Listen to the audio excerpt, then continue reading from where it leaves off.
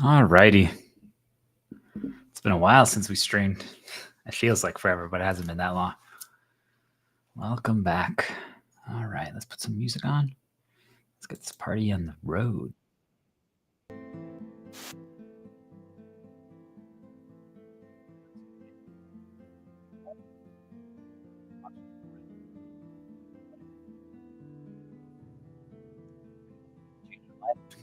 Good morning.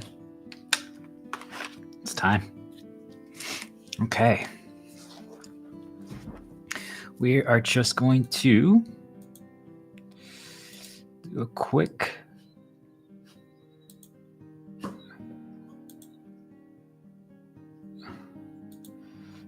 re-post of our stream, and then we're going to get started.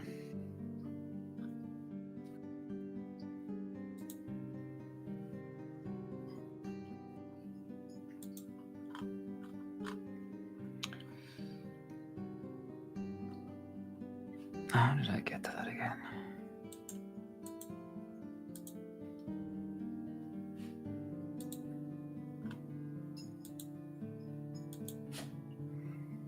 Oh, well, it doesn't really matter. Oh, here we go.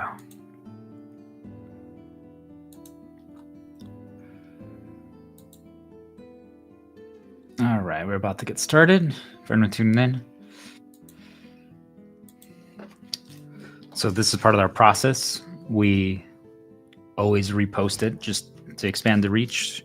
There's some people who are going to start talking about things that the system doesn't necessarily want you discussing or encouraging people to learn.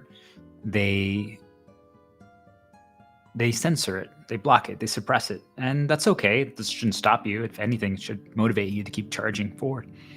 But there are some methods around it, and it doesn't fully prevent it, but it helps. So reposting and adding some of your own comments can increase your exposure. Don't you guys think it's a bit of a sad world that we live in, that information that's meant to just help others is suppressed and blocked? Yeah. Okay. So I'm just making a quick repost. It should take literally 2 minutes because I already have my notes pre-written. What is progression? Today we're going to be talking about progression. So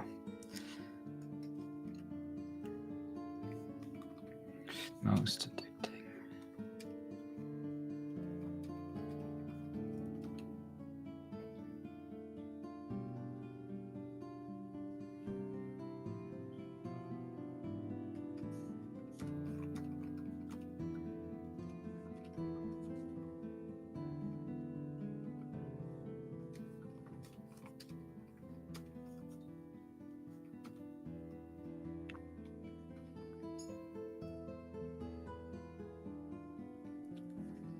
How far we have come.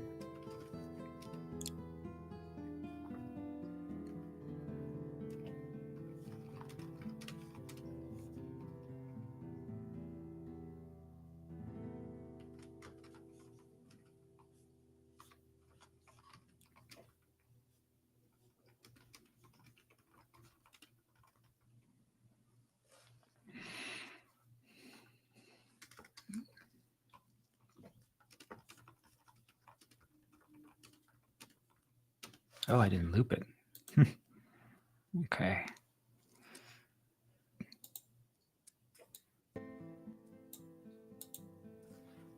Perfect. Okay, let's get started.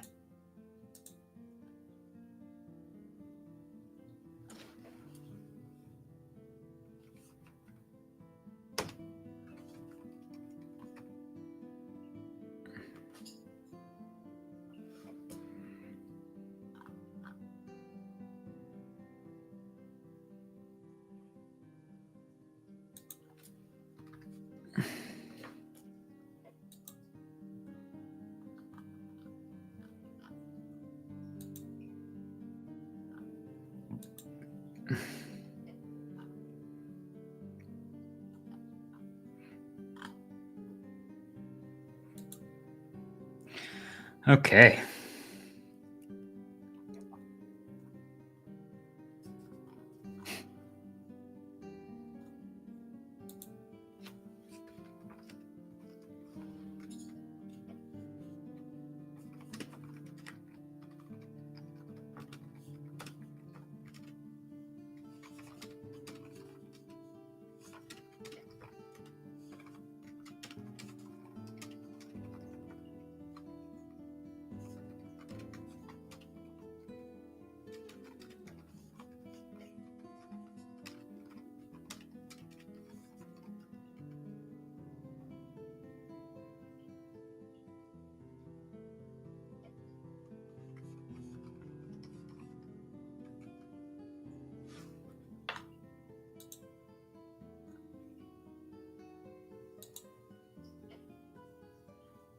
Okay. We'll do one song and then we'll get started. And I'll post the other ones afterwards.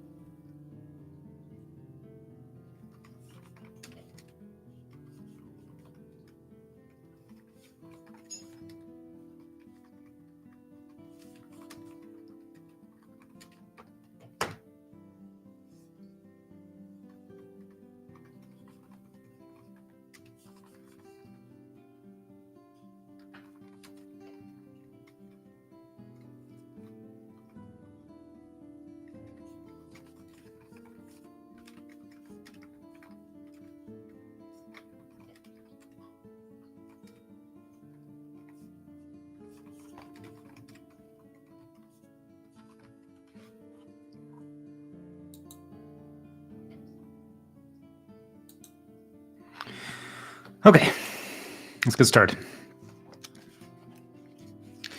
Alrighty. Here we go. Just had to repost my thoughts to expand the reach. And let's do this.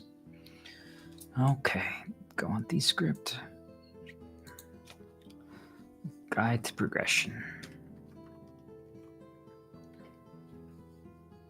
Breaking free. Part 1.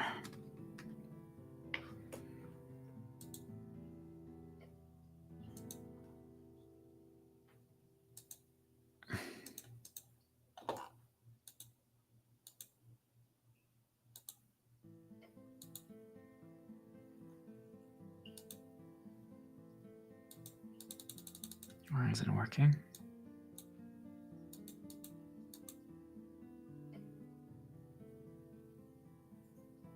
Oh. Got it.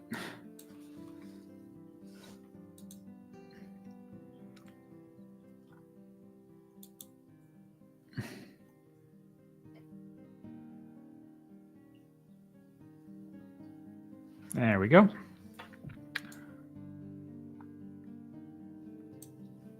All right. Let's do this. Here we go. 3, 2, 1. What is progression? What's the first thing that comes to mind when you hear that word? Progression. Progress. There's so many different ways that any one of us can interpret something. A sign, a message, a word, a piece of art. But there's one thing that's undeniable, and that's the feeling. The feeling of something.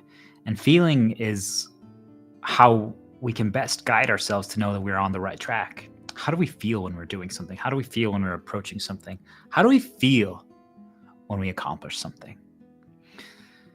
I've talked a lot about light and dark. I've talked a lot about people controlling us.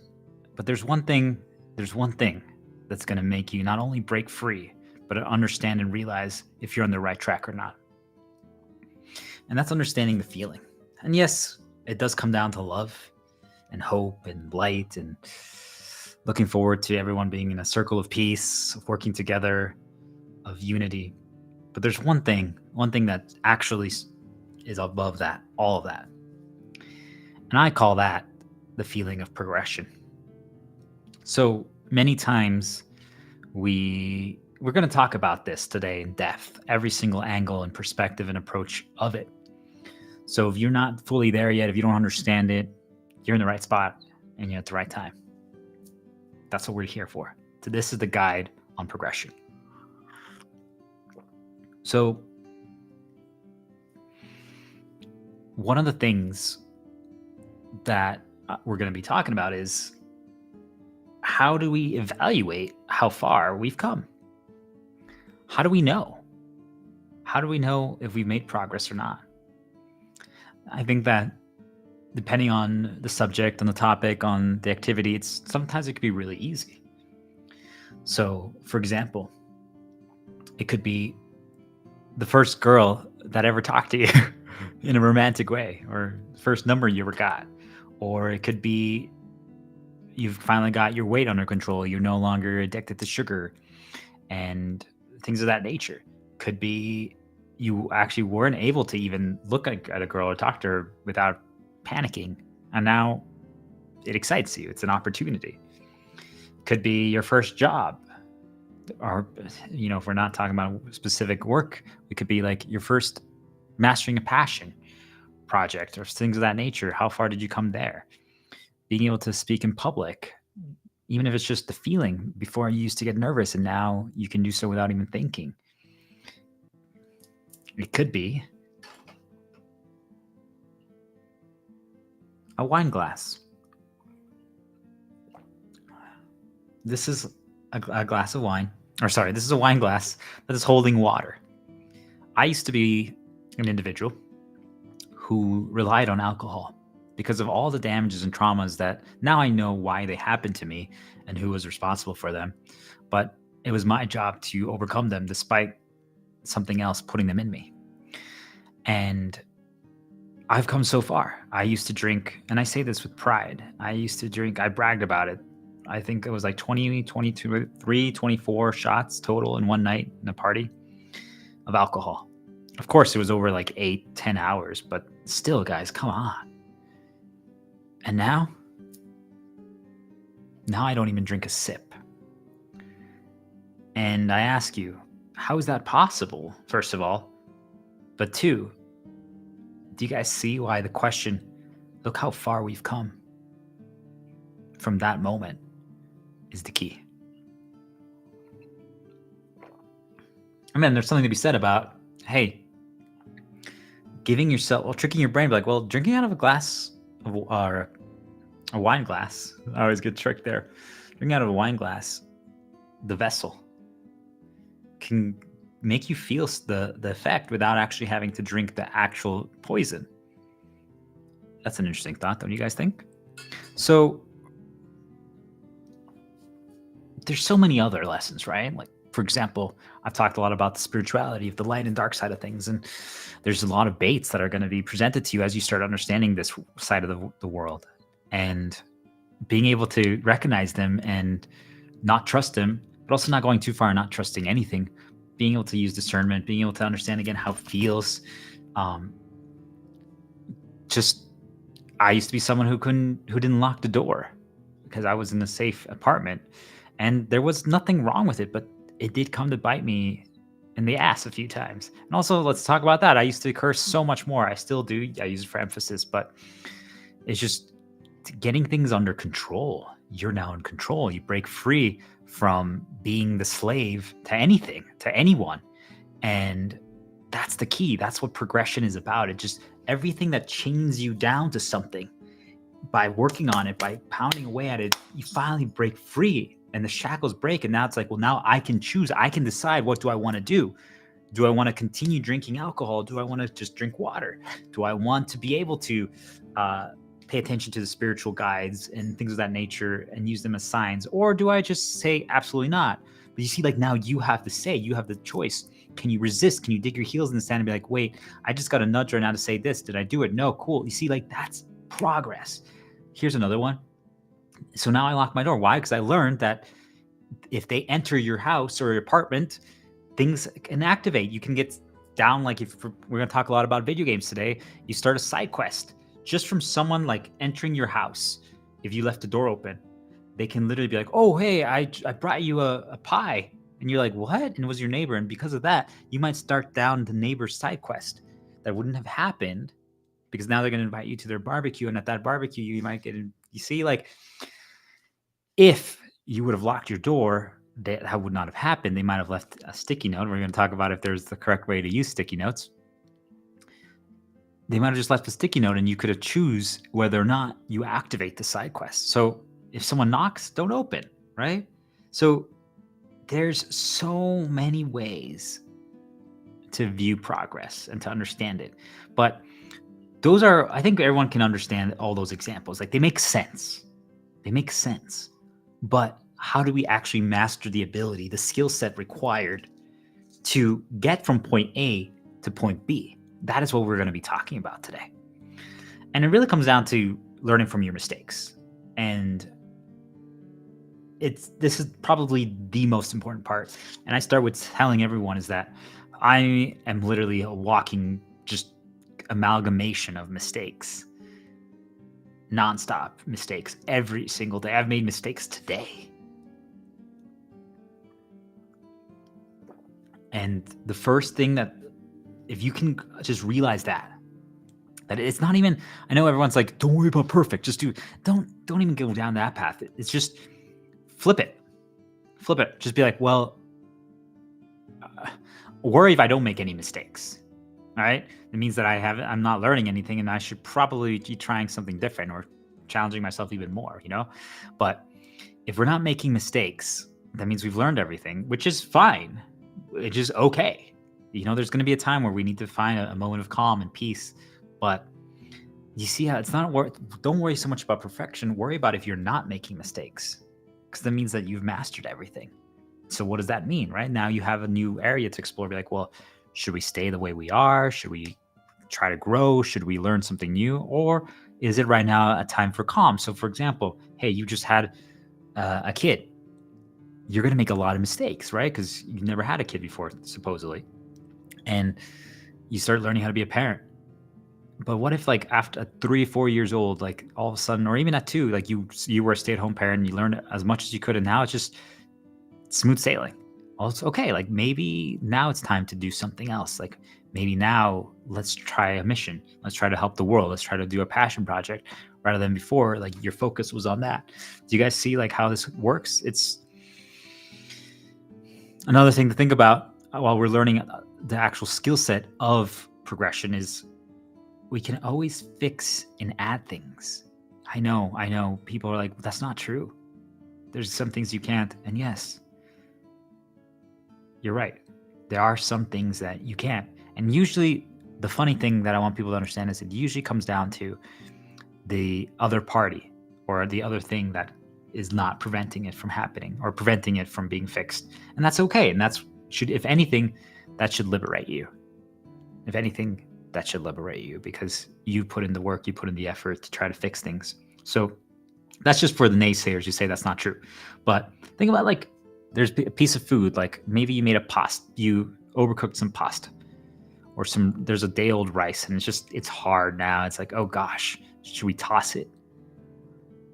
Why not just add some seasoning in the Tupperware that you put it in, some salt, some pepper, some cayenne, add some butter, add some cheese and microwave it. Stir it, mix it up. And I promise you, it's going to taste delicious. Is it going to be as good as a fresh one? Probably not. But do you guys see, like, something as simple as that? You added new things, you shook it up, you mixed it up, and something beautiful was created. Yet I ask you, how many people would have tossed it aside and been like, well, yeah, that's that. It's over. There's nothing to be learned here. There's nothing to be gained here. There's nothing to enjoy here. You guys see? All right. So the phrase that I use, though, to describe progression is it's the most addicting drug that exists. For you guys out there, it's like a girl that you just absolutely love, and you guys fell in love, and it's just intoxicating. It's intoxicating. And it just feels like the ultimate victory. You finally succeeded. It's a triumph like no other. And then there's going to be a calm period and reflection. So close your eyes. Just think about anything that you've achieved, anything that you succeeded on. And remember, look how far you came. What was one thing that you struggled with back in the day? And now look at where you are. It's time to do it again. You guys ready? That's the cycle of progression. We work on it, we work on it, we work on it, we work on it, we work on it. We succeed. Euphoria. It feels amazing. It's rewarding, a triumph. Then there's a calm period. We're reflecting. And the process repeats. And once it stops, if we decide that we're going to stop growing and stop learning anything new, well, then aren't we dying at that point? So just think about that, guys. It can be small things. It could be as small as, and that's the topic of today really is video games. Imagine this, guys. So many people are like, well, I don't want to change my life. I don't want to I'm happy now. I have my wife, I have my son, I have my dogs, my cat, I have my home in Colorado.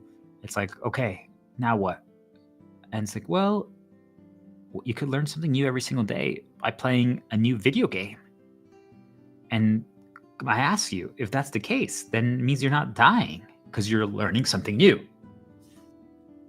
So many people think of it, progression as in this grand scale of things, but what if I told you that you could even progress and these skill sets are not only transferable, but they're going to expose you to new things, new stories, new music, new art, new paths, new possibilities. Maybe you never knew that you liked video games before. And now you tried it out and you're like, whoa, this is actually really cool. Wait, I really like the part where you're searching for loot. I'm searching for the sparklies. Ooh, I like that part. I don't like the part where you have to figure out the puzzle piece of choosing this item and seeing how they work together. I love that part, but you see, maybe you don't love that part yet. And now the next game that you play is focused more on that, and you can learn that skill set. Do you guys see how people always think of it on a grand scale, a grand design? And yes, the world we live in is that. But what if I told you that you could literally simulate progression and growth in life through a virtual reality, a game? Is that what is happening to us? Anyway, so pay attention to some of the things that I do. Okay, so could we artificially create such scenarios in life to teach progression through games? Is that a possibility? What do you guys think? Could we actually teach people progression, or maybe, to use some more for people who are not familiar with video game terms, could we teach people how to not be addicted to sugar, how not to smoke, how to drink more water? And could we do that through a game, through a little gimmick or some things of that nature, right? What if we viewed it that way? So when people have demonized video games, and I ask you, I'm like, well, what if they're actually the answer? Because what's the biggest challenge that we face as a human species is that, well, I know we have those daredevils and adrenaline junkies, but the majority of people, if you understand how this game works, yes, we don't know enough what comes after death, but as far as we know, we need to maximize our time here. And how do we do that? We have to avoid risks that we can't recover from. And you can recover from almost anything, right? So I'm not trying to dissuade people from taking risks, but some scenarios, some lessons, you don't actually have to be physically there to learn them. You can learn them through an avatar, through a character. And I argue that as long as we're being respectful, as long as we treat everyone well, let's say if that avatar can become lifelike, we should respect them and give them the best options. But still, I think everyone can agree now that it is possible to learn certain lessons through games. I mean, the military trains soldiers with video games. Not all of them, but certain, especially, for example, the ships and the drones and things of that nature, the aiming thing. Absolutely. Absolutely. So I want to talk about a few examples that I think are extremely valuable just to hammer the point across. And I want to start with the first one Legend of Zelda. If you've ever heard of it, I'm sure you have. Link and Zelda and the memes and the jokes and the music and the Triforce and all the Hero of Time and things of that nature. But one of my favorite parts of that game series was the dungeons. The dungeons, because I talked in the previous stream about temples, and like those are basically problems that we face. So it could be a trauma, it could be like your addiction to alcohol, it could be things of that nature, right?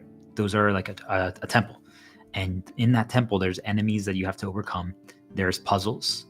There's you have to get some keys, and those keys unlock a door. And when you unlock that door, all of a sudden you make progress further along the temple. Usually there's accompanied by like musical changes. Like all of a sudden, like the tempo ramps up, and maybe things get a little more complicated the further you get. But now you understand the way the temple works. You're like, okay, so they expect this and they do this, and you see like all of a sudden you start connecting the dots, and then it usually ends with a boss that guards the temple. And in the temple you gain certain tools and the experience that you get, and then you can combine all of those to overcome the boss. And once you defeat the boss, you celebrate, you're rewarded, and you leave the temple, and everything has healed in that zone or that region. So one of my favorite temples, and it's funny because a lot of people despise this type of temple for who play video games, but it's the water temple, the water dungeons. So Legend of Zelda had a few infamous ones, but two that are really popular because they were just so tricky, so puzzling, were the water temples. One was in Ocarina of Time, the water temple, which was basically about controlling the water level. Like you had to raise the water and you had to lower the water. And depending on what you did, gave you access to new areas. Now, what made it even more complicated though is like, so for example, you see a door in the distance. How do you get to that door if there's no bridge, right? So if you raise the water level, you can now swim across. So you created a bridge through water. You didn't actually physically have a bridge. You created a bridge by using the environment, by raising the water level, adding more water into the temple, and it raised. Now, sometimes you had to lower it because certain doors, you couldn't enter certain doors if they were flooded, right? Like, so you had to manipulate it back and forth, and it confused a lot of people because it wasn't straightforward. And there was multiple paths. There was one central region, and you had to go around and you had to gather keys. And then based on once you got all the keys, you brought it back to a central location that opened it. And there wasn't one set path, right? So like you could choose, but then they had to collect all the keys. People didn't like that, but it taught people a lot. It taught people to slow down. It taught people to evaluate if they need to go up or down, if they need to take a step back. Also, the key tool in that dungeon was what they called the iron boots, basically something that let you sink and touch the ground all the way down. So even if there was water somewhere, you could explore areas that were previously unexplorable. And you also had something that gave you an ability to breathe. You guys see how like sometimes that also shows us that even the environment, sometimes raising the water level doesn't mean that we can't sink down and explore what's down there, as long as we have the tools to do so. So incredible amount of lessons. And think about like you have a kid who's 6, 7, 8, 9, 10, even an adult who hasn't ever experienced this before is now learning all these lessons. But for the children who are playing it, they don't understand, they're not connecting the dots that they're making these lessons. And now the problem that I found is that the majority of the kids are just playing it for fun and they're not learning. But if you can actually take a step back and you have someone that can show you, hey, there's some really valuable lessons here. I'm like, well, what did we learn? There's so much training that goes on in these games, and I would highly encourage curriculums to start involving certain video games like this, puzzles, like The Legend of Zelda Dungeons, like the old school classics, would challenge a lot of people to learn new skill sets, and even just like how to use a controller. Like that alone it's how to learn how to use a tool, and memorization, and you learning how to feel, like what is that, the feeling of a button press do, and like associating colors and symbols to certain, like there's so many lessons to be had just from games and tools. Yet I ask you, why do you think it's been so demonized by certain parties? Pay attention to that, guys. we've talked a lot about it in previous streams, but when something is demonized and when something is suppressed, I just ask you why. Like, okay, you could say maybe it gets people addicted. I'm like, well, why not we work on that part rather than demonizing the whole thing?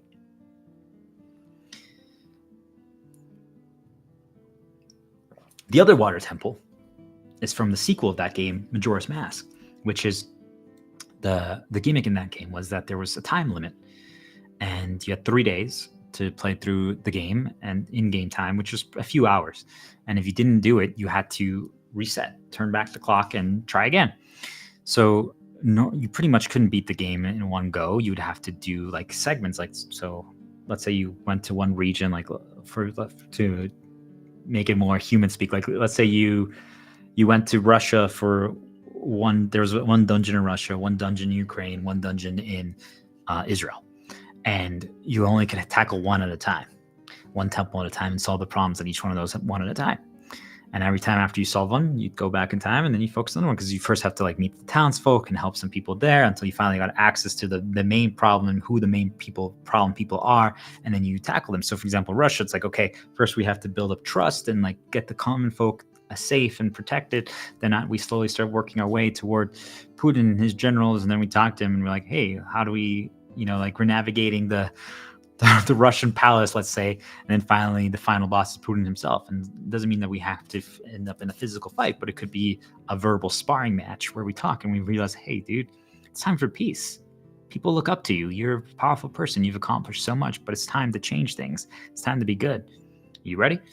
And he's like, you know what? It's finally time for me to be a hero, to be a good person, because I am. I've been targeted by the dark. I've been nudged way too many times. Let's go. And then all of a sudden, everything in Russia just seems a little lighter. They go outside. People are playing music. People are singing.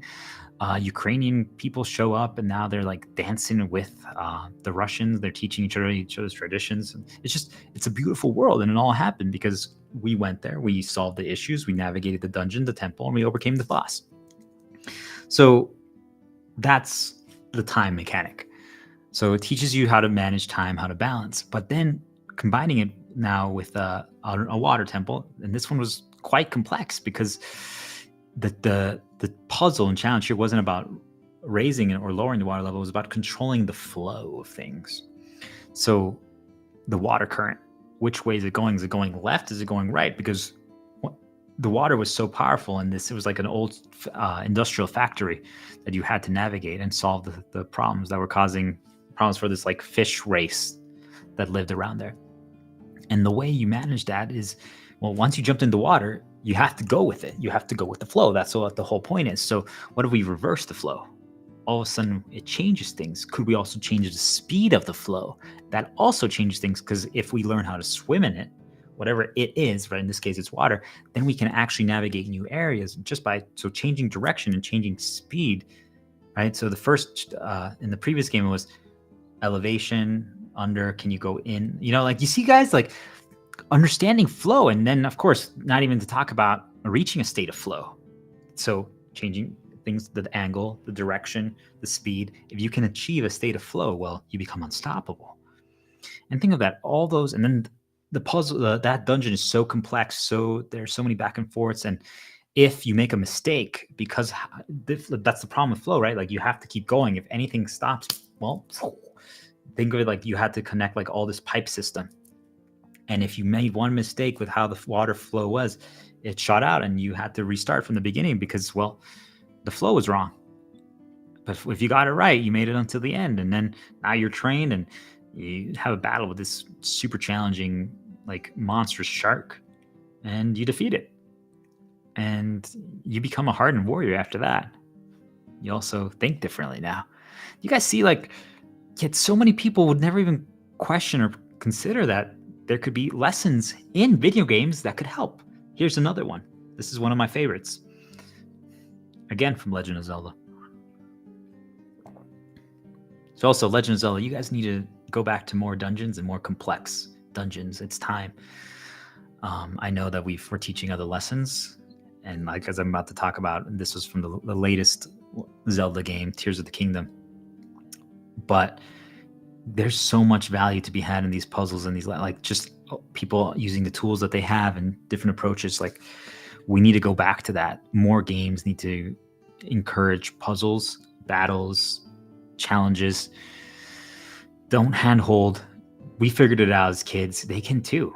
And yet now we have a generation that already understands it. So now they can teach the younger generation, or even the older who finally are starting to explore it and embrace it. It's going to be the perfect opportunity, right? We learned it without a guide. We had to get those printed guides, but now we can actually have, it could be a bonding experience for the new and the old to get together and be like, well, hold on, Mom, let me teach you how to play games. She's like, oh, I can't. I'm like, yes, you can. And she starts. And now what does that do for the relationship between like son and mother, right? Or siblings? And you see it's a great opportunity for not only for the world to become more connected, but also new lessons to be taught. And all these people who were like, ooh, I guess this is the key.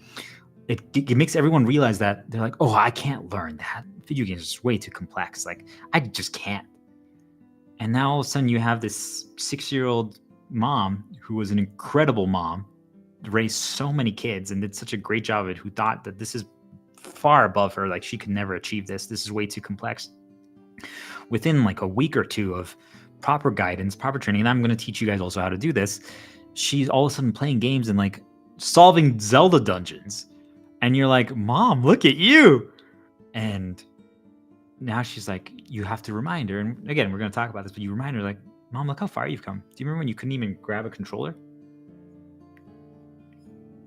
That, guys, that's the key. So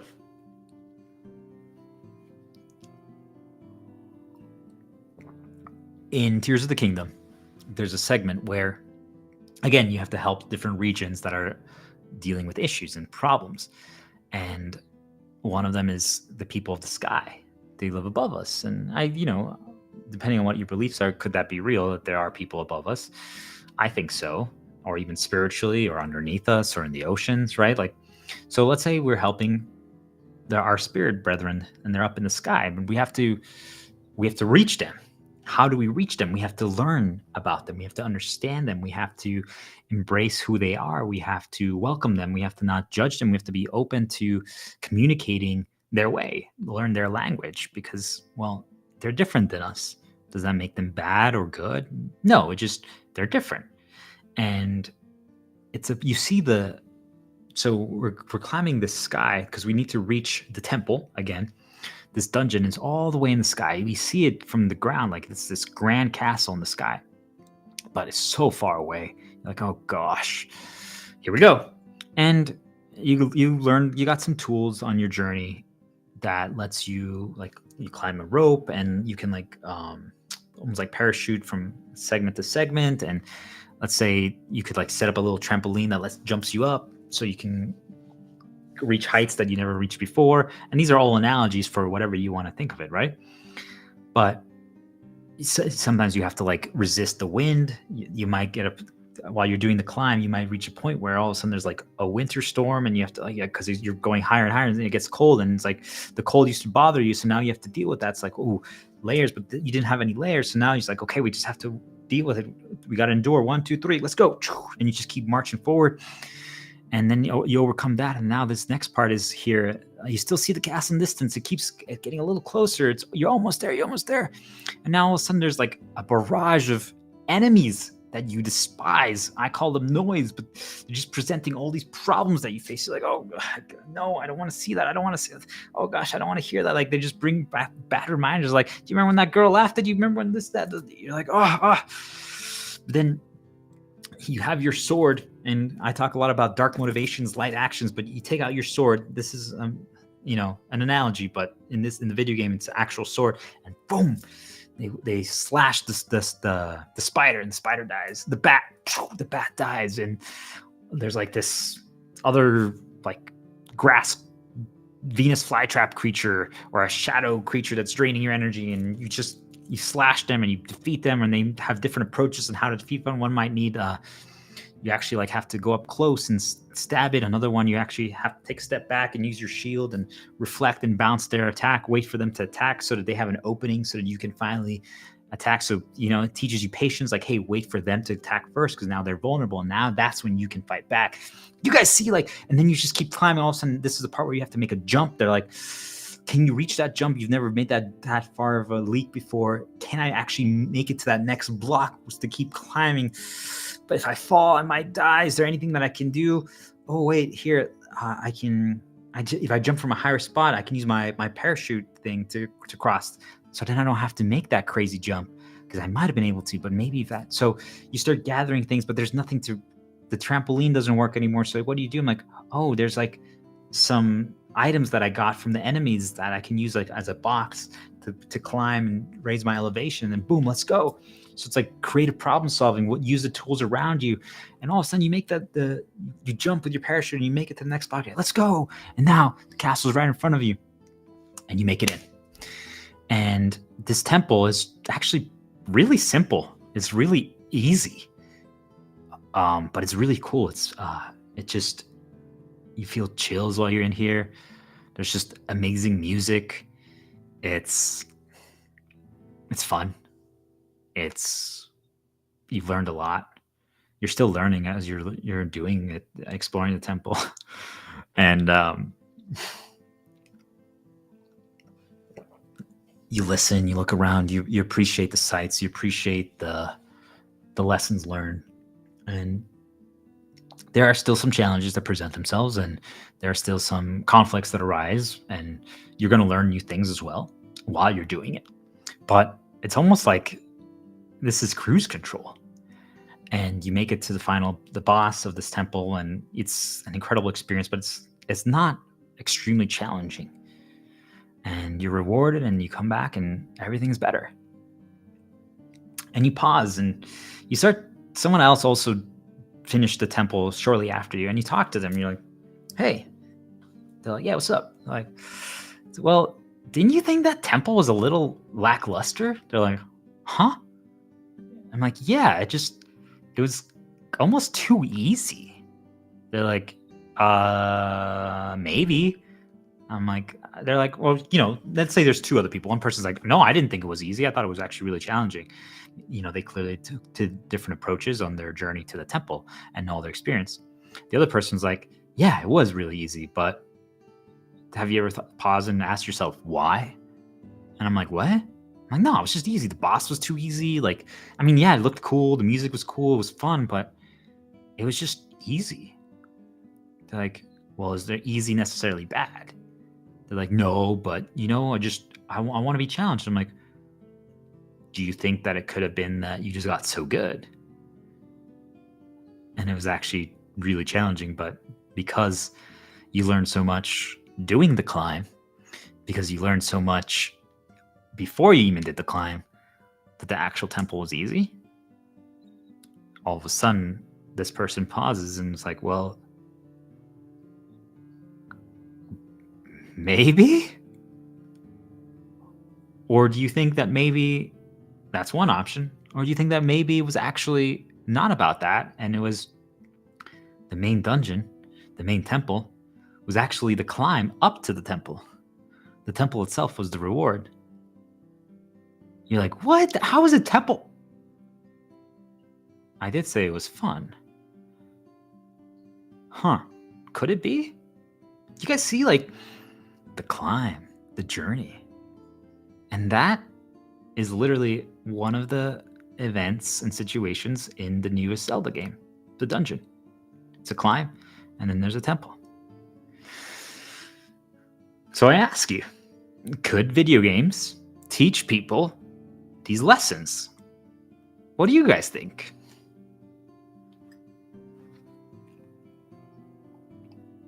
Now, I think the problem, just like what I argue, is that fiction is not fiction. And there's a lot of lessons about even how the world really works and all that stuff like that.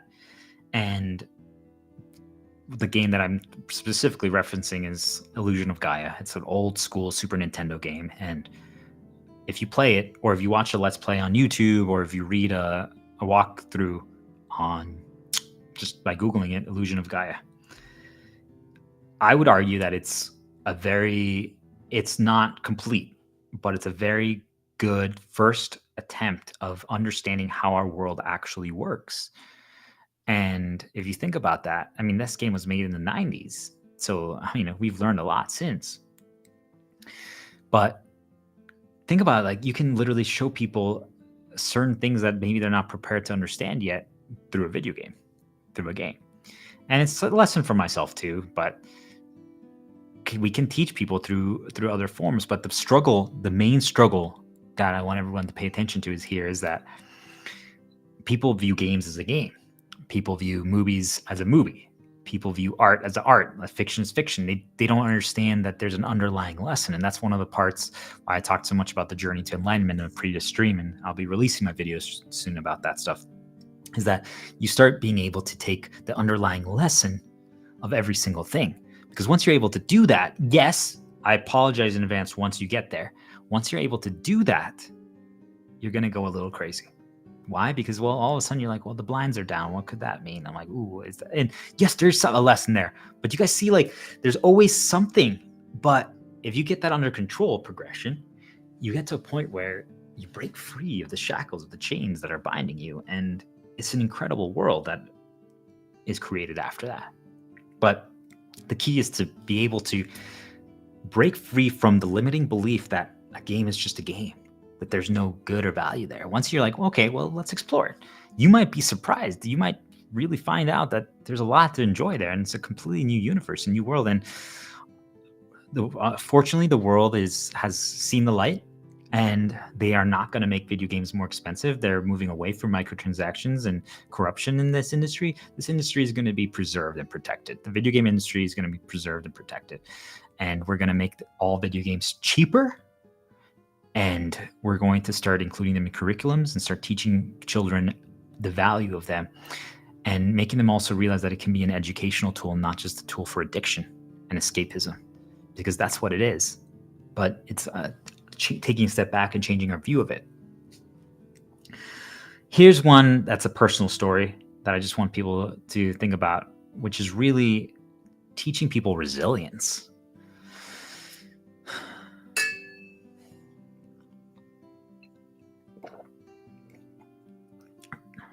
Remnant from the Ashes, or Remnant 2. Great game that has cooperative play. You can play with a few friends, and it teaches the roles. It teaches people how to work together and fulfill their actual role that they chose. Like, are they the person who's up and close, the challenger? Or are they more of like the healer? Or are they, it also, you get different items that you have to piece together and use to create a cohesive package. Like, well, you have a shield, a mug, a glass of a wine glass, a mouse, and a computer. What are you going to do? How are you going to set up your character to create a battle, or like survive or win with those tools that you have in front of you? That's a very, very valuable lesson, because that's really how the world actually works. Like, how can we use what we have to make something beautiful? We don't need a lot of money, or we're moving away from a society that relies on money and materialism, as we realize that we can put all the tools that we actually have together and create something beautiful. So in this encounter, or in this game, one of the beautiful things that every designer needs to start doing more is encouraging challenging stuff. And if you're still not, we need to respect our players. We need to respect the people engaging with the game, but we need to respect their intelligence and ability to learn. And as we start shifting society and humanity as a whole to appreciating these things rather than being afraid of them, just as they change their opinion and perspective of games, and they also realize, like, wait a minute, I can feel the pain in the video game rather than in the outside world. So I don't have to worry about dying. I can just respawn in the game, and that's the safe spot. So they had super challenging optional fights, and they were alternate versions of the original. So, like, let's say my battle right now is with streaming, let's just say, and I always had this one version of it, and today I'm going to do version B, and oh my gosh, version B is so much harder. It has counters for all the things that I discovered in version A, and it makes me completely relearn the fight. It changes up the entire game. Like, now you can't do the same thing that you've always been doing. You have to try something else, because if you keep doing the same thing, it has counters. You're like, what? How did I know I was going to do that? Like, are you kidding me? Like, our strategy was always to, like, run up to it, get up close and be like, this is how I'm going to stream. And now every time I try to do that, it's like, we get punched back. You're like, what? Like, why? They created it intentionally to fight back against our original strategy. So what does that teach there? Like, teaches ingenuity and teaches creativity, teaches actually taking a step back and analyzing what is currently in front of us and what we see, and then adapting, teaching people how to adapt. I mean, so many people were never forced to learn how to adapt. I was blessed growing up to live in 6 different countries because of my father was a Mexican diplomat, an ambassador. And because of that, I had to restart my life every year, or every 2 years. So that allowed me to actually learn adaptation. But I just want to point out to people is that the majority of people don't get that. They stay stuck in their same village, their same town, their same area. And due to that, well, anyway, enough of that. But do you guys see, like, there's different approaches on how to adapt. And this battle, this alternate fight was just extremely, extremely challenging. And there were, not to get lost in details, but let's just say it was extremely punishing. And if you made one mistake, you got what we call in video game terminology, you got one shot. Like, that was it. You're down. You have to restart.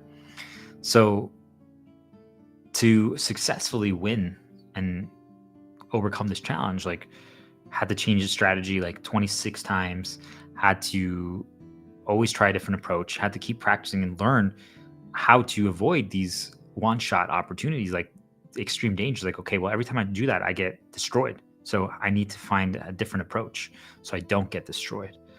I need to try something different. And finally, let's just say it took about 200 attempts. 200 attempts of trying something over and over and over and over and over and over again. And yes, one of the things that people are going to learn is that you can make things easier through numbers.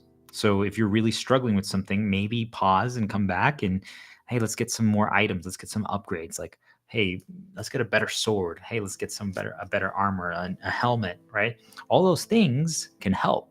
But what if I told you that it's possible with less? It's possible at an earlier stage than most people would think. People are like, oh no, you're undergeared. You're not ready. And I'm like, try me. And then you do it and people are like, what the heck? Like, you did it with, let's just say there's item level, a gear score is what they call it. But let's say like you have all your tools combined and you have a gear score of 20. And they designed this fight, this challenge to be overcome with a gear score of 40. People are like, there's no way. And yet you did it. Yes, it took you 200 tries. They expected most people probably like at 40 would take like 20 to 30. But do you guys see like that level of resilience that was developed from that? Every single attempt, you were like, okay, how do I learn from my mistakes? This happened. What do I do in response to that? Every time I do this, every time I move to the left, I get shot at. Okay, so maybe I should duck so that the bullet or the arrow flies above me rather than hits me. Okay, you guys see, and then all of a sudden you start piecing it together, and then the only thing that's missing once the strategy is down or is good enough is execution. But you've practiced so much that then execution isn't scary anymore. We're getting to a point where we move execution to the bottom of the totem rather than at the top, because so many people try to win with the 1% play, and it works, right? Like if your entire strategy is like, well, just got to get it right this time. I need to make the 1% play, has to be a perfect performance. I mean, we all think about sales, like the majority of people who just rely on cold calling, that's what it is. They're relying on the 1% play. Like if I just say this call at the right time and call the right person at the right time, it's going to work. And I'm like, how would we figure out a method that not only helps people, that encourages people, that educates people, but we don't have to rely on the 1% method? That's the whole idea behind progression. One more before we get into some specifics. So, learning how to not give up on people. This one is something that still to this day I have to remember every single day. I think we all do. And I learned it back in the day when I used to be a World of Warcraft raid leader for a top guild. Like, we competed against thousands and thousands and thousands of organizations. And it was basically, I was in charge, or whoever was a raid leader was in charge of organizing people. A group of 25 to 35 people, and they were overcoming a boss, a challenge, a dungeon, and you were the one guiding them, moving the chess pieces, and they were the ones who executed, but you taught them, you gave them strategy, you made the call outs. Think of it like a war general, but you're actually a general who's not making the commands from the back lines, you're in the fray itself. So it was really fun, super interesting. Highly recommend for more people who might be interested in military strategy, check out raiding in massive multiplayer online games. And now a lot of video games are making co-op stuff with raid. I highly encourage all developers in the world, this is my wish, that we create more raiding type of games and scenarios where strategy needs to be developed and built, like complex raid fights that challenge people's thought process, and not only making challenge based on number checks alone, but teamwork, people actually having to rely on their role. Like if we give people a healer role that they can help cover for mistakes, we should actually make it that it's necessary, because otherwise it can trivialize the content, and we don't want that. We want people to be learning here. We want people to be growing and progressing. So in World of Warcraft, you had basically, think of it as like a company, a corporation, right? And in between your attempts at this dungeon of this boss, you have to keep people happy. You have to keep people motivated. You have to keep people say a carrot and a stick, but the truth is, my approach was not to get people stuck on the carrot and the stick, because if you rely on, hey, let's get you, what item are you looking forward to getting from the boss? People's motivation was fleeting.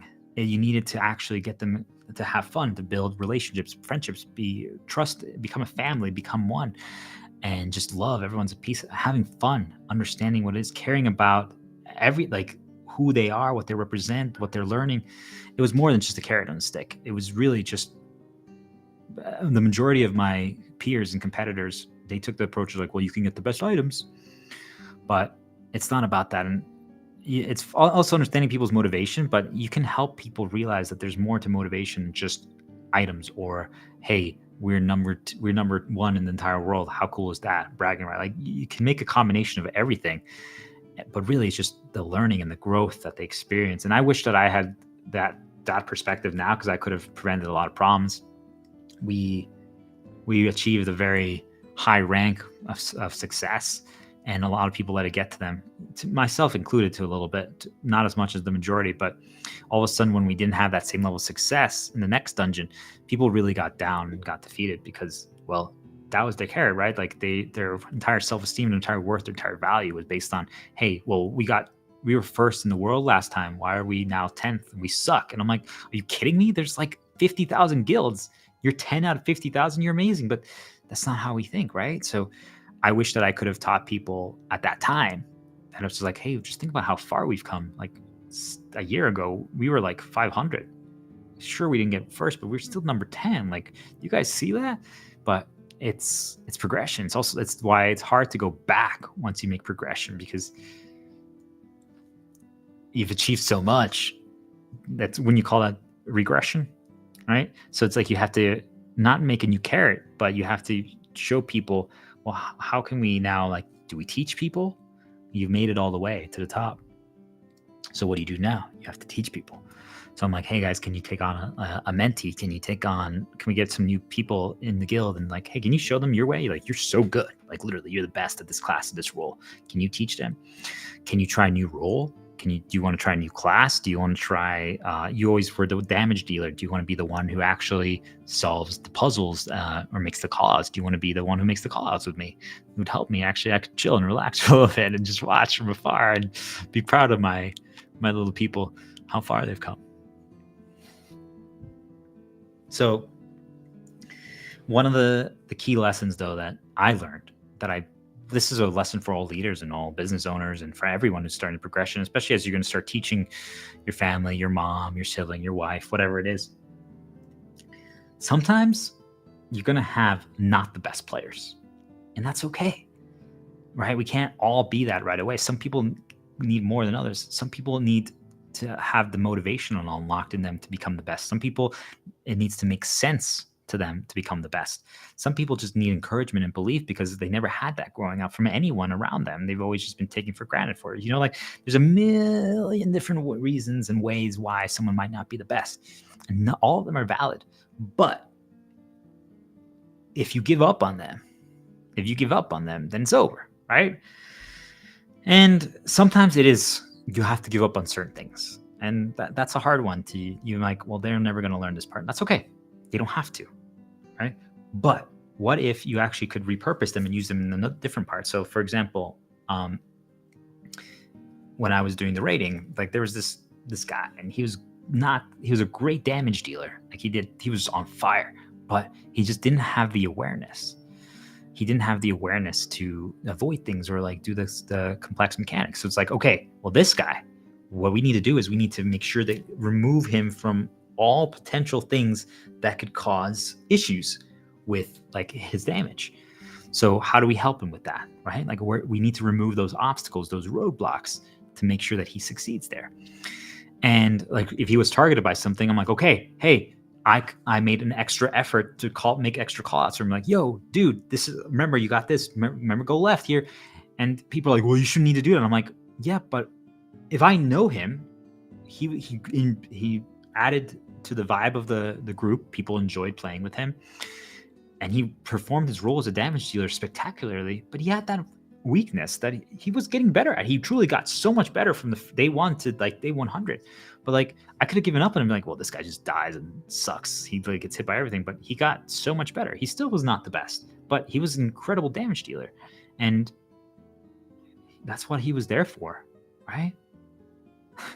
You guys see? And then there's another guy, and this guy, his damage wasn't the best, but he was a great listener.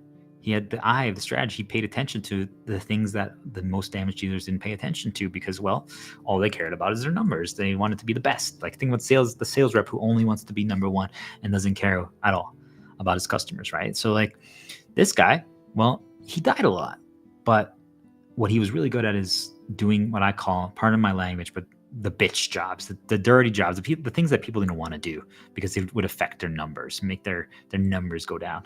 And this guy was willing to do it. And that was such an extremely valuable skill, especially for the raid leader, which I was. Is I'm like, you want people that are willing to do that. And I'm like, hey, you do what's needed to get the job done, to get us across the finish line. Because at the end of the day, who cares what your numbers are if we don't win? Like if we don't actually reach the end goal, if the boss isn't defeated, well, guess what? Your numbers meant nothing. And this guy was a key to making the bosses get defeated. Even sometimes it was just through humor and his commentary. Like he could diffuse stress and change the vibe of things with his comments. And a lot of people made fun of him, but he was one of the most valuable players and people of my organization. That guy. And I think we can all relate to it, like the mom of the team, like in companies, and like they have such value that is super underrated. Yet all of a sudden, when there's layoffs and companies want to save money, they don't even think about those contributions. Guys, like there's so much to be said in this area. Like we really need to pay attention to this. What their contributions are and why are we undervaluing them? Everyone has value. Everyone has worth. We can't give up on them. And see, like I learned that when I was doing this during college. People are like, how do you like know all this stuff? I'm like, this is what I was doing during college. Yeah, you could say like I didn't have the authentic college experience, but whatever, right? This is what I learned. And I'm still using those lessons today. Do you guys see, like, it's all a perspective shift. It's all a different thing, but video games, people are like, oh, you were just addicted, locked in your room. Like, well, actually, I made friends with 35 different people and I was leading them and guiding them. And think about the skill sets that I was learning and having. Like, you guys see, like, don't give up on people. Don't give up on people. Believe in them. Okay. So, I'm going to throw an ask out to everyone. This is my ask.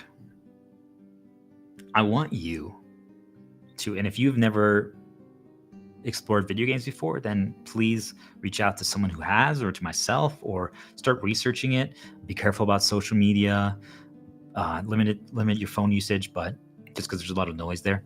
But for example, like type in like where to get started playing like a story video game, or like I think story video games are extremely valuable because they can ease you in to how games work. And a lot of people enjoy like a good book or a good movie, and there's a lot of lessons to be had through stories.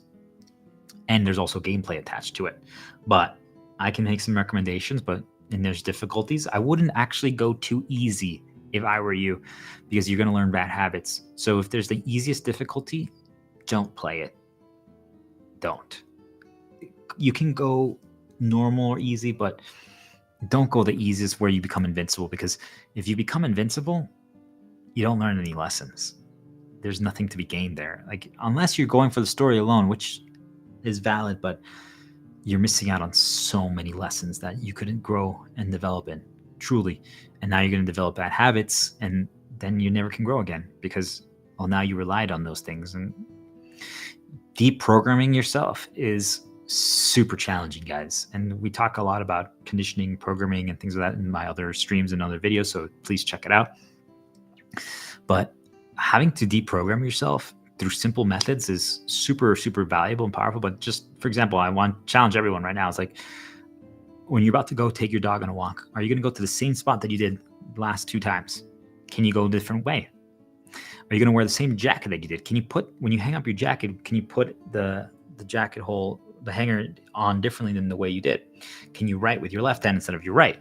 When you wash your hands, do you immediately use the same towel or go to the same towel? What happens if you remove that towel that's hanging there where you always used after you wash your hands? What happens then, right? So I just want people to think about all that stuff. But some games to consider for people to explore that have extreme amounts of lessons and valuable: roguelites, Hades,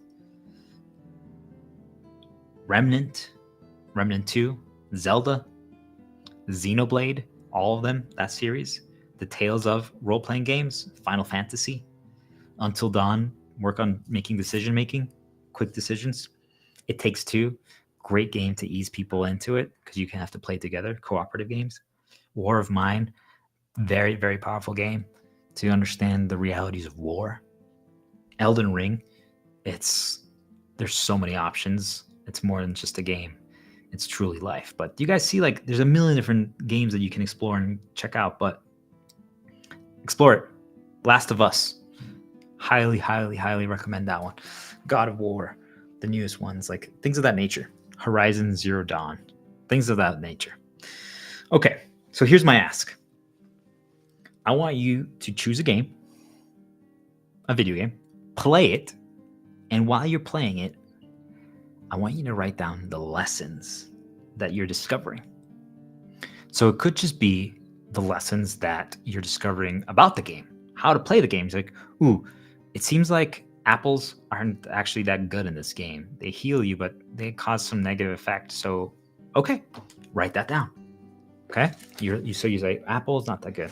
It seems though, if I combine apples with a green leaf, it's called green leaf. Weird. Apples with green leaf. Okay, whatever. You're gonna learn labels don't really matter. Names don't really matter. As long as you recognize the icon, the symbol, and what it does in the game. If you understand what it is, that's the key, right? So then you're like, okay, well, I'm just gonna call it leaf because who cares that it's green leaf? I'm just gonna call it leaf. So apple and leaf, I mix that, and I create a leaf apple, and that heals me for a lot and makes me stronger. I'm like, ooh, now that's good. Now that's really good. And you write that down and you like circle it and you're like, okay, so what did you all learn there, right? Like, think about the lessons that you learned there. You don't pay attention to labels. As long as you understand it, can you combine things to make something that's not good better? Do you guys see? Like,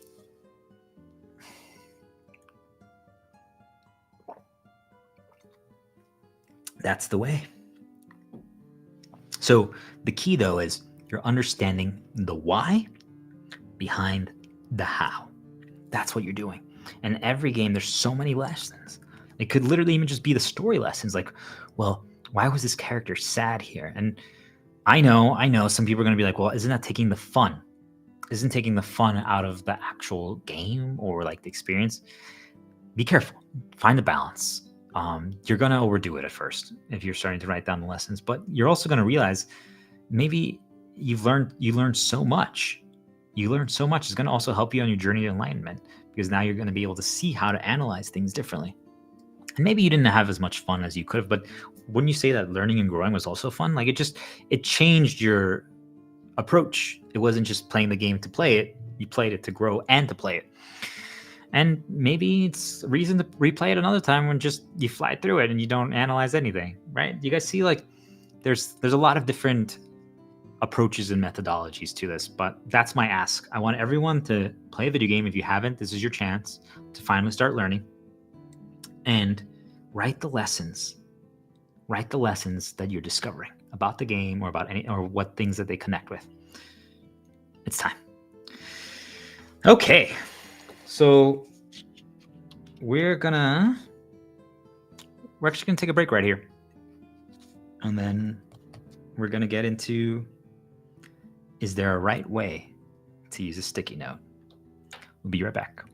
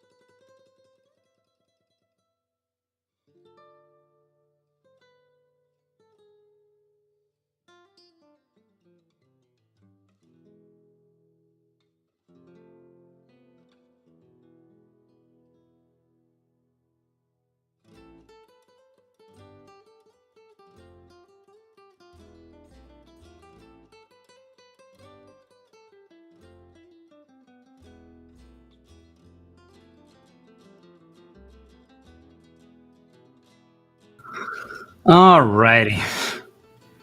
Let's get started. It's okay.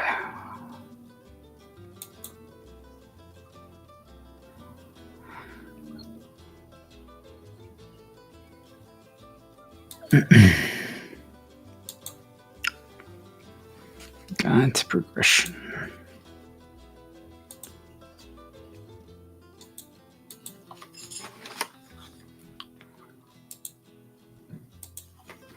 Guide to progression.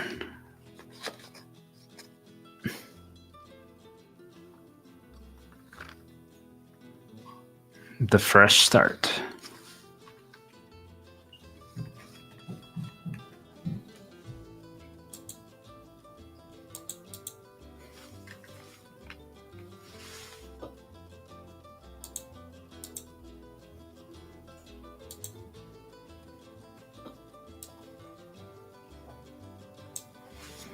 Alrighty, let's change the music and let's get started.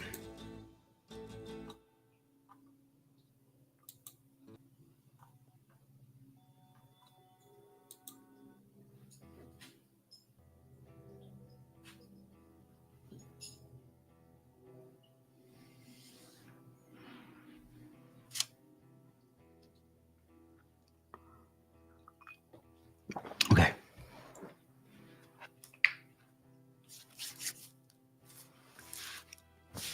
Here we go. In 3, in 2, in 1.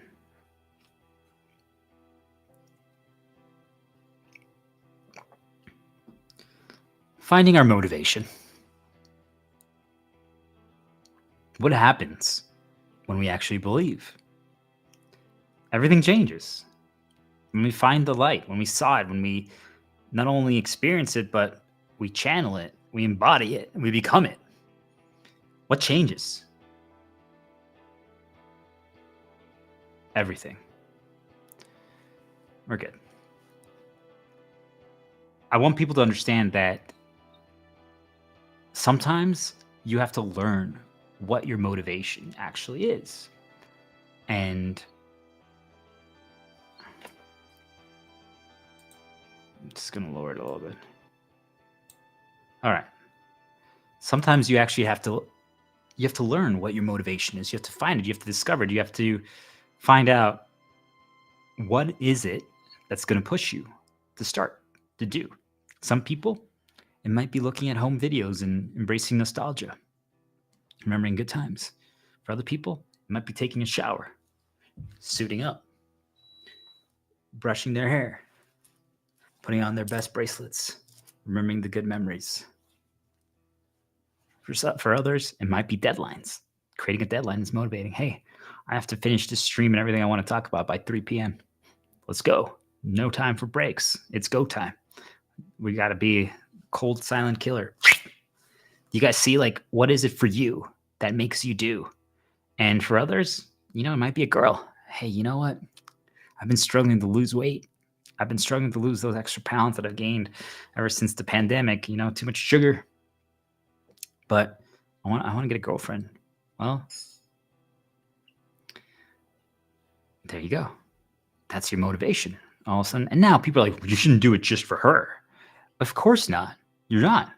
But if that's your dark motivation for your light actions of, hey, eating less sugar, drinking more water, going on more walks, things of that nature, or dancing inside your apartment so that you lose weight, well, is it really bad?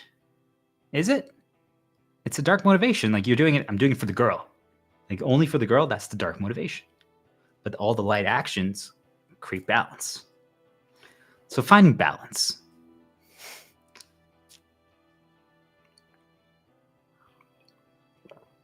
Finding balance is extremely challenging. So here's an example. Alcohol. Is one shot of alcohol, of a tequila shot, terrible if that's what gets you over the hump to, like, sell better, like, get rid of the nerves, do a better presentation, have a better stream, a better podcast, whatever it is. On paper, no, it's not. It's not. But the problem is that you have to find that balance. You have to find that balance, and it becomes a crutch. It becomes a tool that you rely on, and that's where people lose it. And then once we start understanding the other effects of it, right, where we lose our inhibition, we can give access to outside things to influence us and nudge us. You start seeing the problems. So a lot of people go too far, right? And they correct by never doing something again. And in the case of alcohol, I don't think that's too far, but I will understand if, as people are starting their journey, the seesaw of balance of like, well, you got to completely cut it out. I still believe that is the correct play, but so it wasn't the best example, but it gets the message across. I want people to understand that finding that balance is challenging. I guess a better example is sugar or coffee, right? Like, can you have one piece of candy a day? If like after you just had an incredible stream and you need a little energy boost, sure. But are you eating the protein during the mornings and in the afternoons? And are you drinking a lot of water? Or are you just eating sugar? You see, like, when we course correct to make things better, it's really easy to go too far. Well, sugar's terrible. Don't ever touch it. And it should be minimized, right? But could we use it for some benefits as long as we have it under control? Yes. But that's when the slippery slope starts.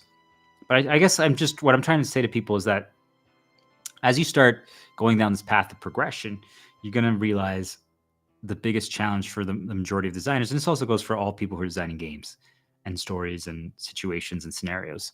Balance, guys. I need you to take it seriously.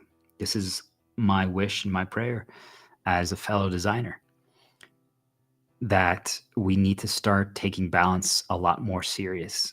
Things just are too easy in the majority of things in this world, and especially in games.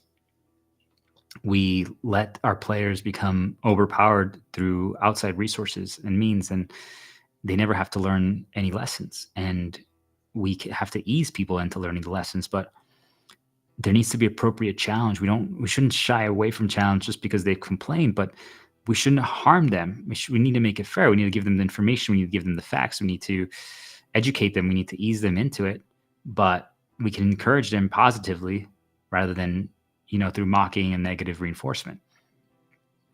I believe that then balance can be achieved. And one of the problems that I have with balance is that it's gotten too easy, especially specifically in majority of games. And I understand we try to give access to people without them actually earning it, right? Like before, if you want to reach the end of that temple or that dungeon, as we were talking about, and reach the final boss, you had to earn it. Now people can just choose the easy mode and fly through it, and they don't even have to learn any of the mechanics or stuff like that. Or you literally have the character that you're playing in the video game just telling you all the answers, like, well, I think we should move the block to that left spot right over there. And you're like, okay, I didn't even get a chance to figure this out. And doesn't mean that it doesn't make for a smooth experience, but I'm like, why are we disrespecting the intelligence of our players? And again, we're not trying to make them suffer, but you'd be surprised how much they can actually take. And once they start developing the resilience, and as long as they start seeing progression, and as I get into the meat and potatoes of the guide, as people start realizing that, did we learn anything this attempt? There's going to be attempts where we just failed the execution miserably. And if we did that, it's like, just, again, there's no point in analyzing it. There's no point in sitting down and like, okay, well, who messed up? Why did you mess up? We just go again. And people start learning it. And it's like, especially if it's not too punishing, that's the beauty of making it a game, right? It's not too punishing, then people are willing to try. And then if they can develop those habits, then what about when it actually is in the real game of life? You don't think people are going to be more willing to take those risks or take that leap of faith or try things because we've trained them, we've essentially brainwashed them positively through video games. So that's my challenge to you designers, is it's time to embrace challenge. Don't make it too easy. Make people use everything that they have at their disposal, right? Like so many games have a million different customization options. Like where you can choose this ability and add like 20 different things to it. Like you want it to heal, do you want it to do extra damage, you want it to lower your damage you take. And I, as someone who is into design, realize, well, let's see what the balance is like. So I try with the bare minimum. None of those extra effects, none of those things. And I'm like, I'm actually kind of flying through the game right now. I'm under leveled.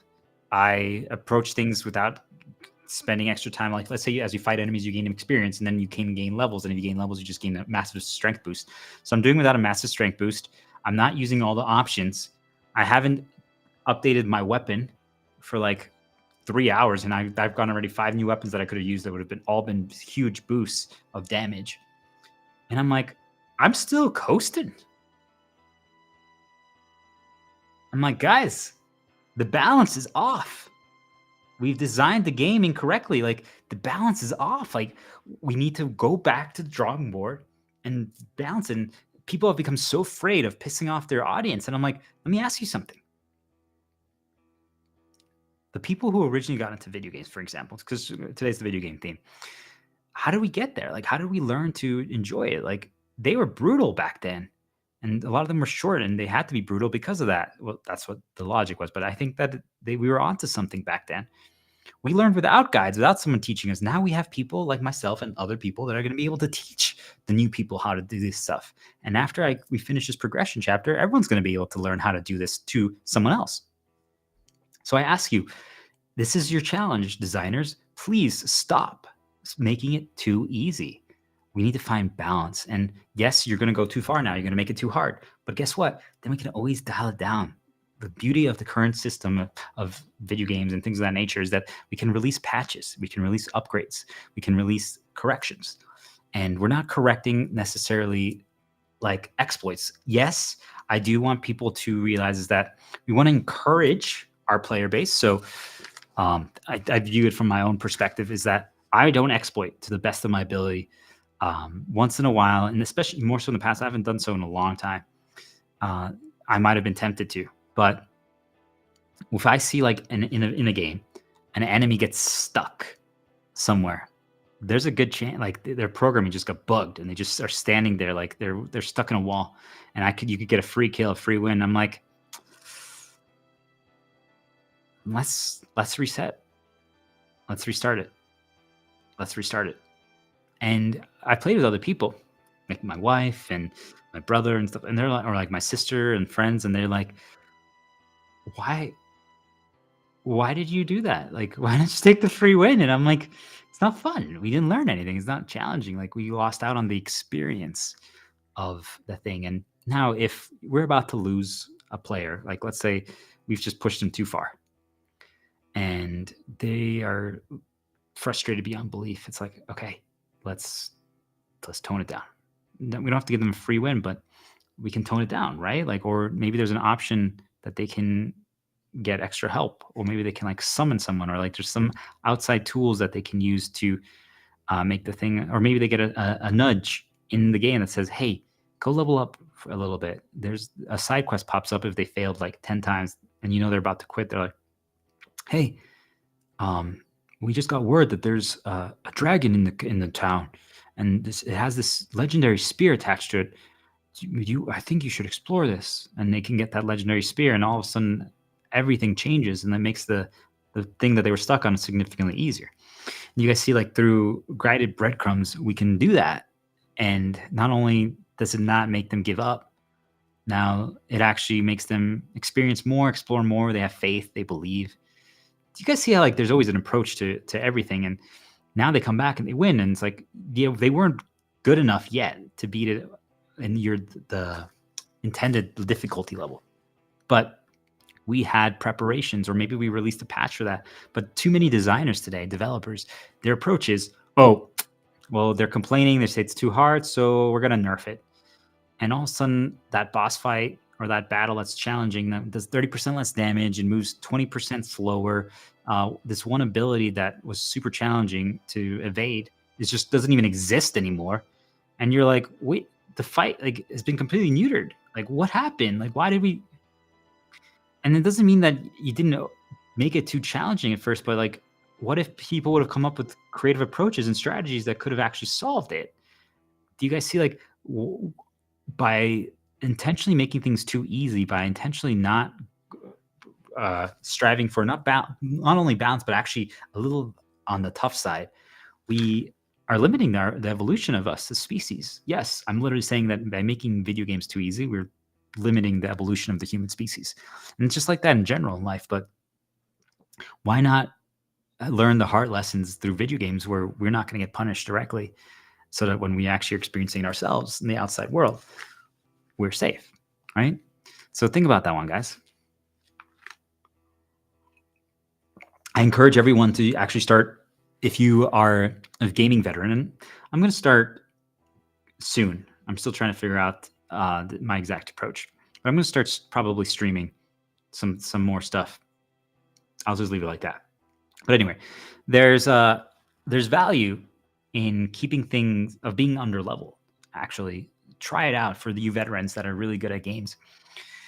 Just try the bare minimum, or if you do the side quests, don't use any of the upgrades.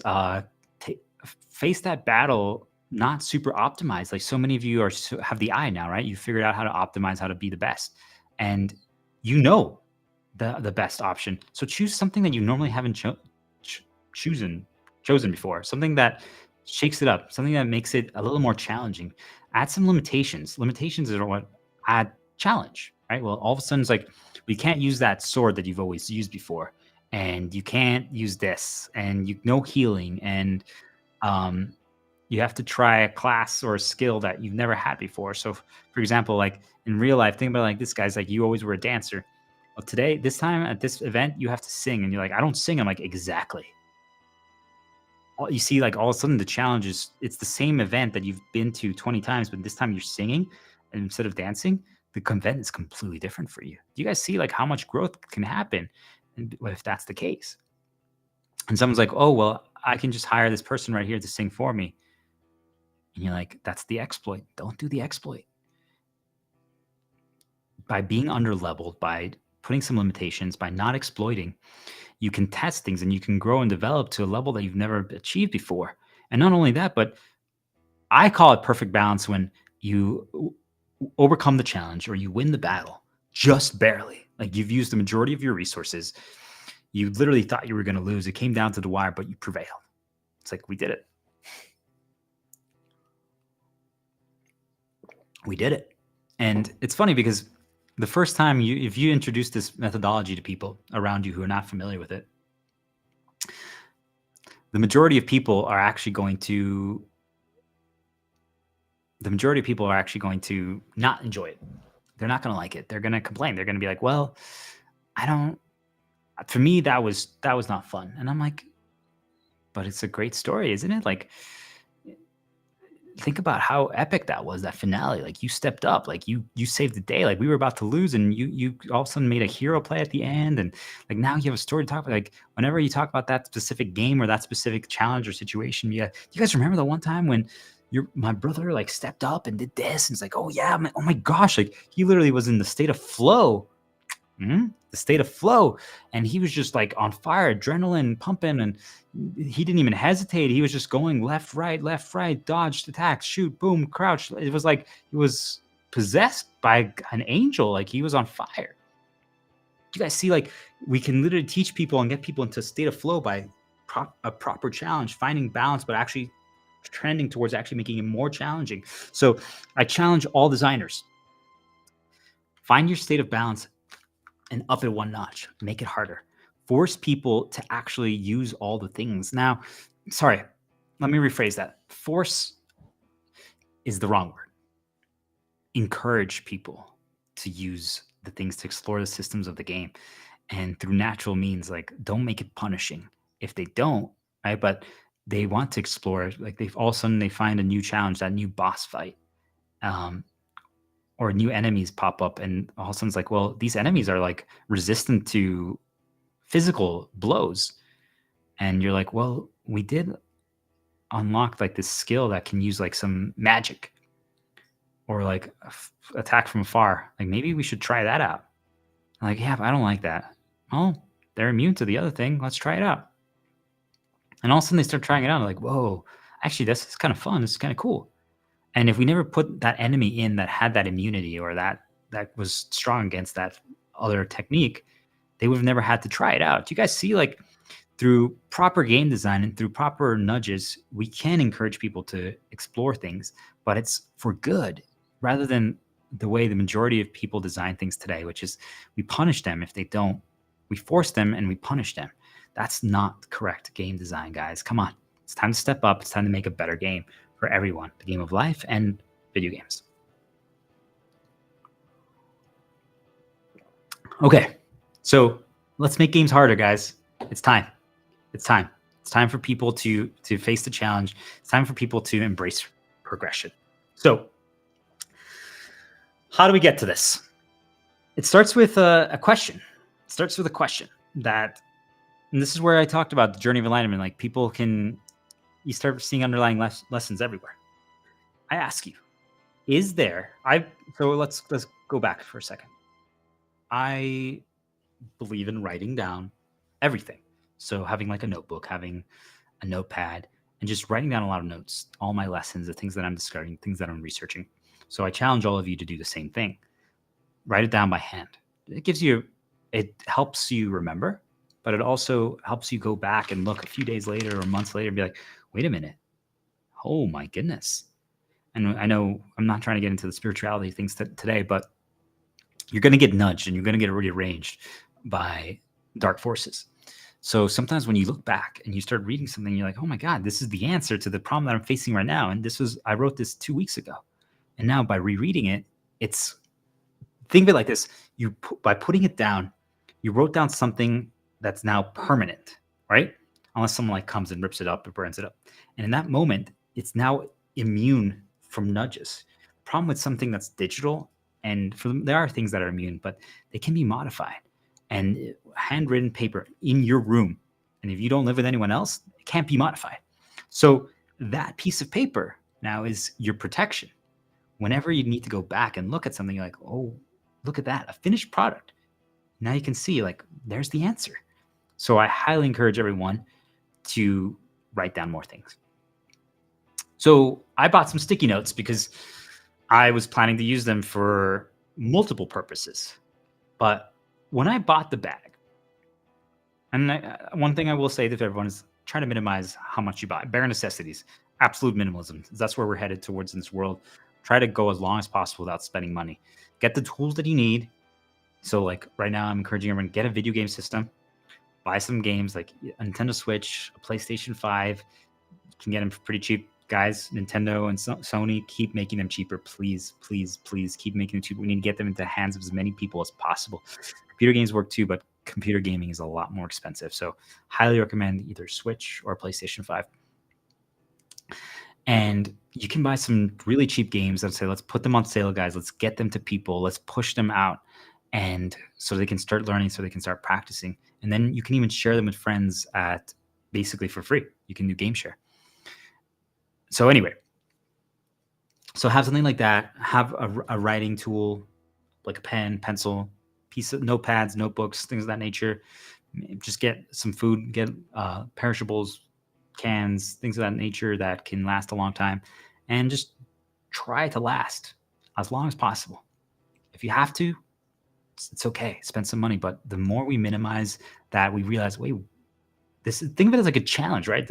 You're doing progression. How long can I last without spending any money, without buying something? Do we really need to get tortillas because I like eating tortillas with like my frozen chicken that I have? And I'm like, ooh, actually, why don't we use this bread or bread with the chicken that you cooked? I'm like, yeah, it's like a chicken sandwich. I guess. And what sauce should we use? Like, we don't have any salsa. So let's go buy some salsa. I'm like, well, you have, I don't know, it's like some tomato sauce there. Could we like add some like red pepper flakes on the tomato sauce? I'm like, oh, so we made a salsa. Oh, we learned how to make a salsa. You see, like, challenge yourself, guys. Anyway, so I bought these sticky notes, and on the back of this bag, it said, this is the these are the approach, the right way to use a sticky note. Like you grab it like this, you fold like this, you do this. And I just was like thrown back, like truly, like I got mad. I was like, are you fucking kidding me? Is there a right way to use a sticky note? Like I was on fire. Like I literally, like right now, like I'm channeling it. Like I'm fucking mad to think of that, because you know how many things in life, literally in our fucking world right now, today, that everything people say this is how you're supposed to do it, this is how you should do it, is already, like I know that I encourage people like that, but it's just like that one's okay, but still we can phrase it better. So many people say this is exactly how it needs to be, and I'm like, we need to develop that together. And can we use things a different way possible? Like, look at this. I'm drinking water out of a wine glass. You're not supposed to drink water out of a wine glass. Don't you know? Actually, don't you know that that's a red wine glass? If you were drinking white, you would have to. I'm like, why does it matter? I could drink white wine out of this if I don't drink alcohol anymore. But you see what I mean? Like, why does it matter? Why does it matter? Ask yourself that. Who is creating those rules? Why do you have to do it that way? Oh, do you now have to buy a new glass specifically for that? Interesting. What does that mean? You're spending more money. What is more money? See, pay attention. We create these rules of how it's supposed to be, what you need to have, what you need to do. Oh, if you're going on this trip, you need to see these 7 things, and all of them cost money. Guess what? You see, like, it's all planned to take away your time, take away your choice, guide you to a point where you're spending money. It's just suggestions, recommendations, but there's no one way. There's multiple ways.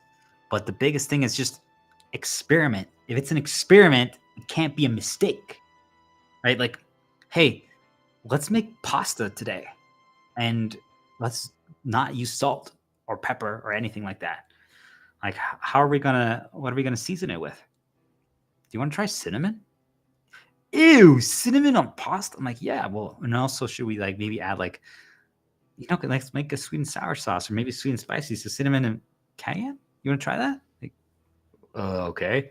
And then people eat it and they're like, well, this is actually really good. And I'm like, it was an experiment. I didn't know what was going to happen, and it might not come out well. And guess what? Then you learn never to do that again. You guys see? So, is there a right way to use a sticky note? Is literally an analogy, a representation of every single problem that we have in this world right now. Is that we encourage people that there's only one way, or you have to do it this way. And the majority of people are sheep.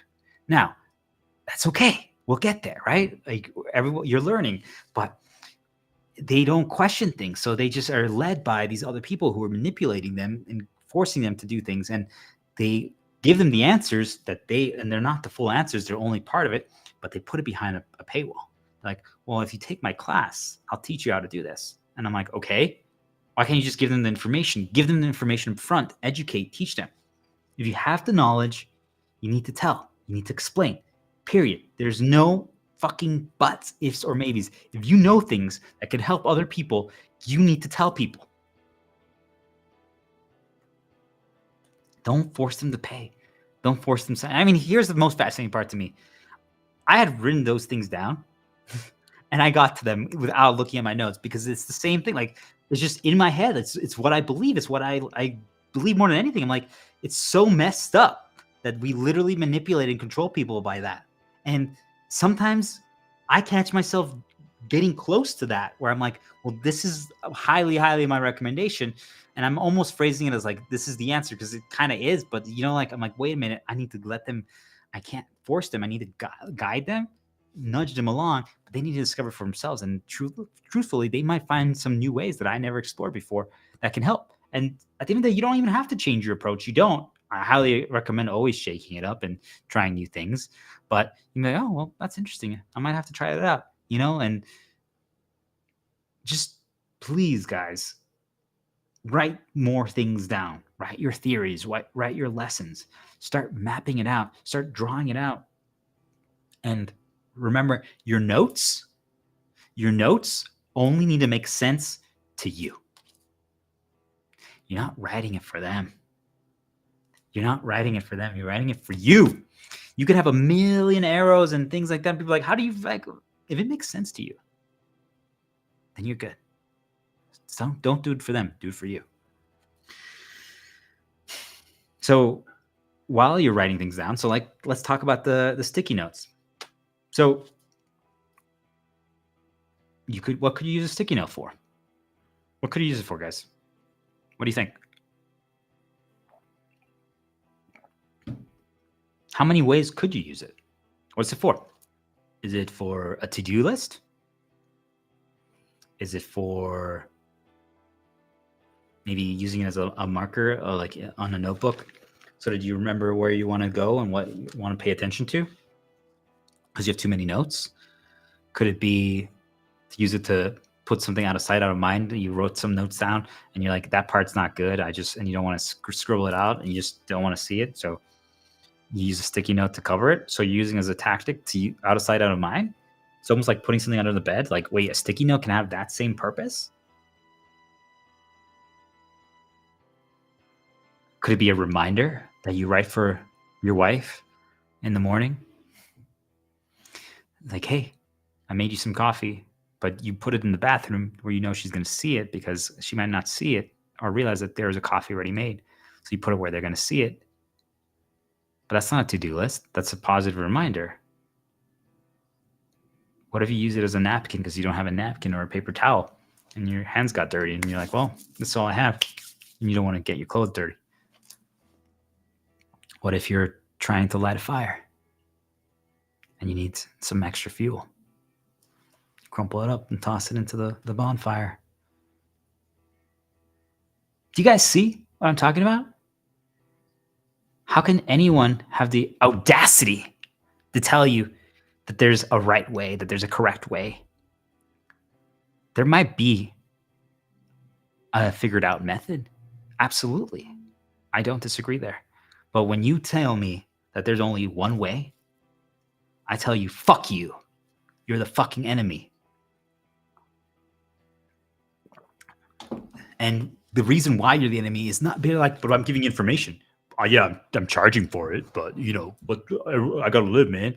Like, no, the reason why you're the enemy is because you know that there's sheep out there. There's people who follow you, who respect you, who believe in you, and you're telling them there's no other method, that there's only your way.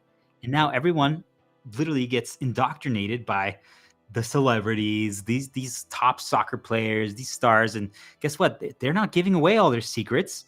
And it's hard to give away. I'm trying to give away everything that I have, and there's still things that I'm missing, and there's still things that you have to like build it up to. So I'm not blaming them for not giving everything, but it's like they're truly keeping things that are like, ooh, well, I don't want them to know this one part that would unlock it. And I'm like, see, that's the hard part, right? Like, that's the challenge, but you have to give it. And I've been trying to do that so much. And if anything, my guides have been telling me to take a step back, which is actually really interesting if you think about it.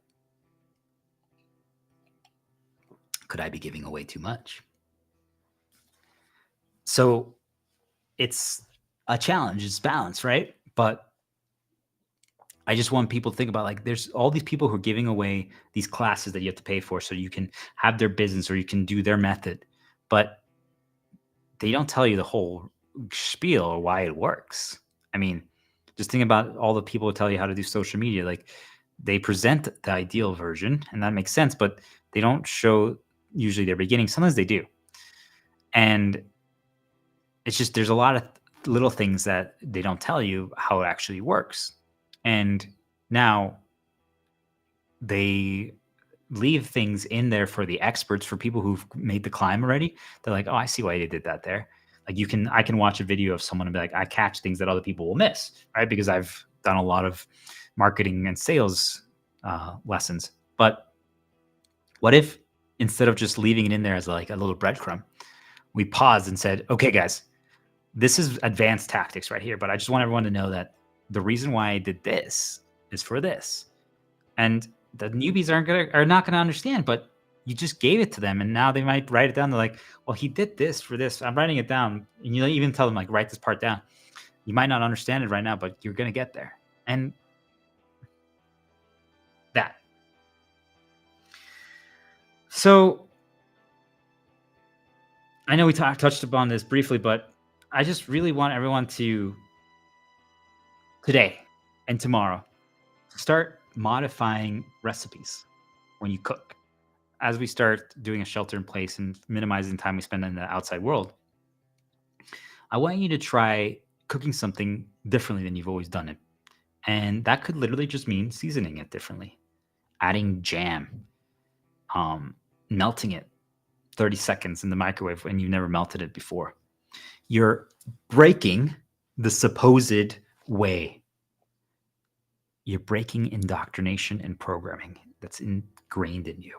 And by doing it through innocent methods like cooking or how you wash your hands or where you let your dog pee or which shoe you put on first, or do you, when I'm about to stream, do I touch my microphone like that every single time? Well, this time I'm going to touch from the other side because it takes intentional decision making to do so.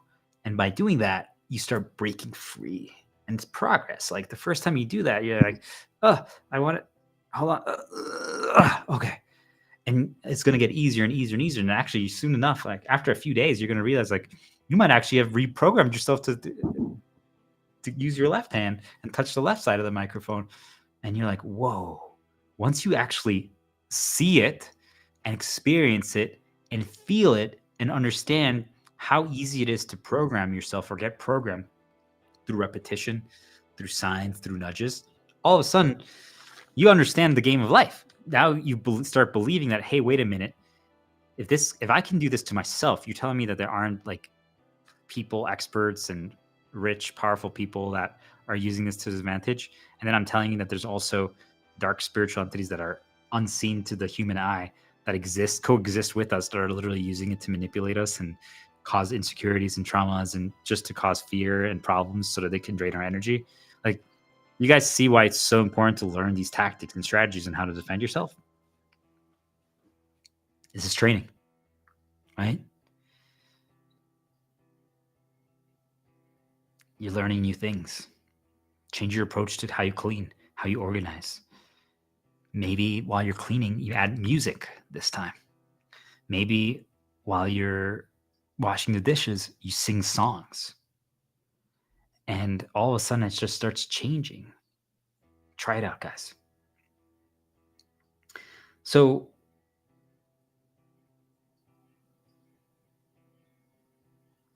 the key that I think will make people understand this is sticky notes for me. Like getting these sticky notes and seeing that phrase is the right way to use a sticky note was the tool that unlocked this whole segment and led me to like wanting to talk about progression to a level that I never wanted to before. Think about that. Sticky notes were a motivational tool for me.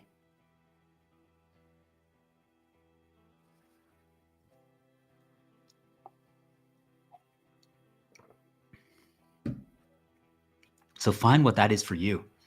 And that's why I said start writing things down. Start writing things down. And then we're all going to start taking the next step, which is we're going to create, I call it art, but think of it as like a passion project of what you believe in. I know what I need to do. And I'm working on it. And it's been interesting because I'll just say I'm working on it. I'll leave it there. But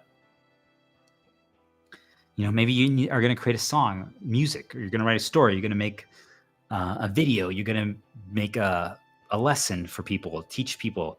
Maybe you're going to start posting about how to cook, like whatever it is, guys. Maybe you write a recipe book of like the recipes from your family and then your modifications. Like all those things are valid. But once you start doing these things, you start exploring your passions. You start embracing different things. It's going to be absolutely incredible. I highly, highly, highly encourage everyone to go down this path. It's time. Like, for example, my sister, it's time for you to write another cookbook. Brother, it's time to write a baking book, right? Like, create some songs, like things of that nature. Like, that's the way. It's the way. It's just simple like that. Like, that's what we need to do. And sometimes we need to nudge people through the same tactics that the evil uses, which is the power of suggestion. Sometimes by just saying like, hey, you should think about writing a cooking book. Some people might say that's manipulative, but dark motivation, light actions. So just please, the whole point of this project of writing these things down, of embracing this art, is you're giving, you're teaching, you're educating, you're training other people. We're helping other humans ascend, evolve, make the climb, as we talked about earlier. We're giving the info up front. There's no catch. It's just literally we're helping all each other. Everyone has their expertise. Everyone has perspectives that no one else has seen, no one else has experienced. So if you share those, because again, even though I believe that I am as close as possible to figuring out exactly how this game of life works, more so than almost anyone out there, if anyone out there, I could be wrong about one key thing that's missing, and you might have experienced that. And if that one thing you've experienced and you share it with me, and I finally get that piece, that puzzle that's missing, and I'm like, holy crap, there it is. And then it all makes sense. You guys see like the value of why we need to share and why we need to educate and why we need to talk about these things to everyone. And this is why we're going to be, and once this starts happening, we move away from a society that's reliant on slave labor, on corporations, on money, and we're instead just helping each other grow. And we're solving all of the world's problems one day at a time, together, collaborating, sharing our knowledge. It's going to be absolutely beautiful. It's going to be absolutely incredible. And this all started because of a sticky note.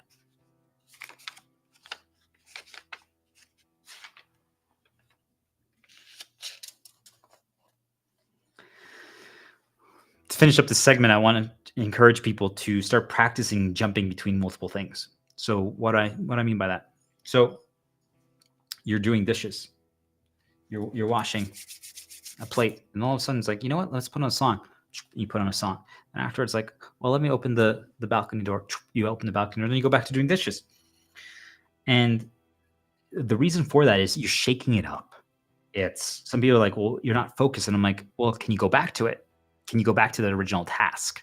If so, then you are focused, because the majority of people would not be able to go back to the original task. So essentially you can say we've demonized people who have short attention span. But what if that's actually not a short attention span, and it's just been said to be that way because they don't want you to be shaking it up? Because if they know that you're going to be doing dishes for the next hour, guess what? You're 100% controlled. If he's like, why does he do dishes only for 2 minutes and then he does something else and he does something else? And wait, why is he doing dishes again? Like, what? Like, we can't figure this out. We can't pre-plan his script.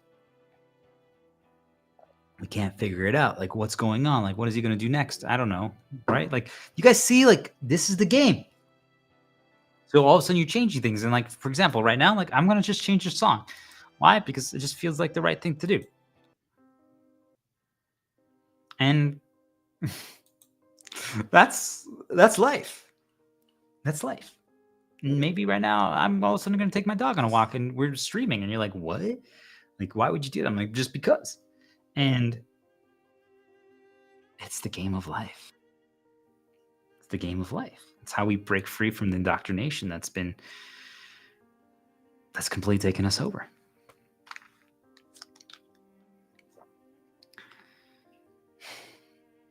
You know,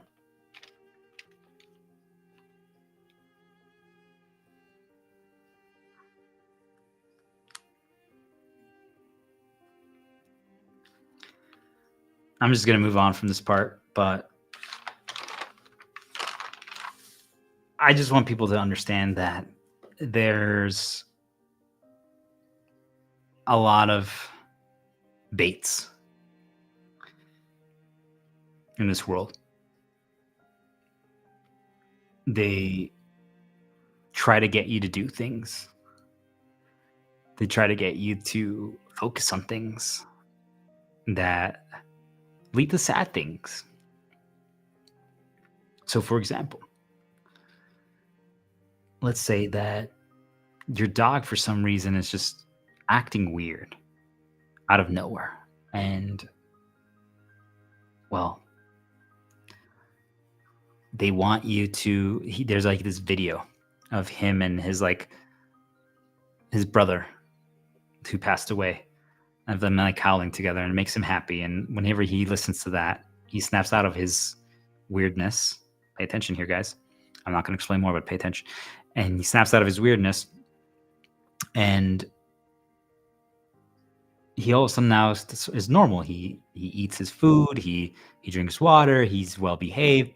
But if you don't do that, if you don't show him that video to snap him out of this phase he's in, he's like peeing everywhere, he's like scratching things, he's biting cables, and you're like, what's going on? Like, why is he doing that? So this video is saved on your phone.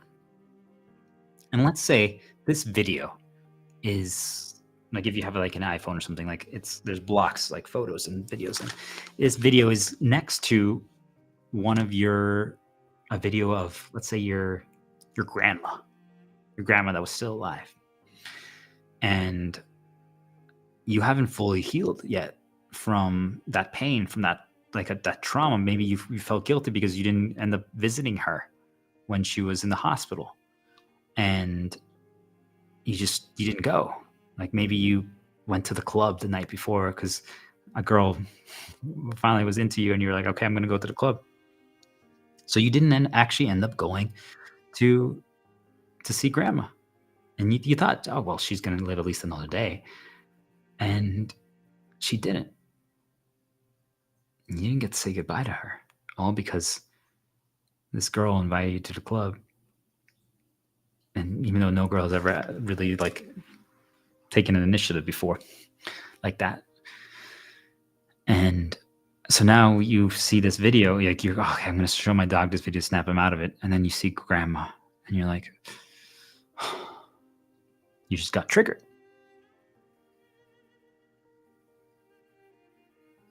So let me ask you, what if there was actually something that knows that video of your dog that snaps your dog out of it is right next to the video of the grandma?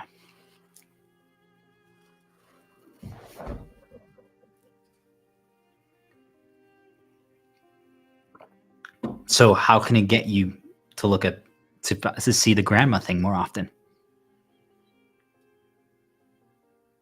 Think about that, guys. It just needs to cause problems for your dog, because you're like, oh, well, that's the answer. I just need to show my dog that video or make him listen to it. And how do I get to it? Well, like that. Do you see, like, people are like, that's not. Just consider it. Just consider it, please. Just humor me. Consider it. So how could you bypass such a thing then? Well, what if there's like a song that it was present in that video of the dog video, and you could whistle it, or you could sing it yourself, so you don't actually have to find the video. All of a sudden, you bypassed the plan. Or what if you like sent that video to a separate album, or like, you see, like, there are ways around the plan, but the best way, the easiest way, is to get rid of the tool. No crutch. If it's all you, it's all inside of you. They can't take that away. As you start spiritually awakening, you're going to realize that you can do things that you never thought were possible. So if they catch on that that's who you are and who you've become, they're going to do what I call a psychic attack, a mental nudge. And it's just a quick negative thing that pops up in your head, but you're going to train yourself to get so strong that you can literally just snap out of it, like, or you just do like this, and you can literally like think of it like you're just for anyone who has an iPhone, you have a mail, and you can, if you like swipe left, it has like archive or delete. You can just go delete, and you can take away their bad nudge, their intrusive thought, the bad thing that they put in your head. Because yes, that's happening, guys. But imagine if you get rid of the tools that could be noise vessels or cause these problems, then you can literally create a way to snap out of it like that. That's all they can do. So this leads me to, do you guys see like something good? Like, you're just trying to help your dog. You're just trying to help your dog snap out of it, to feel better, to be in a better spot.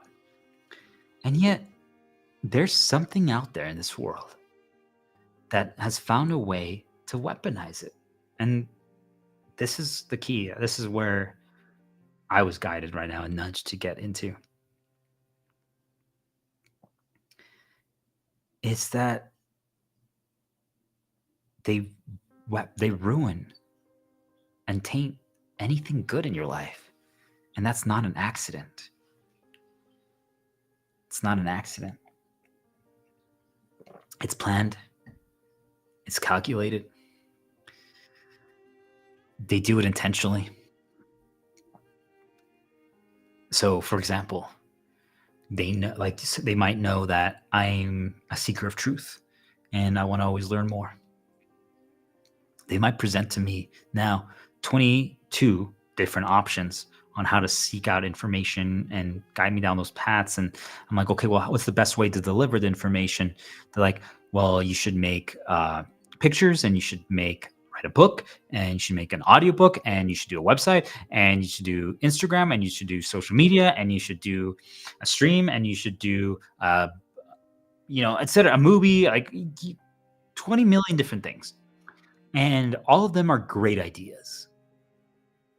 Yes. But what do they also know? They know that I will then now explore each of those ideas. I'm like, okay, well, let's look up how to do audiobooks. Oh, this is interesting. How do I actually get a book published? Oh, that's really interesting. I'm like, oh, how do I like make a video, a movie, things of that nature? And all of a sudden, these are all things that you were interested in doing before, that you were passionate about.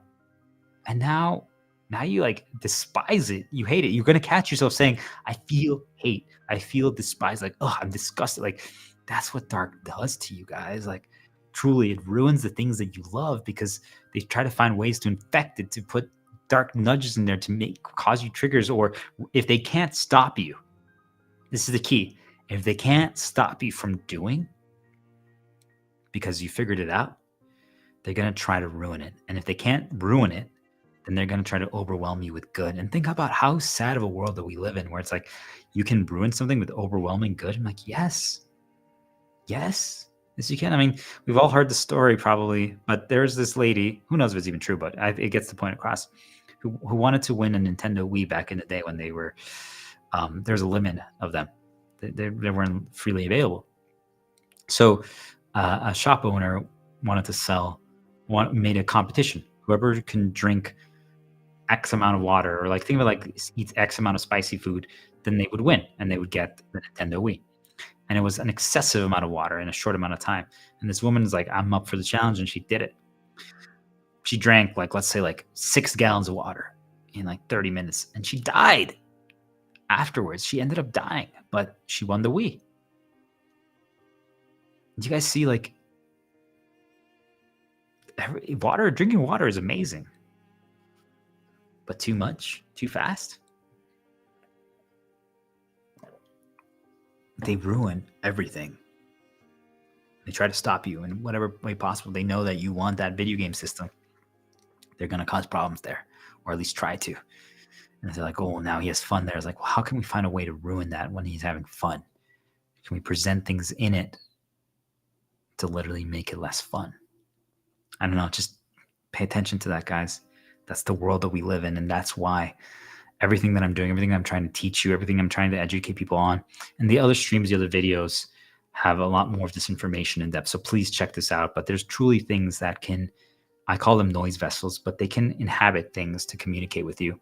Yes, for everyone as you unlock your more powers, you're going to realize this, but your light guide, your light spirit can literally inhabit AI in video games. I mean it.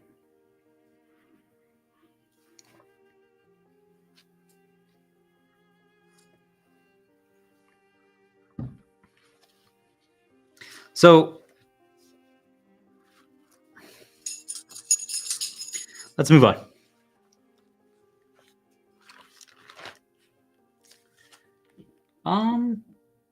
We're gonna, let's see. You know what? Let's take a quick break right here, and then we're gonna do the one last final push. Be right back.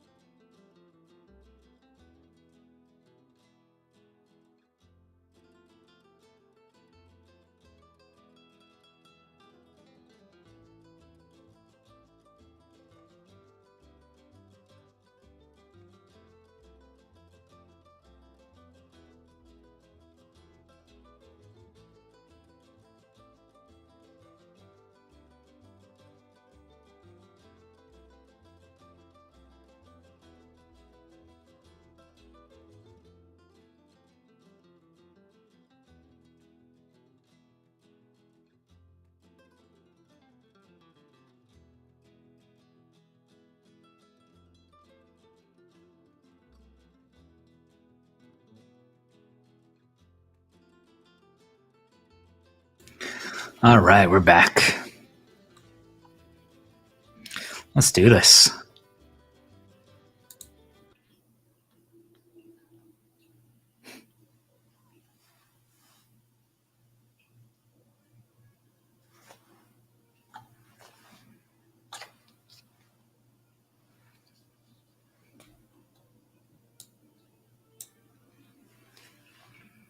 Okay.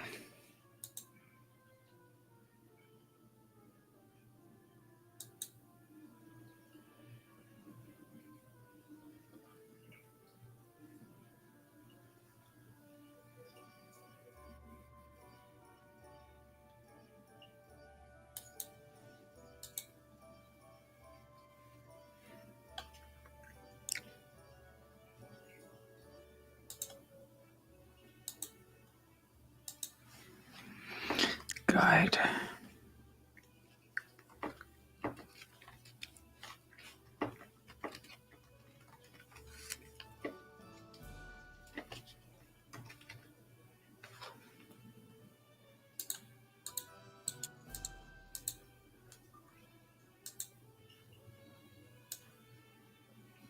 All righty. This is it, guys.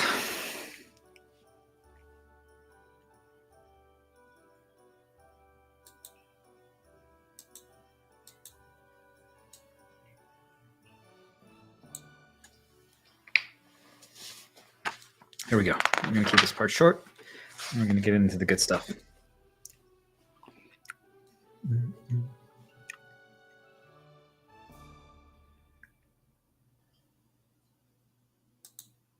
Three, two, one.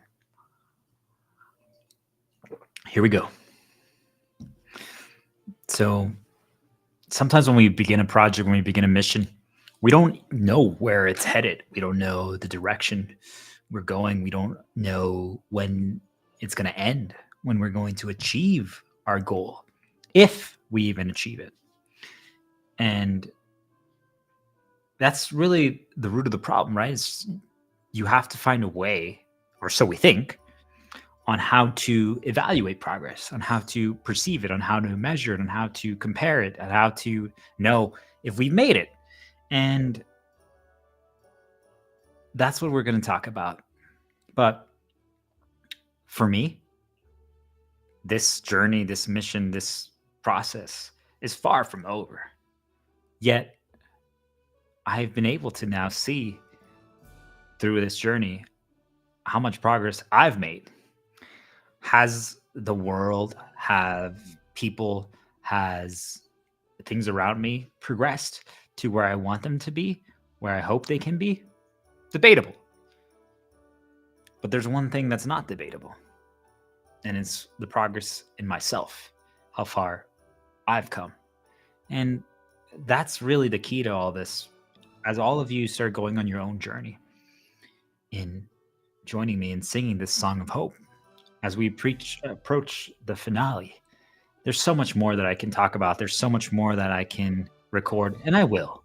There will be a lot more. There's so much more that I've written down and I want to talk about. But this is a good stopping point. It's time to put it all together. It's time to release it in more sizable, manageable chunks for people to process and for people to learn. I know now from what I know that people have been learning just from me doing what I've been doing. It's been getting communicated and downloads happen because we are one. But it's time to make our magnum opus. So join me in singing our song of hope. And this time, the perspective is we're not going to war against the dark one or the dark ones. On the contrary, we invite them to our circle of peace. We encourage them to have hope. We challenge them to heal. We're there to help them. We have returned to love yet again for the millionth time. But what it really is that we just finally have learned after, if you've watched all this stuff and you consume all this stuff and you take notes and you explore all these things, what you're going to find is that by the time you're done consuming all this information and learning it and applying it, if you take it to heart and you finally leave your castle after a short hibernation, when you go outside again, not only has the game changed, not only has the illusion shattered, but do you guys remember we talked about at the beginning? There was a bridge that we built, and there's a portal. There's a portal over here in the distance. Just like we talked about the climb up to the castle in the sky. That's the portal over there. And right now, all of you guys are learning how to cross the bridge. But remember, we've now learned that we can raise the water level, we can change the current, we have resilience, and we're going to go into all of those tactics more here in a minute. But it's time. It's time to walk into that portal with me. And as we're walking, as we're marching together, we're going to be singing our song of hope called Deliverance. And when we go through that portal, what are we going to find? A new world. Let's begin. So,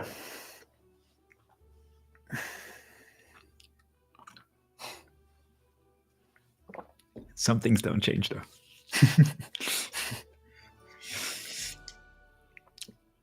Let's talk about a lack of perceived progress. We're going to go through this part very quickly because we need to get into the good stuff. Everything's good, but so perception, right? Lack of perceived progress is the problem. For example, what just happened to me right now? I tried to take a gulp of water, a sip of water, and I spilled. I spilled a droplet of water on my shirt. Harmless, absolutely harmless. Yet you can say, how's it possible? And still after like 15 years of trying to not just drink something without spilling on my shirt, I still did it. How is this possible? So that's what you call a lack of perceived progress. That's the problem. My problem is who I am as a person, and I believe that most of you will agree if you do a deep dive on yourself, is that we need progress. If it's not happening, and everyone will have a different definition of progress, they will find that as they listen to this and they start understanding what progression actually is, that this is really the root of the problem. They just didn't know they didn't understand what it was, they didn't put it together yet. But if it's not happening, it's the problem. You're like, why am I still spilling water when I drink? Oh, wait, now I didn't. Okay, now I feel good. You see, like, so that needing it to happen creates what I call vulnerability, a weakness. And what happens when you have a weakness, when you have a vulnerability? Well, the way the system is designed, the dark one that I talked about a lot more in the previous episodes or recordings or streams, that is controlling everything for the sake of energy drainage and manipulating us and bypassing free will. They try to trick you into believing that all your work is for naught, that there's been zero change and only loss. And now I ask you, even if that were true, how much have you changed? I'm just like, so this song that's playing right now was Carmen, was the intro of the song, or the song that I used for the intro of my first attempt at this.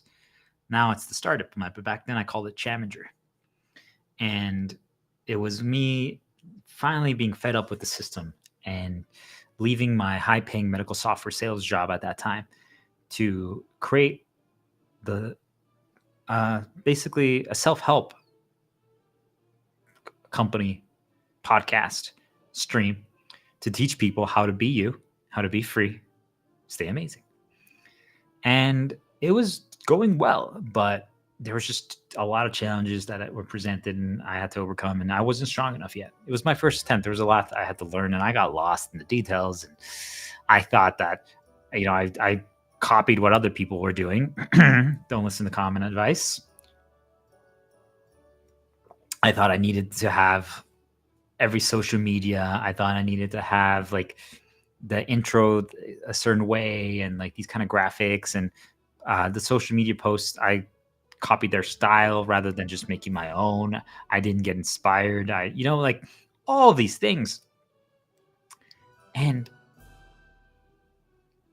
now, at that time, I learned how to make a website. You don't really need one. You can, but you don't need one to get the message across. And I learned how to make it myself. It was a lot of progression during the time. Like I could do it again, but so you could also just hire someone now at the same time, or use AI, or do it yourself again, or like there's so many different paths you guys see. But like regardless, I learned the skills and all what it takes to make a website back then. And this time I'm not even doing one. Do you guys see like there's choices, there's progress, but you could say like, well, isn't that regression? I'm like, no, I learned from my mistakes that I don't need all that prep work. I don't need all those things to actually deliver the message, to create deliverance, to teach people. Those are yet just a tool. They're helpful. But when we just get lost in all those things, then we don't end up actually doing, or the message doesn't end up coming across. Or you guys see like, but that was years ago. And I was talking about much different things. The majority of my messages were messages that were inspired and modified, heavily modified from others, people that I consumed, their voice, their content. It was amazing. It was great things. That a lot of these people were very, very, very smart. They were, I would almost call them geniuses. Like they had some really good ideas, but it was inspired by them. It's like, think of it like I'm reinterpreting Socrates or something like that. Think of it like that, guys. And that's great. But it's not 100% your own. Everything that I'm writing about now, everything that I'm talking about now is 100% my own. And doesn't mean that I still didn't get inspired by something, but I haven't listened to someone else, like a content creator or anything of that. And I know I'm asking you guys to listen to me, but hear me out. I haven't listened. Not everyone gets to this point yet. I had to do the first step too. You're eventually going to get to this point where you're going to be the one creating original thought and original philosophy and original things of that nature. And that's the climb, right? Once you guys get there, it's absolutely amazing. And that's when your thought process, your ideas, your things are going to start shaping the world and the reality that we live in. And each of us is going to get there, but it's a climb. So, but during that climb, we get to a point where we just feel like there's a lack of perceived progress. And like literally just talking out loud right now about these things, it makes me realize I'm like, well, back then I couldn't talk about anything that I didn't get inspired or heard first from someone else. Like say Gary Vee, like I listened to something from him and then I would write them down and then I modified it, or other content channels of that nature. And they had great stuff, but you see, like I relied on them. And now I don't even think about it. You guys see, like, when you say that that's a lot of progress, debatable, right? Like, depends on what you think. But like, for the longest time, I didn't think I was making any progress, because I'm trying to change the world. I'm trying to create a new world. I am designing and writing a new world as we speak, and I need all of your help in joining me in walking towards this new path and this new world. But for the longest time, I'm like, well, is anything even happening? Like, people are still assholes outside. People are still littering. People are still not picking up their dog poop. People are still just being alcoholics. People are still just completely obsessed with materialism and spending millions of dollars on worthless things. People are still just slaves to corporations. People are still divided in politics. Why can't both parties work together? The judicial legal system is still completely corrupt. Why can't it just be completely bombed and reshaped and to be actually ethical and proper, rather than, like so forth and so forth and so forth? Why are they still homeless? Why isn't our government actually helping that? Why can't we provide all survival basic necessities to people? From now on, shelter, food, water, electricity, internet is all covered. And I'm like, wait, okay, hold on. Have any of those things even gotten 1% better? Maybe. But how do you know? That was where I got lost. How do you know? So what I realized is that this is going to sound so counterintuitive to everyone, but this is the path. This is the climb as you start going on your mission, is that it's the eternal paradox. You love the world so much, yet you need to stop caring about the result. In one way, I would say just embrace the ideology of if the world rots, so be it. I'm just going to do my thing. Now, that's not the case. We care about it so much. We're going to save it. We're going to work on it. But the takeaway is that no matter what happens, it doesn't matter what happens. You're still going to do the same thing. You're going to still talk about the same things. I'm still going to teach people progression. I'm still going to, regardless of the results, if they're good or bad, or if nothing happens or not, I'm still going to make my videos. I'm still going to talk about this regardless of what happens. This is just who I am. I need to do this. Like, this is my mission. This is my oath. So what you end up realizing is that results are a weakness. And I thought that by removing glory, by removing validation, by removing recognition, like the need for any of those things, like literally 0 people can watch this and I'm okay with it. I don't want a monetary reward. I don't want anything other than the world to actually change. For me, my reward would be to live in a world that's no longer controlled, that's no longer an illusion, that people can pursue their dreams, that we can actually make it better. Like that's my wish. That's my prayer. So, but if no one knows that I was the catalyst that started it, if I was, it doesn't matter. Like, you see, like I thought removing all of those things would be the answer to succeeding, to achieving my goals, to seeing progress. But no, as long as you continue to care about the end result, you're vulnerable. Just stop caring about the end result, guys. Period. You remove expectation, the hope, the dream. It's in you. It's in you. But you're operating purely on doing it regardless of what happens. You just stop caring what happens. But I guess what's interesting is, despite not caring, you're always going to be trapped wanting a better world. And that's the secret. It's the dark motivation, right? Of just no longer caring. But your light actions are, you care so much and you're fighting to make it better. It's the flame that burns inside you. We finally found our flame. You can't douse it. And that's my challenge to all of you. Find your flame. It's the ultimate freedom. And stop worrying if it's going to come true or not. Just join me in trying to cross this bridge and learning all this and work on it daily. 1% better progression. And it's not about happiness. It's not about joy. It's just, you're doing it for us.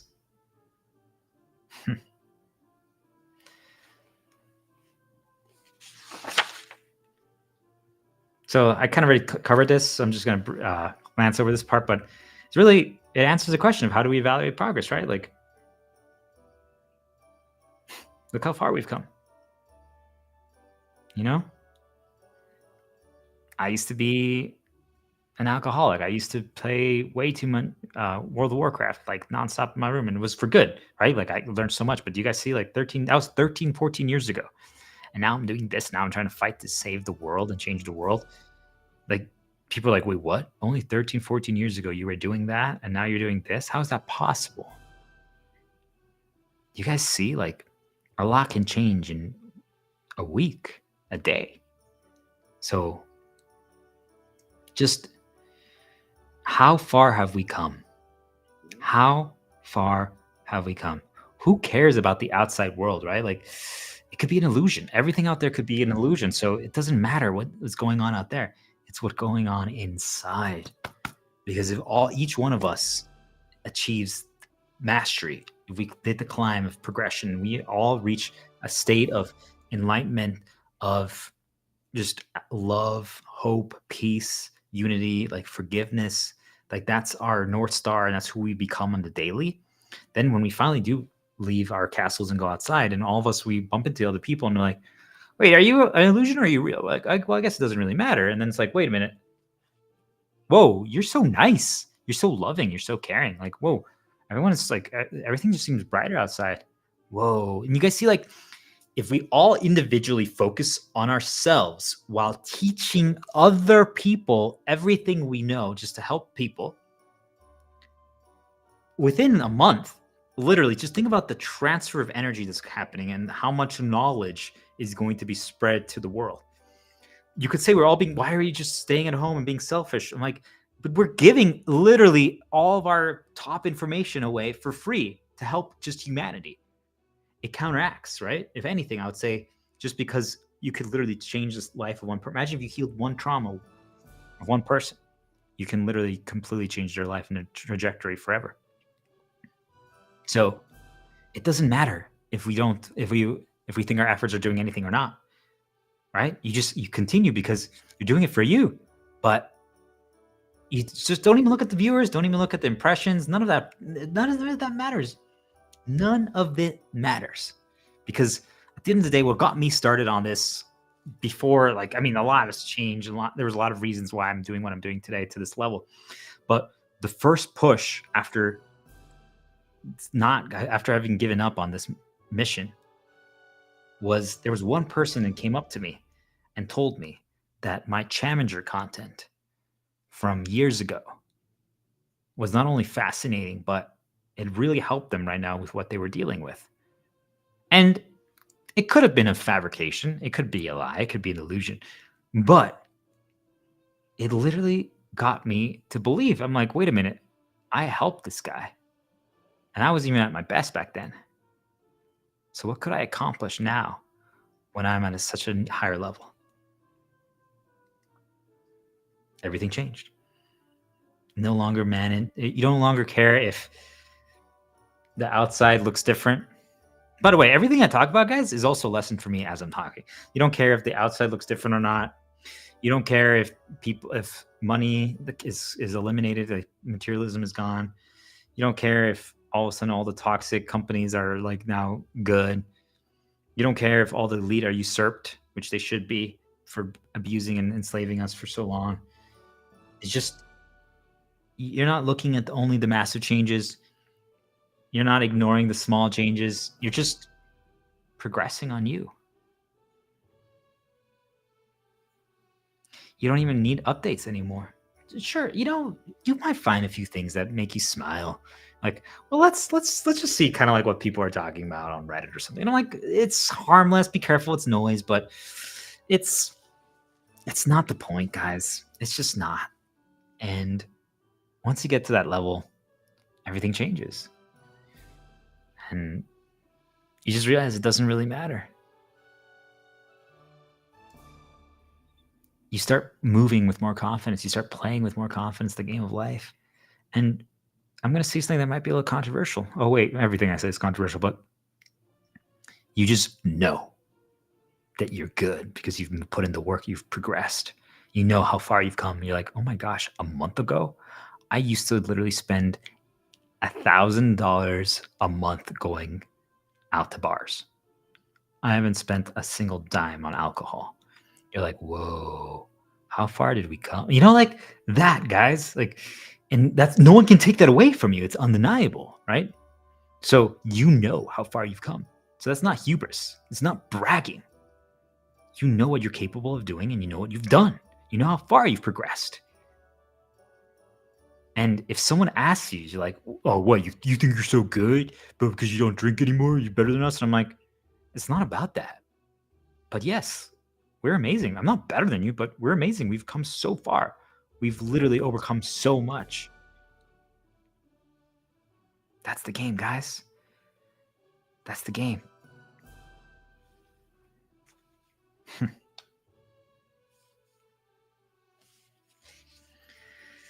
All right. And, you start writing down the things that you're good at. And you're just like, whoa, I'm good at a lot of things. And there were so many things that I used to not be able to do before. Like, highly recommend just doing an audit. Like, I used to call this back in the day, like, the resume. But I don't write a resume. Just write a resume about your whole life, your whole being, and see what comes up. All right. Let's change the music. Let's do this.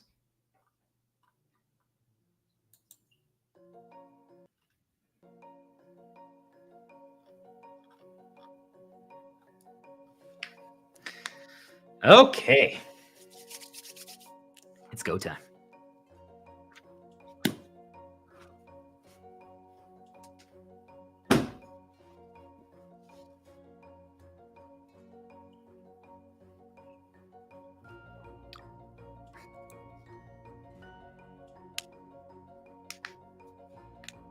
So, let's talk about the fresh start scenario. What is the fresh start scenario? Picture this. There's an island. We'll call it Fresh Start. And you can discover this island at different points in your life. You could get there early if you get creative, if you take different approaches, if you use different tools, if you discover things that you weren't expected to discover, if you saw something in the distance and it caught your eye, but there were so many barricades blocking you, but somehow none of them stopped you and you just kept charging and you got there. Or you can get there when it was intended by the designer to get there, and you have more strength, you have more experience, you have more health, you have more skills, you have more knowledge, you're better prepared. So depending on when you get there to the Fresh Start Island, it's significantly harder or significantly easier. If you survive this Fresh Start Island, and I'll explain exactly what it is in a second here, you will get a reward. And it's going to give you a nice advantage. It's going to be helpful. But this island, the real test about it, the real magic behind it is you could say it's an illusion. You could say it's a trick. But this scenario, this island, is not about the reward. Some people might pursue it or look into it for the reward. But it's about a perspective shift. It's about a change in mindset that will change the way you view things forever. You can never go back once you experience the Fresh Start Island. You understand how to use the correct tools. You've gained knowledge that no one has gained before. Your skills are sharpened. You look back after you conquer this island, and you laugh because you're like, wait, that was my biggest problem before this island? That was my biggest problem or my greatest fear before this? You start learning things like the power of enduring, bracing yourself. Okay, here comes the cold. 1, 2, 3. You count it down. You prep, you distract yourself, you see something that's moving, and things just fall off your shoulder, roll off like nothing. And that's just an example. It's like you become strong, you become powerful. This is the ultimate training, and it was meant to, everyone was meant to arrive here significantly later than what's happening. And up to everyone to determine if it was unfortunately or fortunately, but some people discovered this island early. And because of that, knowledge was gained that was intended to be eased in through different methods. And there was a attempt to make that knowledge process slow down, but it backfired. It didn't slow the knowledge gain.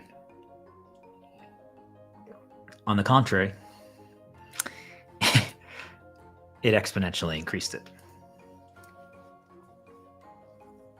So everything that I'm going to talk to you about, and everything that this 40 plus hours of streaming and this guide that I've created, is that knowledge that was gained earlier than intended. And it's up to you to decide how you're going to use it. It's up to you. And it's up to you if you choose to experience the island. But one of the key things you're going to learn is choice. Embracing innate skills, the value of permanent health upgrades, improving your shields.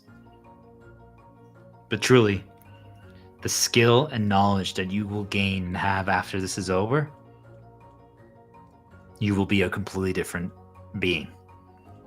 Some might say you're no longer pure human. So are you ready?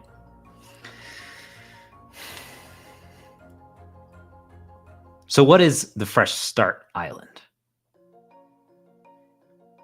So you dropped on an island, you found it, you discovered it, and it got rid of all your tools, everything you had, all your resources.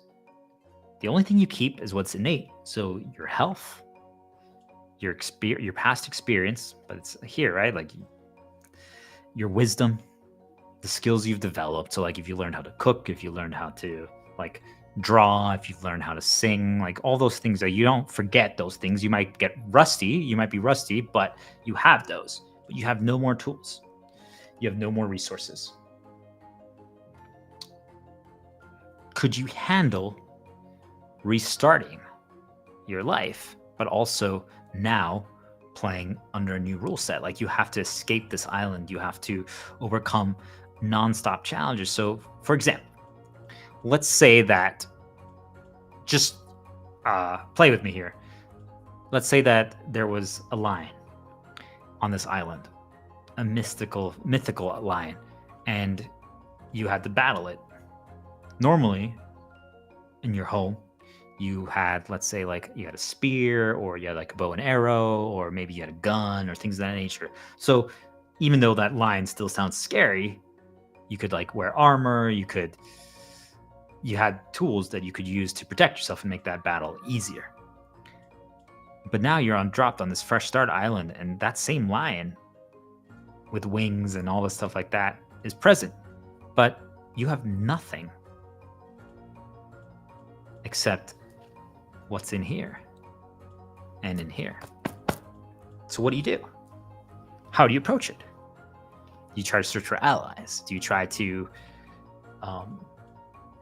get creative? Do you try to trick them? Do you try to lead it to water because you want to see if it knows how to swim or not? Do you try to blind it with sand? Do you try to befriend it? Be like, wait a minute, maybe it could be an ally and I can use it to not be my pet, but we can be companions. We can coexist.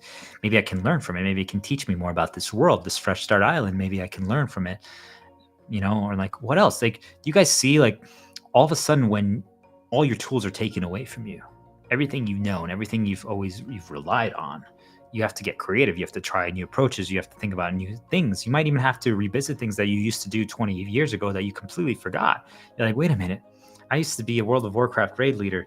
Could there be lessons in there that could help me now? And you're like, holy moly. I'm like, I learned so much from like revisiting those things. And right, like, so you have to think about, like, what is it that you're going to need to overcome all the challenges? And new challenges are going to present themselves every single day. And maybe the goal is to escape that island, but how do you escape like a vast, endless ocean? And this ocean is actually, you tried it out, or you tried it out with like a stick or like a leaf, and like if you threw it in there, and all of a sudden the stick and the leaves melted. So it's like acid water. So it's like you can't touch the water. So you have to create a tool that can like cross the ocean to reach the old world, or like a new world, I guess you could say, because everything you're going to learn on this Fresh Start Island is going to completely change your perspective on everything. It's like, how do we get there? How do we manage to figure out how to escape? And that level of challenge, that level of curiosity, that level of options presented to one completely changes everything. Like your perspective changes. And now on the Fresh Start Island, as things start progressing, let's add into the fact that now there are new rules. It's a completely different game. There's a spiritual presence that presents itself to whoever decides to embrace this Fresh Start Island. And not only do they help guide, but they give information that about the full world that no one would ever have. It changes everything. But the key, they won't be able to tell all this information until they figure out how to leave the island. So, this person's like, oh my God, this changes everything. I want to tell the whole world about this. I want to tell them what I've discovered. But to do so, they first have to figure out how to leave the island, how to make the climb, how to get past all of these things, these challenges. Could you do it? Would you guys embrace such a challenge? Do you guys see, like, when all of a sudden you have to rely on everything you know rather than all the tools, all the crutches, when money literally means nothing on this island? What would you guys do? What would you guys do? And that, my friends, is what we call progression. So let's get started.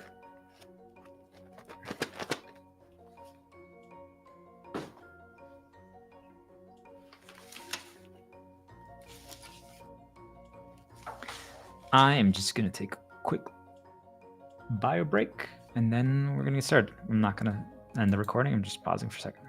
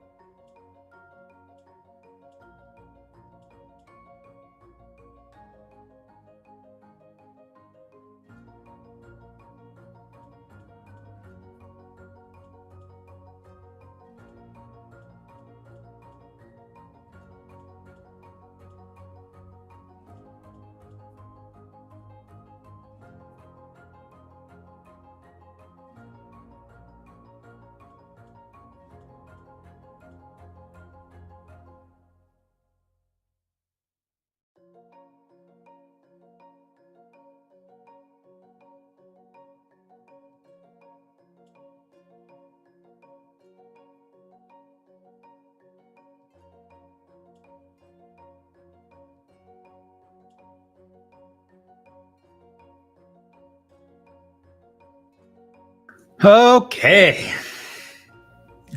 Let's do this.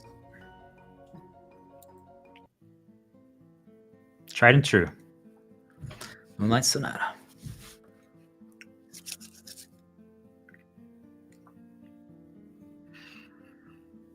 As we get started on this, this is the guide to progression. I want everyone to remember one very important thing, that a hero can be anyone.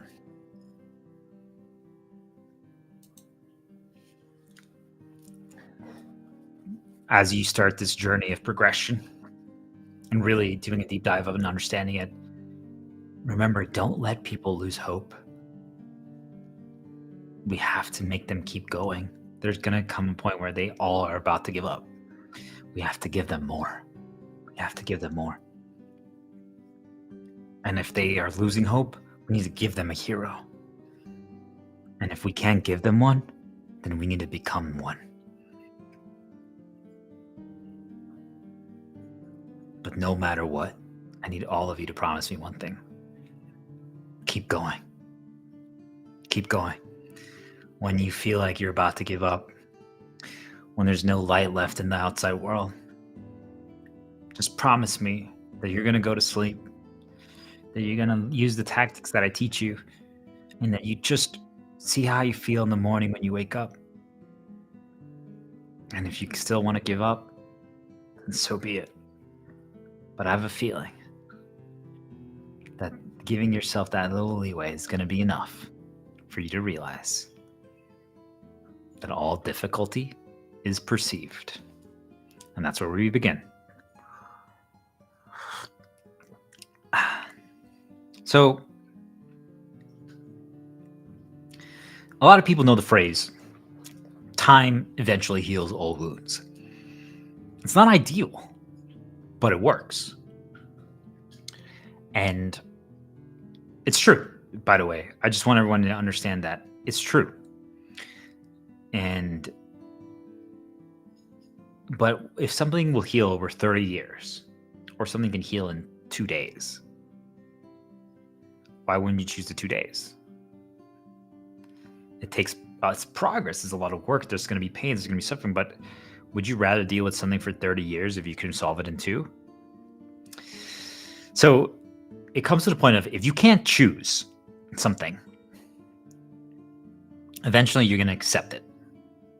And even if it's a perceived lack of choice. So you're going to see there's a key thing that I keep mentioning. Perceived. Do you guys understand now why? If there's something out there in this world, which if you've listened to everything, you're going to come to the same conclusion that I have, that there is. But it's going to be your interpretation of it. That's the key, right? Like, what do you think it is? How do you think it works? It's how we perceive it, right? But what we start understanding is that if something can modify and change and impact how we are perceiving things, then it means that it can start controlling us and change how the difficulties that we believe exist, real or not. It can make us believe that we don't have a choice, which means that it's taking away our free will, and it's all through the power of how we perceive things. Now, so if difficulty is perceived, that doesn't mean that it's wrong. So, example, you're playing a game. Let's say that fresh start island, and you can choose when you arrive to the island, you can choose the difficulty of the island. Very easy, difficulty 1, easy 2, normal 3, hard is 4, very hard is 5. I enjoy playing on hard, so I'm just like, let's play on hard. Most people would assume, keyword assume, because it's the 4th difficulty, that it's going to be extremely challenging. Yet, if we just started a new game,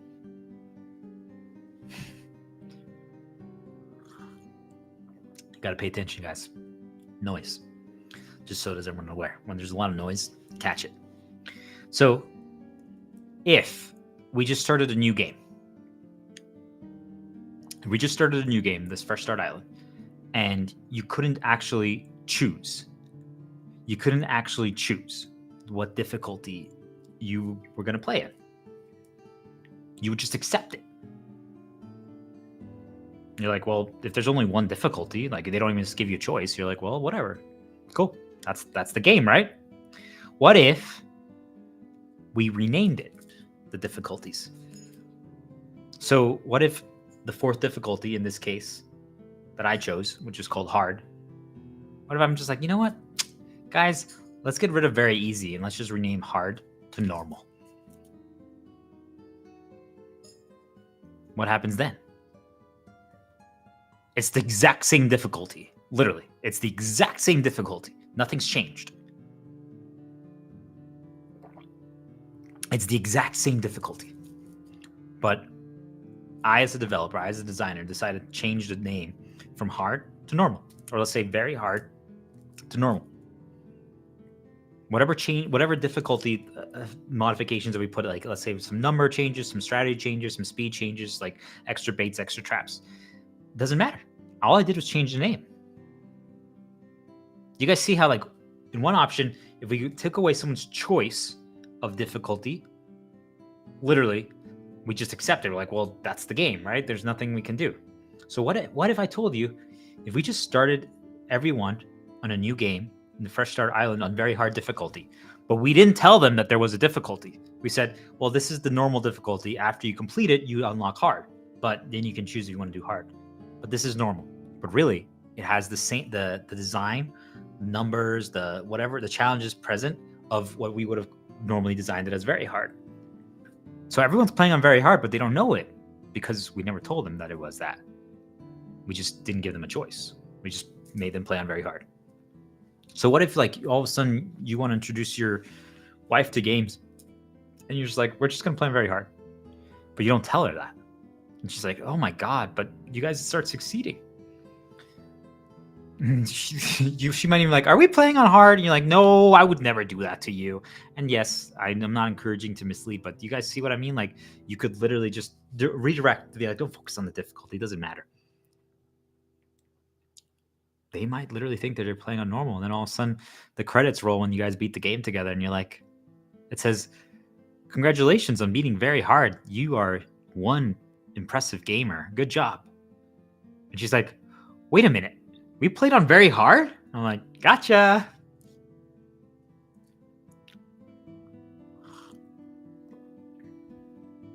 You see how much power comes in a name and a label? Like, if you take that away, if you don't give people the expectation, everything changes. So people get scared based on the relative position of a name. Like, literally just like a scale, 1 to 5 of difficulty. Ooh, 4. I mean, think like the spice level, right? If you say like, ooh, Thai hot 5, ooh, that's going to be really, really spicy. So let's choose a 3. Like, that's normal. But you're like, it could literally be made up. Like, who decides? It's all relative, right? Like, for me, like 5 is going to be a lot more intense, super spicy than your 5, right? Because I love spicy food. So then all of a sudden you guys realize, like, wait a minute, that means all difficulty is perceived. So does that mean that it's made up? Does that mean that we create our own challenges and limitations? I will say, like, before I get completely lost here in my mind, fried by this, I'm like, I do believe that there are some things that you could say are more challenging than others, and that's just from our experiences and our knowledge and our innate skills that we all have. So I do think that there is some case of there is challenges and difficulty that is more challenging than something else, but our perception of it is 100% on us. Even if something is more challenging or not, we can perceive something that's not to be. Anyway, I'm going to stop there. I'm getting lost. So I'm presenting those points to make people think. So what if someone considers themselves someone who plays on easier difficulties? So, like, let's say, like, my wife, she's like, I play games on easy. I'm not someone that does hard or the harder difficulties. Even if they could handle it, but they're like, nah, I don't play on hard. And if it's the maximum challenge, well, people assume, oh, no, that's definitely not for me. Maybe after we beat the game once, we can do the hardest one. Well, let's do the 4th one. And then after we beat the game, we can do the 5th. Do you guys see like how much of it is perception? And now if you think about it, if there's things, if there's people, if there's entities, if there's stuff that are literally causing people to change their perceptions,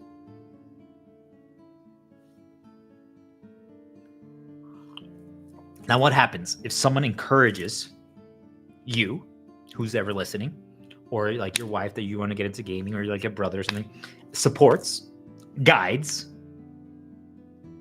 to now break their perception? And once a perception is broken, new belief can be created. Henceforth. I'm going to repeat this one more time because this is probably the most important thing that I've ever talked about in this 40 hours of things. If someone encourages, supports, and guides, and they succeed in getting the other person to break their perceptions, it thus unlocks belief in them from that moment forward. That's the magic. That's the magic, guys. Because that means that all the indoctrination they've done, they can literally make you believe something and perceive something about yourself that's not true. They can make you think that you're someone who cannot handle challenging things. Oh, I don't do hard difficulty. I can't do it. So if I'm in there though, I'm like, no, you can do it. Are you kidding me? Like, have you seen me when the first time I tried what you're doing right now? Oh, actually, let me show you a video. And you're like, wait a minute. How is this possible? How are you able to do this? How are you able to do this? Like, how are you like, wait, you were that? Wait, no, that must have been like 20 years. I'm like, that was 2 weeks ago. And now wait, what? How? You couldn't even record anything 2 weeks ago, but now you're able to stream like this? Dude, what? And then now I'm encouraging them. I'm supporting them. I'm guiding them. I'm teaching them my lessons. Yet I'm not forcing them to learn the same things that I know. I'm showing them and presenting them and asking questions at the right time to be like, wait a minute, what do you think about that? And they're going to hate it. They're going to hate that question. Like, I don't want to know. I don't want to think. I just want to be told. But you keep nudging them. You keep nudging them. You keep nudging them. And eventually their perception breaks. And they're like, wait a minute. Why did I ever believe that? Why did I believe that I wasn't capable of achieving more, or I wasn't able to play games on a hard difficulty or eat spicy food? Something made me believe that. And now all of a sudden they have belief. So let's talk about things to help you remember. So why this is important, because you're going to realize that there is something, and it could be your mom, it could be your sister too, it could be spiritual dark entities that make you forget. And you need to remember to break the perception.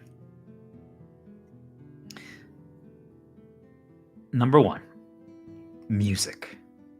Music is a memory trigger. Music, I believe, is a way to transfer code. I believe that humanity is a combination of code. I believe everything in this world is code. And you can think about it as simple for people who are getting overwhelmed by that. It's just think of it like a URL. And like just mouse over something on like LinkedIn or something, and you're just going to see like all this code and all these letters and hashtags and all this stuff like that. And that takes you to a specific location. Just think of it like that, right? So music is a transfer of one code to another. And that code could literally just be like positive emotion, happiness, or like focus, or like sadness, or whatever, right? That's what music is. Why do you think I'm playing music when I'm streaming? Got it? It's a memory trigger. Then number two is a visual. And one thing I want to say is that everything I'm telling you right now is also how they indoctrinate you. All these things are exactly the way they do it. It's all a transfer of code. So if you can transfer code to someone, you can literally rewire them. You can reprogram them and write new code in them. So all the things that I'm using to say to help you remember is what they do to help you forget and make you believe something different. So music, sounds, in other words, noise. Number two, visual. So like if you see those visuals behind me, like those are literally code, right? They're symbols. Anytime you see that now, like every time I see a star, I might think of this, or you might think of my stream now every time you see a star or a sun or a lion or the hand of God, or a lost lamb, or an owl who finally washed away his muck, and like plants and like an olive tree, because hey, peace, a circle. You guys see, like, now you combine that with Ziggy Marley, the Circle of Peace song, and then all of a sudden now I can literally make you guys, you can remember my streams and my content just anytime I play the song Ziggy Marley, Circle of Peace, and that's just how it's done. And anytime you see an olive branch on the ground, you might think of me because, well, I'm talking about a piece. You guys see, like, a visual, music? Pay attention. Smell. Smell's another one. It's code. It's a memory trigger. You're like, senses. You guys see, like, the senses are how they communicate and how they do this. You're indoctrinated positively or negatively through the senses. So focus on that, guys. So what if I want you to cook something? And what if I want you to, I'm encouraging you to, maybe you have some frozen chicken in your freezer. And I'm like, hey, why don't you make a soup? And all of a sudden you're walking by and you're like, oh, that smells like chicken soup. Huh, we have chicken. Let's make a chicken soup. And you guys see, like, you can literally guide people, and it's just through smell alone. You want them to remember their first girlfriend. Like, what's her cologne? You walk by a girl and you're, oh my God. And if it's a good memory or bad memory, right? Like, it could be used for both. You guys see, and now you combine that with music. Like, what if you have a girl walk by with the same cologne that your first girlfriend that literally caused you trauma had, and she sent you a song, right? And that's playing for some reason in the car radio that you're walking by, and I don't know, like, maybe your girl always used to wear scarves, and you see in the distance someone who has a scarf. So guess what? Now you have the three things. You have smell, visual, and music, auditory. 3 memory triggers. Boom. Just like that. They can literally make you think of your ex.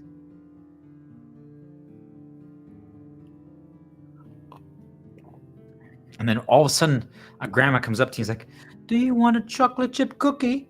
And you're like, okay, sure. And you grab it, and it's like, it's kind of crispy. And you're like, you know that your ex always made her cookies crispy, and she liked making chocolate chip cookies. And you take a bite, and it's like, then it's done. Like, there's no way that you can survive not thinking about your girlfriend then.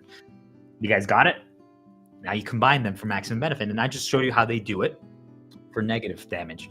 But that's literally how you can also do it for positive. So you can literally cause yourself to rewire yourself to remember specific things by, like, well, hey, now if I ever hear Moonlight Sonata, like, I'm going to think about my streams because I've attached it to this. You guys see, like, it doesn't have to be a bad thing, right? In the visual, like, whenever I see these things in the background, I will think of my streams.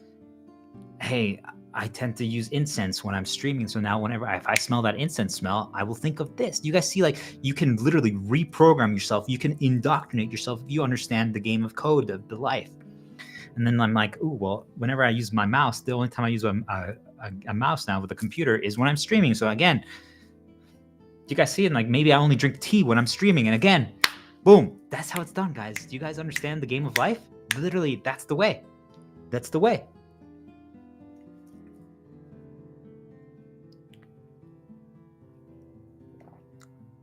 So here's another thing.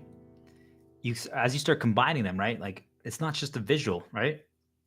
It could be the subtitle of like a word, right? Like, if you see a word, like if I have the word Titan, and then all of a sudden there's a certain jingle, and it reminds you of that one movie, or like there's an anime like Attack on the Titans, or like Remember the Titans, or like, wasn't there like a football team? Like, you guys see?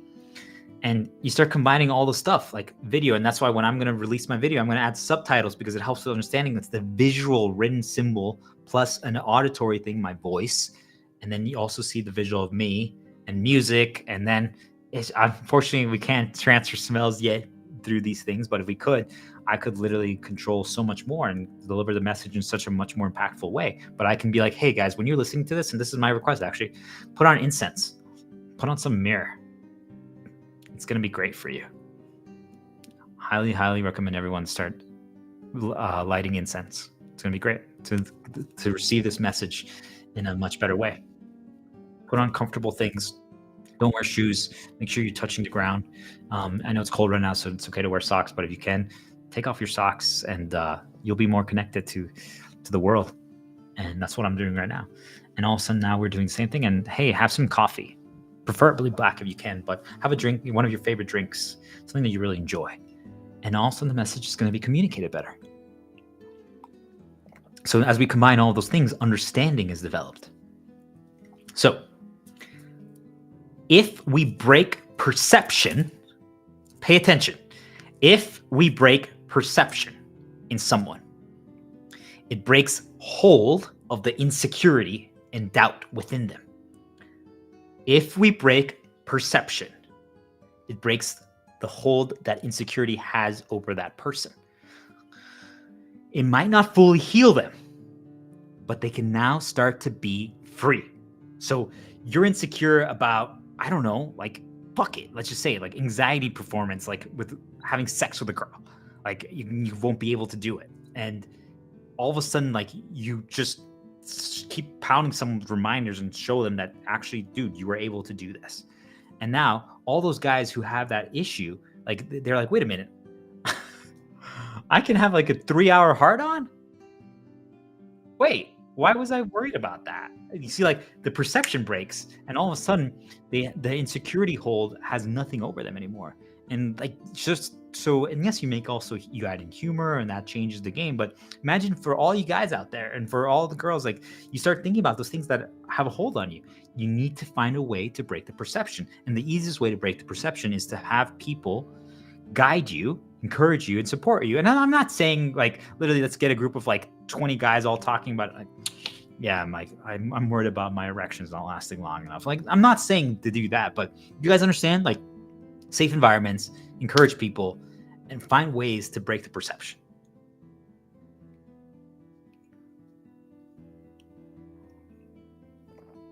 So for me, there's other ways to break perception than just encouragement and guidance and support. In sales, I used to be a top salesman. I sold medical software, medical device, and timeshare.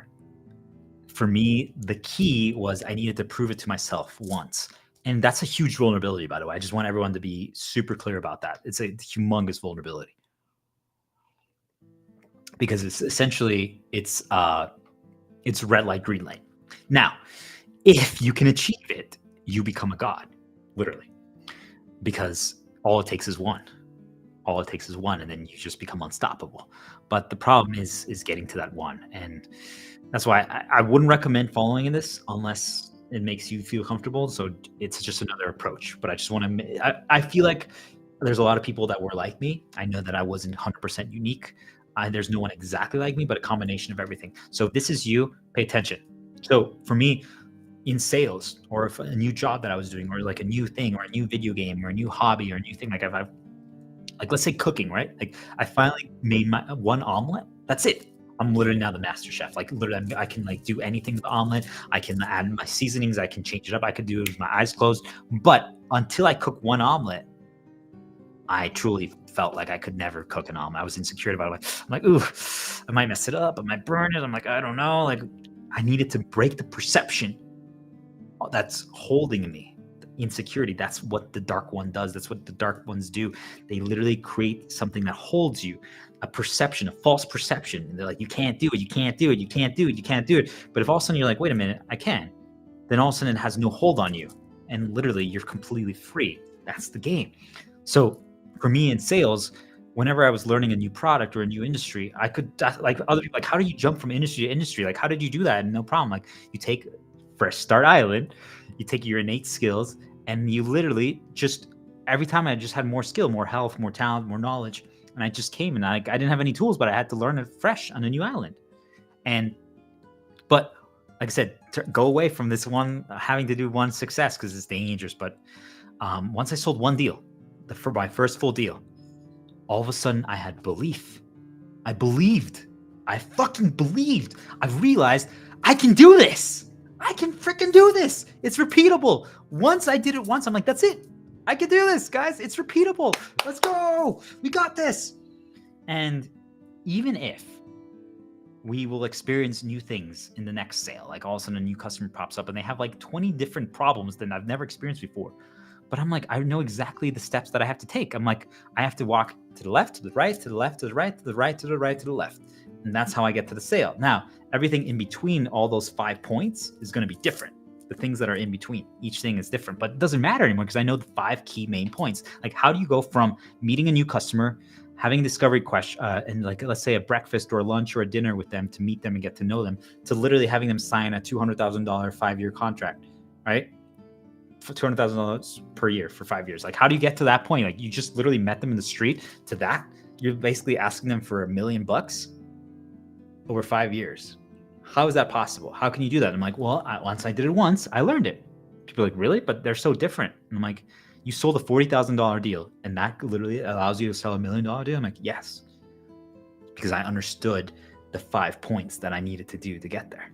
So do you guys see, like, I guess flip it is what I'm trying to say, is if that's you, even though it's a weakness, it's a vulnerability because you literally think you're shit until you do it once. Say that again. I just need to do it once. So that's why I encourage all of you. Just go. Just fucking quit your job. Work on yourself. Progress. Stop spending money. Focus on your passion. Focus on your belief.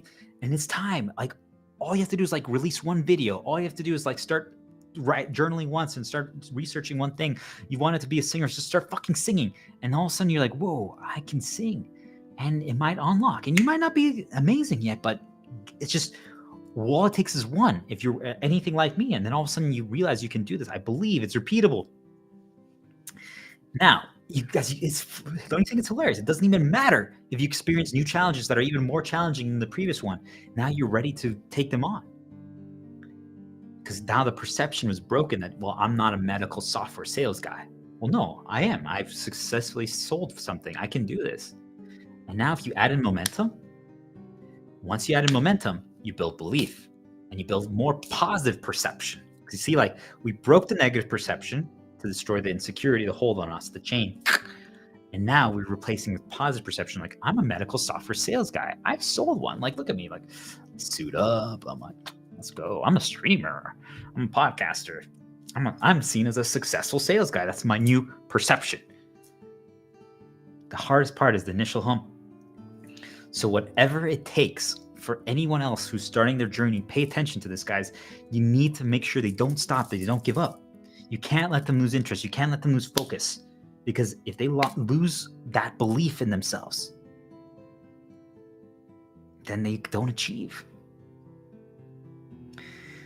One of my strategies for people who are thinking about how can I get them to believe when, like, it's too challenging, like they're just losing, is to tell them what's coming. Be like, oh, wait a minute. Oh my God, guys. After this part, it's my favorite part. You're like, this part is so cool. Like, what's coming up right now? Like, you guys, yeah, I can't wait for you to see this. Like, I know this part is kind of stinky. It's kind of sucky, but like, just wait, guys. Like, around the river bend, it's going to get really fun. Like, and I know you're not trying to make it seem like this current part's not fun, but you guys see, like, you're like, oh, my favorite part is coming up. We got this. And they're like, fine. I'm like, I just want to see this favorite part of yours. And you're like, okay. Try it out. You just can't let them lose interest. You can't let them give up. You can't let them quit. Don't let them quit. So one of the phrases that I want people to think about, this is my own definition. If someone else has defined it this way, please let me know who, because I want to meet them and have a conversation with them. What's a miracle? What is a miracle, guys? What would you say a miracle is? To me, I define a miracle as such. A miracle is rewiring old programming, going from impossible to possible. That's what a miracle is. So when someone's like, oh my God, it's a miracle. And I'm like, yeah, because old programming, basically think of it like code that made a computer not work, not turn on, got rewritten. There was a bug, or like there was like a typo in there, and we erased that typo. And all of a sudden, the computer can now turn on again. So it went from impossible. This computer is broken. It doesn't work. So now, wait, computer turns on. It is possible. It works. That's what a miracle is. People are like, oh my God, it was a miracle. But no one knows. Like, really, all it was is that we had to rewire that old programming that was broken. So think of it as like we are all computers that our code gets broken intentionally. That's why I'm fighting so hard to change this world, to rewrite the world narrative, to create a new world. Because right now we're surrounded by people and entities that are programming us. Literally, we're just constantly being programmed, by the way, just so that everyone understands. Like, just think of it as conditioning, brainwashing, whatever term makes you feel comfortable not having an existential crisis. But we're just being programmed by everything. And it doesn't mean it's a bad thing, right? You can program yourself to be better, to be good. Use their own tools against them. But they're rewiring us. They're reprogramming us to have negative perceptions, to have problems, to have insecurities, to have doubts. So what miracles can we achieve when we all believe? Yeah, it's because we're literally getting rid of all the old programming. That's why miracles are possible, because now all of a sudden people broke all that perception, that hold on them, that made them like, well, wait, I have to be a slave. I have to work 50 hours a week without a lunch break and for $8 an hour. Like, you guys see like why they don't want people to have all the information, all the knowledge. Like, think about like, why is it that in the United States, minimum wage is a certain level, but like in Mexico, Guatemala, Nicaragua, places like that, the minimum wage is like $2 or something like that. You're like, how's that possible? We're all human, we're all alive, we all have the same inherent value, we're all equal. How is that possible? It's because their programming, they think that that's what they're worth. That's their perception. Hey, I'm lucky to even have a job. That's my perception. So basically their government, their elite, the dark ones that are controlling that area of the world, of the game, of life, have a much stronger hold than here. But also, what's funny is that here in the United States, you could argue is that we have the worst hold of all. We're the most programmed and indoctrinated of them all. This is where the dark one actually lives. It has full control over the United States. Capitalism is literally its ultimate creation. Anyway, so we talked about spiritual entities in other streams and other recordings. And I'm not going to go deeper right now, but I want people to go back and check and listen to that stuff. So I've been guided by the light and the dark. I've embraced both sides. I've learned from both sides. I've studied both sides. I learned from them. I learned how to push people in unique ways. But the difference between me and them was that I combined it with empathy and compassion. I've learned how to use those tools to counteract the negatives of the power of suggestion, because really that's the game of how to code people. And it's through reminders, and it's just what I call the memory totem, and you just keep putting things to the top and you can like start reprogramming people that way. But I realized that, wait, that it doesn't have to be used as a manipulation tactic. It could be used as a tactic to break the perception that they have that they're not capable. And then they can figure out the rest for themselves. I'll just break their perception, make them believe, create a miracle within them. And all of a sudden now they think everything is possible. And I'm just like, have fun. Now you could say that's dangerous to make everyone believe that anything's possible. But I'm like, isn't that the most beautiful thing of all? So the key is easing people in.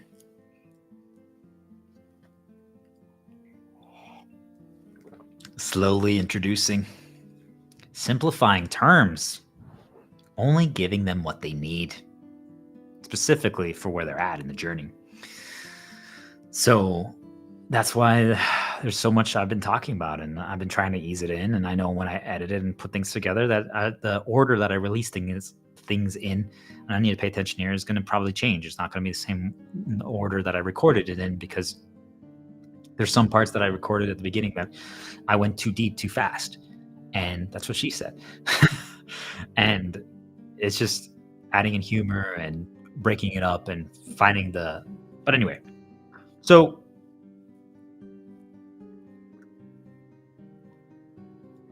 one of the things that I want people to think about is, and I know I'm probably have it here somewhere, so I don't want to get too ahead of myself, but a lot of people might struggle to get like their wife or like their mom, who's only ever like watched her home shows or things of that nature, very logical things, like get into like fantasy. Like, how do you get them into like Lord of the Rings or like the Hunger Games or Star Wars? And that's why I said you slowly introduce, but simplify terms. Only give them what they need. So the problem with fantasy, and it's the struggle that every author and designer has, is like, oh, how do you get more people, right? So in general, designers have gone down the path of, well, let's just make it easy. Let's make it give access to everyone. Like, well, you can play this game, for example, with your eyes closed. Like, it's so freaking easy. But you alienate people when you do that stuff like that. So instead, what I would encourage for everyone who's looking to introduce someone to new things, so I know today's challenge is, hey, I want everyone to get into video games. So how can you do that if you're someone who already enjoys them or is more willing to try something, and you're trying to get like your wife or like your sister into it who doesn't at all? Simplify the terms, but only give them the things what they need. So Lord of the Rings, for example, to apply it is, don't worry about the names. Like, they're like, oh, it's Rivendell and the Orcas and the Ukas and the Dukas and the Dakas. And I'm like, guys, just be like, it's the elf village, or it's the forest village and the human castle. Right now they're going to go to the human castle. People are like, but you're missing out on the world building, on the quality. And I'm like, we'll get there, guys. Like, you have to remember, for them, they've never viewed it this way before. They've never understood it or explored this type of thing. So if you just simplify it like that for them, they can understand it better. So, for example, for anyone who's played Monster Hunter, I got my wife into Monster Hunter. Super complicated video game, Monster Hunter World. And they definitely made it a little more accessible, but still extremely challenging. There's like 2,000 different things that you have to figure out. So my wife, she didn't need to know all the numbers and the names. Like, people are like, well, all like, just think of like a boyfriend trying to introduce his girl to something, and he's like, oh my god, you need to use the spirit stat and the dexterity, and then you have to use the clutch claw into the mount into the insect glaive. And people are like, what the fuck did you just say? So don't worry about the numbers, don't worry about the names, don't worry about the advanced tactics, especially if you can do it together. So designers, I highly encourage you, please continue to build things where we can play together. Cooperatives, the games are the way to go from now on. We need to design things where we can help people together. It's the way to go. So you can handle the advanced tactics while the person you're introducing to is learning.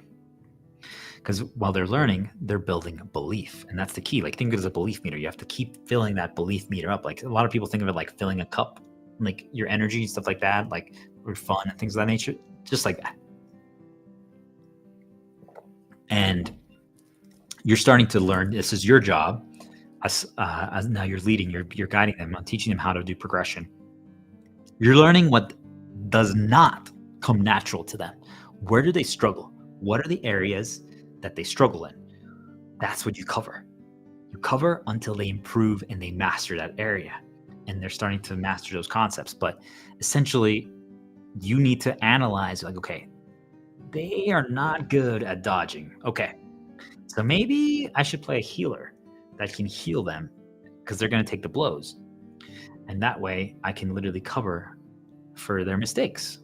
Now you could say, like, well, they're not getting the authentic lesson. You're like, okay, they're learning the other parts right now, and you're healing them until they get, and you're like, okay, hey, and you're like, I'm like, hey, and then you can start suggesting you can ease them in. Like, for that attack, I always like dodging left.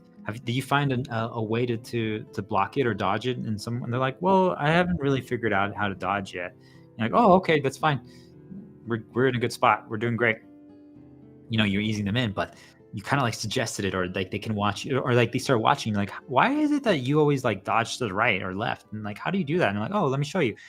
You guys see, like, you gave them time to start developing their skill set without making them worried about all the names and mastering everything, or like insulting them if they aren't as good as you yet. You're giving them time to build belief while they're learning. And this goes for everyone, like in companies, like when an employee starts a new job, like, you need to trust them, you need to train them. And this is why, like, the majority of sales leaders and leaders in general are absolutely horrible. And that's why I'm trying to teach you guys, is that you guys are doing it all wrong, like micromanaging and making people feel like they're shit. Like, come on, guys. Like, if you can't teach this, that means you are the problem. If you can't teach this, you manager, you supervisor, you CEO, you C-level executive are the problem.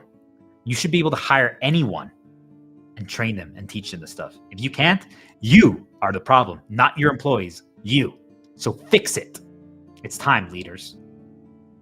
Time for some accountability. You guys preach it and preach it and preach it, but none of you fucking know how to teach. It's time. You can hire anyone. It doesn't fucking matter. Start hiring everyone. If we're going to continue to live in a society where we need to work, first of all, we need to change that. But until that does change, until we can break that, it's literally time to start training anyone. Anyone is more than capable of this. If you know how to teach, you know how to show them progression, you know how to build belief in them and break the perception, the hold that they can't. So anyway, as you can tell, I get fired up there. So proof that we can is the key. Proof that we are more than our perception. That's the key. You need to give them proof. And how do you do it? You need to give them time to see it. You're like, wait a minute, look, see, you did it. You're here. Look how far you've come. And all of a sudden they're like, wow, you're right. You're right. But the problem is that we live in a society where not only just the physical human beings around us, but there's literally dark entities that we can't even see that are manipulating things, that are constantly giving you the opposite reminder. Be like, do you remember when you couldn't? Do you remember when you couldn't? Do you remember when you couldn't? Do you remember this bad thing? Like, that's why I ask you, why are you okay? And I've talked about so many different theories about what could be going on in this world that we live in, but why are you okay living in a world where literally we are being constantly nudged and negatively reminded of that we can't, that our perception should be less than what we think is possible? If there's anything that should make you finally say, no more, enough, it's time to rewrite this world, it should be that we're stuck. We're stuck currently with stupid fucking dark ones that literally insist that we're less than. It's time to create some miracles by rewriting our old programming. Make the impossible possible. We're more than our perception. So, what is insecurity? Insecurity equals old programming from negative experiences. That is what insecurity is, flat out. Meaning that we must rewire or rewrite the code that is currently in us. The hardest part about that, though, about rewiring or rewriting, and for anyone who's done programming, they understand it, is how do you delete it without breaking the entire thing? It's not as simple as in a computer where you can just drag and drop it to a trash can. We're complex as human beings. If it was that simple that we could just drag and drop it to a trash can, like, ooh, that one insecurity you have about swimming in deep water, that's it. It's done, guys. Healed. If it was that simple, everyone would do it. So if we have love, so what is, I guess, let me rephrase that. What is insecurity's weakness? What is the dark one's weakness? Love. What does love mean? We're supporting someone. We're helping them remember. We're helping them build belief. And when we do all three of those things, support, remembering, and belief, by giving them time, we can create that miracle. And what is the miracle again? Rewiring old programming. And remember, insecurity, all it is just faulty old programming. Things that got installed in there from bad experiences. It wasn't supposed to happen, but it happened. But now I ask you, did it happen intentionally? And if you've been following along my videos and streams, you know that yes, they intentionally put that old programming in you. So now what I've been teaching you guys over all this time is how to rewire and how to rewrite the code. Now that you recognize and understand that it wasn't you, but that's what we're doing. It's progression. You've been progressing all this time and you haven't even realized it. So how do you literally, to become insecure, all it takes is one old belief that you have installed in you, one programming that we installed. Think of it like I installed an app. I don't know. I installed Facebook. And that Facebook app, that Facebook program fails. It just doesn't work for some reason. Like you turn it on and it just crashes or something, like the opposite happens. That is all it takes. The human, like as complex and as amazing as we are, we're designed in such a way that that's all it takes for an instant insecurity to be developed. Even if it was an accident, even if it was a fluke.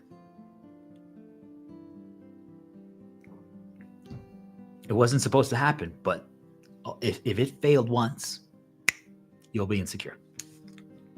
So now we're learning how to rewrite that. So this is why I ask you, is there anything else I want to say about that? Just really pay attention to that part, guys. Like, programming is extremely powerful, extremely intense. It's something that I can talk about for hours. And I just want people to understand that it's not you. You have to delete it, but the only way you can delete it is by rewriting it. And if someone can help you, it's super powerful, and you can learn to do so. That's why I'm encouraging people to start experiencing video games, learn something new, because when you start learning something new and you start learning with someone else that's supporting you, encouraging you, helping you remember, helping you believe, all of a sudden you realize, like, wait a minute, I can learn new things. It is possible. Now they believe in themselves. And then you're like, and I know I'm going to get to this, but then all of a sudden you're like, hey guys, look over there. And they're like, why do you want me to look over there? I'm like, do you remember when you thought you only could play on easy? They're like, yeah. I'm like, we've been playing on very hard. Oh, yeah, you're right. We have been playing on very hard. Oh my gosh.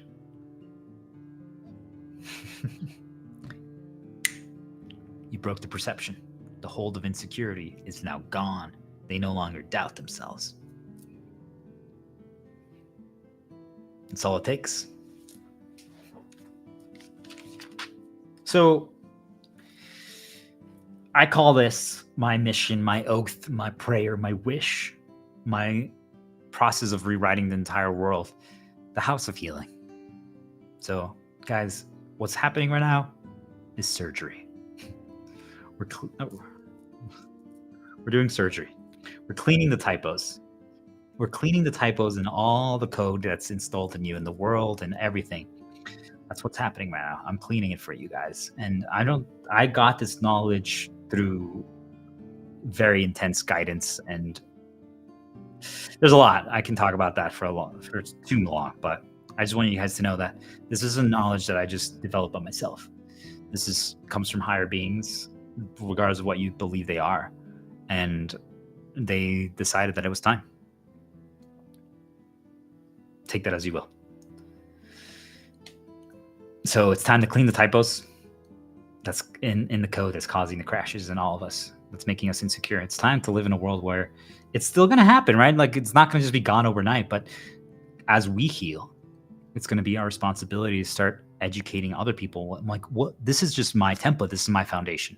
Now, as each of you start going down this path of learning progression, of learning how to create miracles and learning how to get rid of the faulty programming, you're going to have methods that work for you that I didn't talk about. And that is the key. You're going to reinterpret it. You're going to rewrite it for yourself. And then I ask you, please help the people around you. Help the people that are inside your castle. I say share it online, share it, or even just write it out, like make a book, make an art form of it, and start explaining it to other people. But most importantly, help yourself and then help the people around you inside your castle. Because if we all do that, it's going to reach everyone. And if someone doesn't have anyone, well, then that's why we're also posting it online, so that eventually we'll get to them as well. But how do we further healing? We have to, one of the key things that I talk about is move away from labels. But as we're moving away from labels, you can also use it as a tactic, as you're going to start to understand, like, the interesting thing about life, about how humans are programmed and coded, is that we can flip everything. Like, all the bad things can be flipped. And most of the things just don't matter. Most things aren't necessary. But at the same time, while we're getting to that point, like, think of it like that point is alignment. Think about that. That's the portal in distance. Once you get there, you don't need it anymore. But until then, you use it as a tactic. So rename it. Give it a different label. A different label, a different name to yourself, to the problem. It becomes different. The expectation, the battle is different. I call it, it's almost like the fresh island analogy. The Fresh Start Island analogy. It's a new attempt. Like, I haven't experienced this before. It's like, hey, you are afraid of heights. He's like, well, I'm afraid of looking down. Oh, that I looked down right now. That wasn't that. But you see, like, you can almost like trick your own brain. Like, you can re-indoctrinate yourself, reprogram yourself through simple tactics like that, and renaming it and putting a different label on it can literally change the game. It's really interesting. I don't think it's an absolutely necessary tactic, but I'm just giving you guys different approaches that you can use to help yourself. Whatever works for you. The whole point is, it's just getting to across the finish line. It doesn't matter how you do it, right? It's just you. The whole goal is to get rid of that insecurity, to break the perception, to break the hold that it has on you, and so you can start believing again, and so you can learn. Like, that's all it is. That's all it is. Whatever you need to do so, it's the game. But think about it, just renaming it, putting a different label on it, is the problem. For me, like, I didn't actually need that for pretty much all the things. Like, now that I think about it, I really didn't. But for a lot of people, I believe that it's going to be the key. Rename it. So here's the methodology that I developed a long time ago, but it still holds true. It's extremely powerful. So this goes to any problem, any situation. Step one is acknowledging it, that it's a problem, right? Like, hey, I was afraid of going in deep water because I almost drowned as a kid. And doesn't mean that the acknowledge step is, and then comes identify, is super short. Don't get stuck. Don't get lost, because if you get lost there, you're literally just going to cause yourself pain. You're going to cause yourself so many problems. So a quick acknowledgement, like, okay, that's a problem. Boom, that's it, done. Hey, a girl, my first girlfriend, she laughed at me. She thought my voice was weird. You're like, oh shit. Like, now you're insecure, or like you're a bad singer, and you're like, shit, fuck. Like, just a quick acknowledgement, boom, that's it. Then you identify. So when the identify step, there's two steps. You can do A, which is you either accept it, be like, okay, well, my voice is weird, and you do nothing about it. And that's fine. You can accept it and do nothing about it. You're making peace with it, but there's no progression. Now, if you choose A, you can't, it's a choice. It's the proof of choice. You don't have to do anything, but you can't complain then. If you don't do anything about it, if you don't fight, if you don't choose to try to make it better, to get rid of that faulty programming that's in you, then that's that. But I ask you, why are you okay with that? Why not choose B? Progress. Attack it daily. And maybe not, some days you might have to take a break, but you find support, and it could be your own support. It literally could be your dog, it could be songs, it could be music, it could be me, it could be encouragement from anything. And that's the hack. I call it the lean on me method, right? Find someone to lean on. And for me, what I've realized is that there's light spiritual entities, or a goddess, or whatever you want to call it. You're gonna, as you spiritually awaken, you're gonna develop a relationship with your guide, with your higher self, or whatever it makes you feel comfortable. And I highly encourage you to develop the lean on me method with them. Teach it to them as well.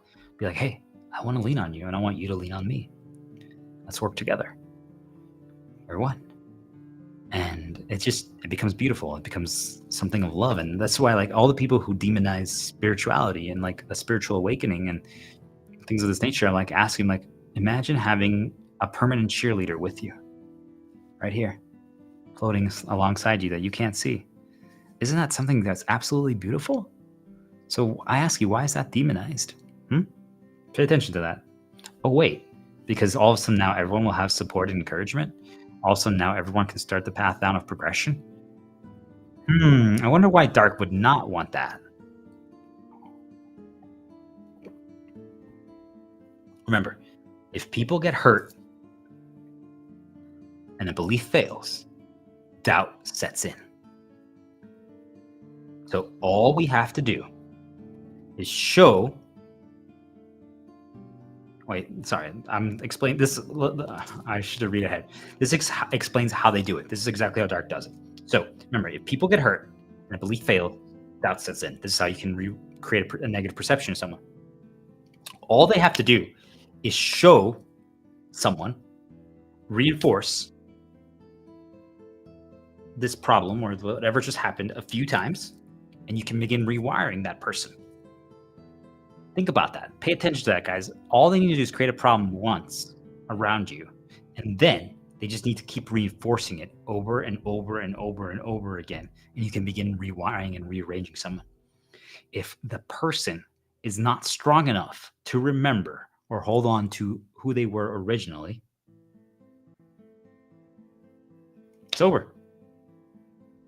This is how literally the exploiters on the top of anything, the food chain, corporations, dark spiritual entities, the dark one himself, this is how they do it. This is how they create an abusive, negative system to control you. This is how slavery, worth, value, all those issues were created like this. You literally just show them one thing, like, you're not worth it. You're a terrible worker. Like, oh my gosh.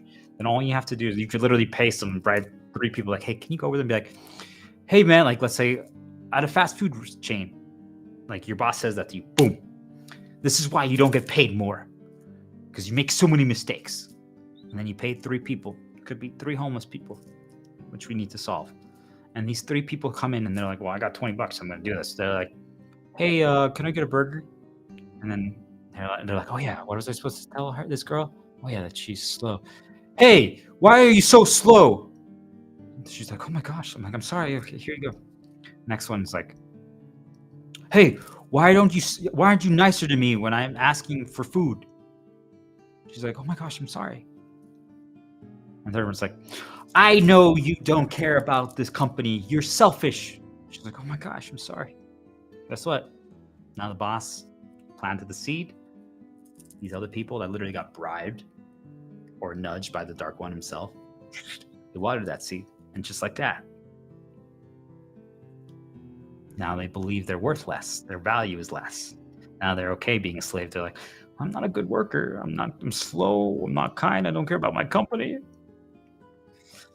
Maybe I really am beneath my boss. They're worth more than me. They know more than me. You see how easy it is to create a perception in someone? All of you who are currently a slave away for your bosses and think and worship them, or a celebrity, they created a perception in you that they're worth more than you. They're not. That's the key. They're not. No one is worth more than you. No one has more value than you. If you believe that, it's because they created that perception in you. They rewired you. They installed that code in you to make you believe that. And they reinforced it. So now it's time to break the chains once and for all. All of you are going to realize that not only do you have more power than them, because you didn't have to rely on such tactics, they did. It means that no one ever has to listen to anyone else ever again. You're free. Let chaos begin.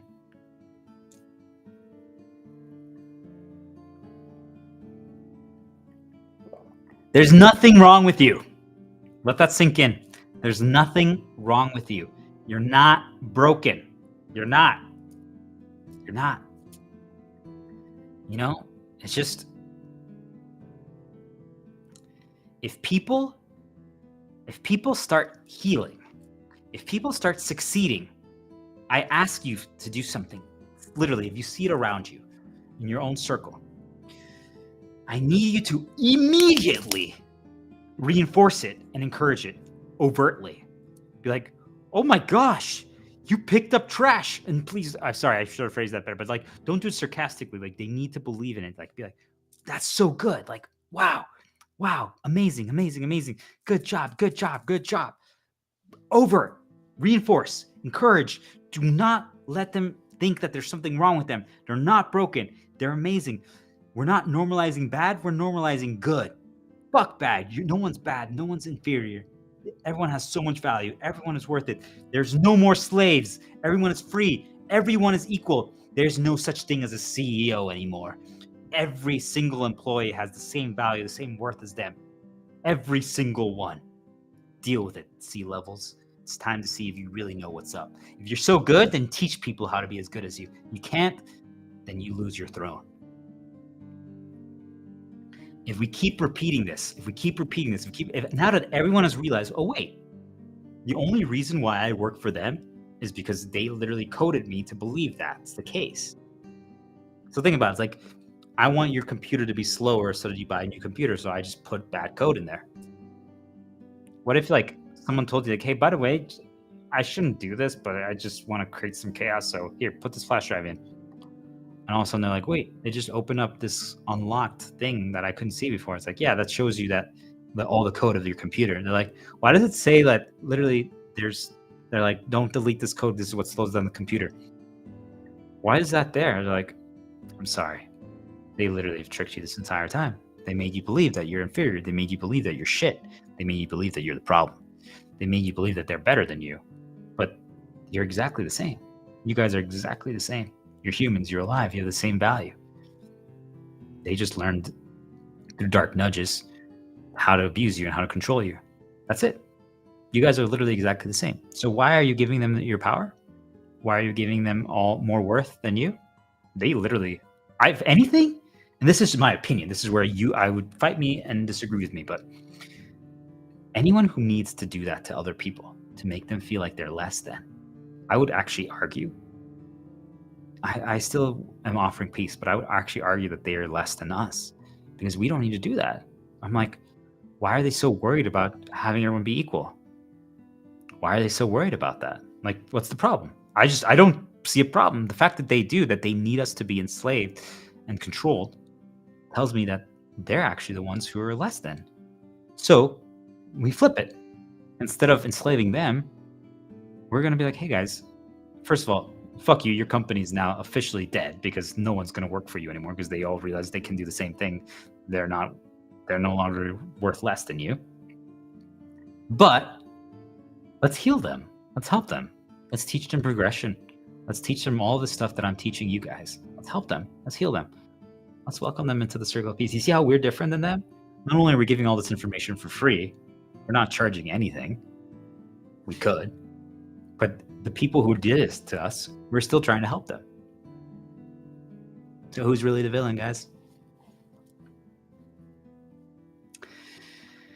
If we just keep repeating this over and over again, and we keep destroying every single excuse that someone who's been indoctrinated, who's been rewired to not believe in themselves has, all of a sudden, things break. You have to beat up their bad beliefs. They're like, oh, I can't play games on hard. I'm not a good singer. I'm like, no, you are. You're a great singer. Are you kidding me? Do you remember when you sang this song at this place? You're like, what? No, that's because no one else was singing. No one would have had me sing if I wasn't. No, I'm like, are you kidding me? People wanted to hear you sing. You made everyone happy. You made everyone laugh. Like, you're amazing. So you start normalizing talking about good things. You start normalizing it. So for example, like, let's say, I don't know, like you have a friend who was over sheltered and literally was like indoctrinated to believe that talking about girls or hitting on girls is like crude behavior. So you're just like, dude, that girl's pretty fucking hot, huh? And all of a sudden he's like, oh my God, don't say such things. But you keep normalizing, and all of a sudden he might, like, you're watching a TV show together and all of a sudden your friend's like, dude, that girl's hot. And you're like, whoa! You're like, and that's just an example, right? So it's just literally because they were coded in such a way that they didn't have to think about those beliefs, or they didn't have that, right? They didn't grow up with it. It's all about coding. It's all about rewiring the faulty code that was installed in us intentionally, by the way, by dark, either humans or spiritual entities that are trying to fabricate scenarios, create insecurities so that they can cause traumas and triggers to drain your energy. So what is the lean on me method? A little more in depth. Remind them of your experience at the same point. This one's key. You know, again, we're talking about normalization, making it normal, but you're making it normal to go through what they're experiencing. So if this is like, using the video game analogy, right? If this is the first time that they're playing something or they attempt something, you're like, guys, do you want to know my first attempt at what you're doing right now? I couldn't even shoot straight. Like my aim was so bad. Like when I like the very first time I played a video game, there's like this. It was the first Super Mario Brothers, and there was this dinosaur that like shoots out eggs. They call it Birdo, and just kept shooting. And I was a kid. I didn't know better, but I literally thought. So just so that everyone knows who like I can't play games. It's not for me. I'm a pro now. I'm an expert. But I literally thought I'm like, well, guys, I don't know how to dodge this monster. Like she just keeps shooting out eggs. You know what? Let's go have lunch. My mom called me for lunch. I'm gonna wait it out. Eventually, she's gonna stop shooting out eggs, right? No. Came back. I'm like, why is she still shooting out eggs? Why is she getting tired? I literally thought that's how it worked, right? And maybe now it does work that way. Maybe that is a valid strategy. But you guys, that was where I started. I died to everything. I got hit by the first in Mario, the first Goomba, the first enemy. Like I fell in the first hole. And people see like me now, like I'm like speed running through that level in like 10 seconds, and they're like, "You're too good." I could never be like you. I'm like, hold on. When I first started, I died to that first enemy. Hold on. I fell in that hole right there that you didn't. You already are better than me. Like the first time I played, I died in that spot and you didn't. You're already in the same point. Like you have to be able to basically pause, bring yourself back to your original status, and remind them of how you compared in that moment. Like for sales reps, like if you're a sales manager, a boss, or executive, instead of mocking them and making them feel bad, you're like, okay, my very first time selling, like literally, like let's say in the medical aesthetic device industry, like surrounded by beautiful, like I was a kid and I didn't have a girlfriend yet. And I was like paralyzed, like looking at this girl's eyes, and I froze and I lost the deal because they're like, you're weird. Why are you just staring at me? Dude, you literally just talked to her and like, great. I know they didn't buy, but you actually presented everything and had a conversation with them, and you could ask questions back and forth. You're already 900 times better than I was in the same point. Keep it up. And they're like, wait, what? Really? Because the majority of people struggle to conceptualize that there was progression that happened that got you to this point. Like I'm here, but they only see this. They don't understand that there was this whole climb that got me here. And I'm telling you, like anything, like wherever you're at right now, like truly in everything, like understanding the spiritual awakening, understanding progression, understanding video game, understanding math, understanding sales, understanding public speaking, understanding anything.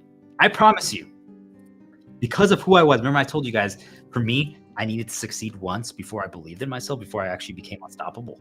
So I always essentially created insecurities in me. I always thought I was shit, even when I wasn't. I always made myself shittier than I was. That's just who I was. And maybe I got indoctrinated to become that way.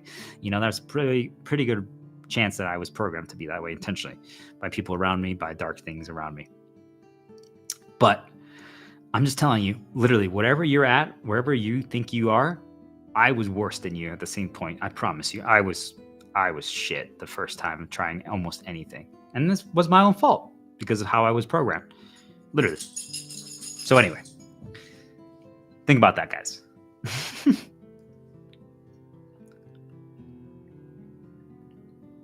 So how do we rewire the faulty code, right? When you are rewiring the faulty code, there's always the belief that there's something wrong with you, or this always happens when I try this, right? We have to break that perception in them. And I already talked about that in depth. Like you should have seen me first time. See, like I got the same things that I already talked about. I'm so good. Look at that. Now I can say that to myself, right? Look at that. I hadn't even read this, and I talked about the things that. So you should have seen me the first time when I attempted this. My first time selling. Yep. So the goal is you need to tell them a mistake or something that makes them realize you progressed. That's the key to the lean on me method. Either tell them a mistake of yours that you made. So basically you're humanizing yourself in a way, but really it's just, you somehow need to just make them be like, oh, progress. That's the key. It's undeniable. Because now you have to make them believe that progress is the game. And how do they believe it? Because they see you like, wait, if you have like video or picture, it works, but it's not necessary. It's the truth. Like everyone thinks that you need like the before and afters, like weight loss. It's not. It's really not necessary. You can explain things to people in such a way that they comprehend it, and they're like, okay, wow, you really were like not good at that part. You know, like you're like, hey, do you understand like this part? Like I used to burn all my eggs, or like I used to overseason. Literally, I still do, by the way, a lot of the time. Like, you just need to make them realize, like, wait a minute, and now that egg that you made was absolutely delicious. Wait, you used to be afraid of like dating girls, and you got married and had a kid? Like, what? Like, yeah.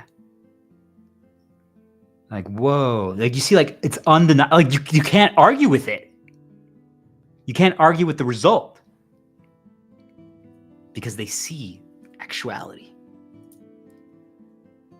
It makes them believe that it's actually possible. So,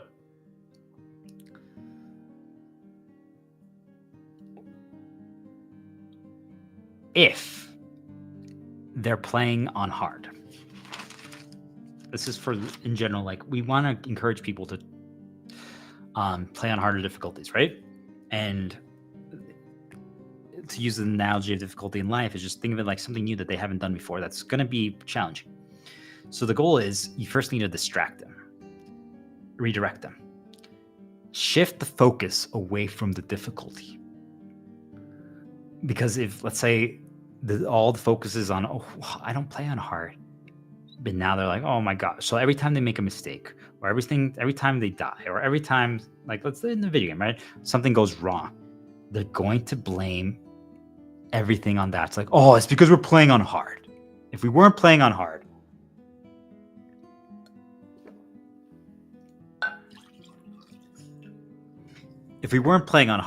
then everything would be better.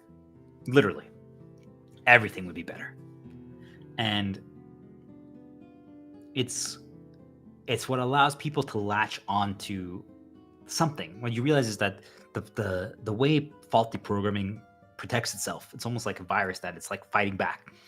The way it fights back is it tries to latch onto a scapegoat, a victim. And no, not happening. It tries to latch onto something like that. And you can't let them. Do not let them have a scapegoat. Do not let them have a victim. And it doesn't mean that they're wrong, right? Like, hey, they wouldn't have died. They wouldn't have made that mistake if they were playing on an easier difficulty. You're correct. But you can't let them blame it on that. You can't let them latch onto that. Because then there's just no more progress. If there's no progress, then you can't reprogram them. We're trying to reprogram them for their good. We're trying to create a miracle. But remember that, guys. We need to, the goal is continuous progress. So anything that gets in the way of progress is the enemy, is the devil. So do not let them get focused on the difficulty. Remember, it's perceived. Redirect, distract, shift to something else. So how do we help them if it's needed, right? You can't let them completely ever fall. If they fall 100%, it's over. So think of it like a stick or like a tower, and it's starting to fall. Like this pen. And right as before it's about to fall, you catch it. You break fall with your hand. The lean on me method. Remember what we talked about? Right? You remind them of your first time doing it. You remind them of, hey, this situation. Show them undeniable proof of your progress. That's the way you can break the fall, because sometimes just catching them is not enough, right? They're like, well, that's easy for you to say. And they're not wrong, right? Like, you've already made the climb. You've had the progression, but you need to remind them of where you were. You fell as well, but you got back up. How many times? This whole journey in delivering all this message, I would say I've probably fallen over 500 times since I've started the Star Diplomat. Easily. More than that. Every day. I would say I've almost fallen every single day. And that's intentional by dark entities. They don't want this information being disclosed. But truly, I would say that I've almost fallen every single day. Do with that information as you will. So if they fall completely, if someone falls completely, now you can literally, that an insecurity can be created from that. And that's the worst thing that could happen. Like, you don't want a new insecurity to be created, where the whole point of this is to try to eliminate the perceptions that are creating those insecurities. That's the whole goal. So if you let them fall completely, because again, remember, dark is going to be nudging them, especially anyone who's trying to break free, they're going to be attacking viciously. And if we're going on a more physical level, not metaphysical, think of it like all the exploiters, all the slave masters, all those people. They don't want you catching on to what's actually going on. So they're going to try to bombard you with negativity. They're going to try to make you have fear, to scare you, to cause these situations, because they want you to fall, right? They want you to remain with faulty programming. But if that happens, if the fall happens, you have to wash and clean the situation immediately. Think of it as like you got dirty. Like all of a sudden, like you're walking by and like you walk underneath a balcony and there's a dog sitting there, and like all of a sudden like poop fell and you're like, oh my gosh, like no. What do? You're just like, oh, it's okay. No. In this hypothetical scenario, that poop seeps in, the insecurity is created. Immediately it has to be washed, it has to be cleaned. And how do you do that? With a conversation. An immediate conversation to remind them of who they are, what they're good at, that they can believe, how far they've come, lean on you, all the things that we've talked about, right? You need to snap them out of it instantly, immediately redirect them to positivity, because if you don't clean it right away, the program, the code is now installed. Think of it as a virus. It literally installs the insecurity, the faulty programming. So think about it as we're walking around, like every sound, everything we experience through our senses, everything we see, everything we hear, everything we taste, everything we smell, everything we touch is code. And if was intentionally a trap and it's poison, and we're like, oh no, if you don't wash it right away, you're now got a bad faulty programming installed in you. Now someone can be like, hold on. Don't listen to that stupid girl saying that like you have a terrible voice, that you're a bad singer. Hold on. You grab their hand and you just literally wash your hand. They're like, you're a great singer. Hey, let's sing that. You want to sing Heaven's Eyes? Da, da, da. And all of a sudden they sing and they're like, yeah. And then a random person walks by like, wow, you two crushed that performance of Heaven's Eyes. They're like, hey, you see, like you literally blocked insecurity from being created. Just like that, guys.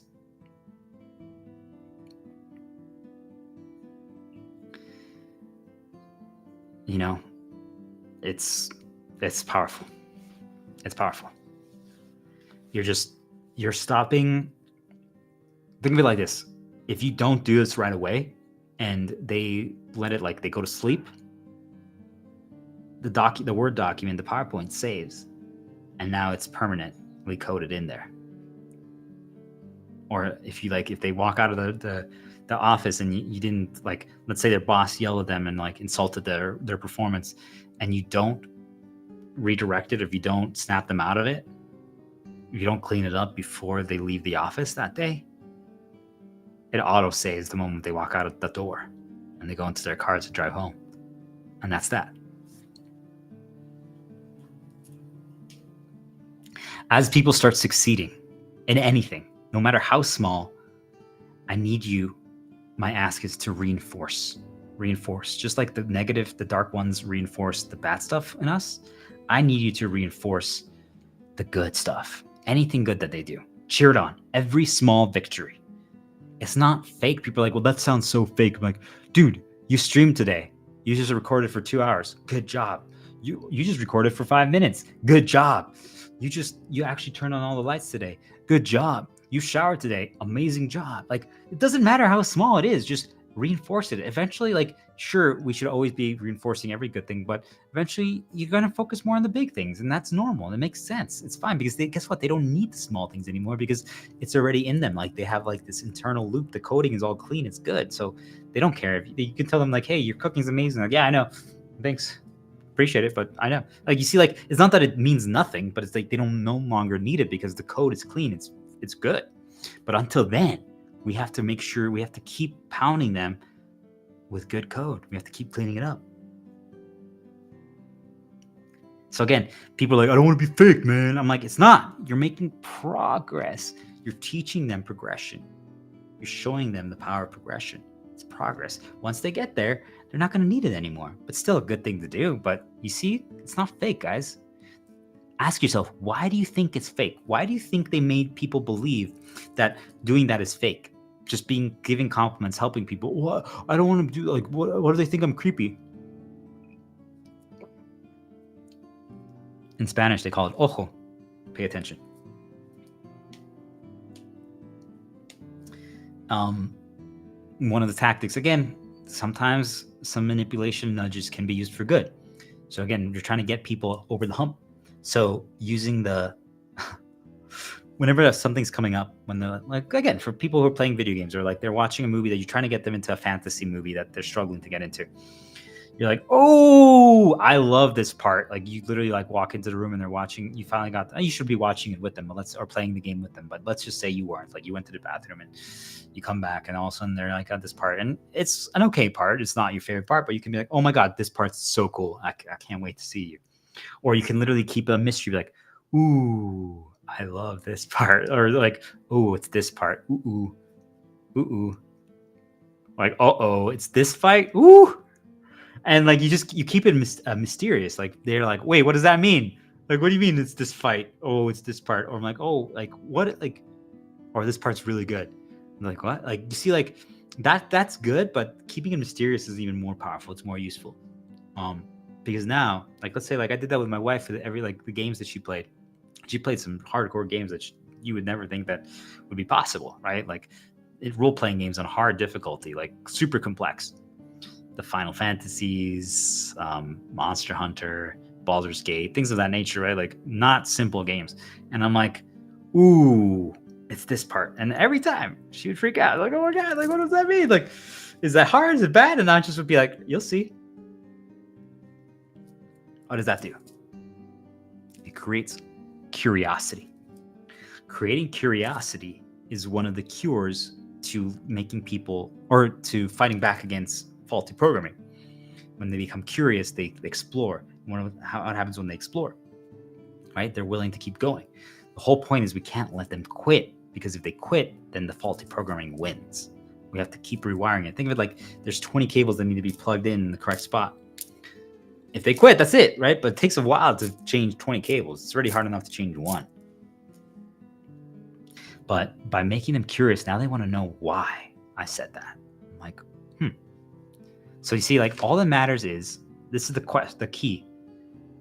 The key to remind them, if someone is struggling or someone's hesitating, is all that matters is, are we progressing? Are we moving forward? Is the story, are we farther along the story than we were yesterday or in the game? Then who cares about anything else? It doesn't matter about our performance. Oh, but we're not playing optimally. Who fucking cares? It doesn't matter. You don't need the best car. You don't need the best gear. You don't need the best sword. You don't need the best shield, the best armor, whatever. It doesn't matter. It doesn't matter. The performance of the product, like even this is a reminder for myself. This doesn't have to be the best thing ever. Like, as long as we're moving along, as long as it's being released, as long as the video is being produced, like, that's all that matters. And every industry has lost their way, and especially as this obsession with graphics. And now I realize it's all Dark One's influences, but it's about just, you can have an incredible experience without perfect graphics and all these things. Like, as long as we're moving along, as long as we're communicating, it doesn't matter. It's progression. The whole key to everything is progression. We need to advance. We're flipping it, right? So now I challenge you. How far can you go without upgrading anything before you get stuck? How far? And this is in a video game. Every video game you play, no upgrades, no nothing. I gotta do this more often too now again. And in real life, in your job, in everything, just how long can you go? How far can you go without any upgrades before you get stuck? And you're gonna see, like, when it gets too hard, when you start failing or dying, or like there's a lot of problems, okay, maybe it's time to upgrade. Like maybe there's like pain, like, hey, I'm getting back pain, I should probably upgrade my chair. Okay, got it. There's nothing wrong with that. But this is how you achieve ultimate growth. This is the solution.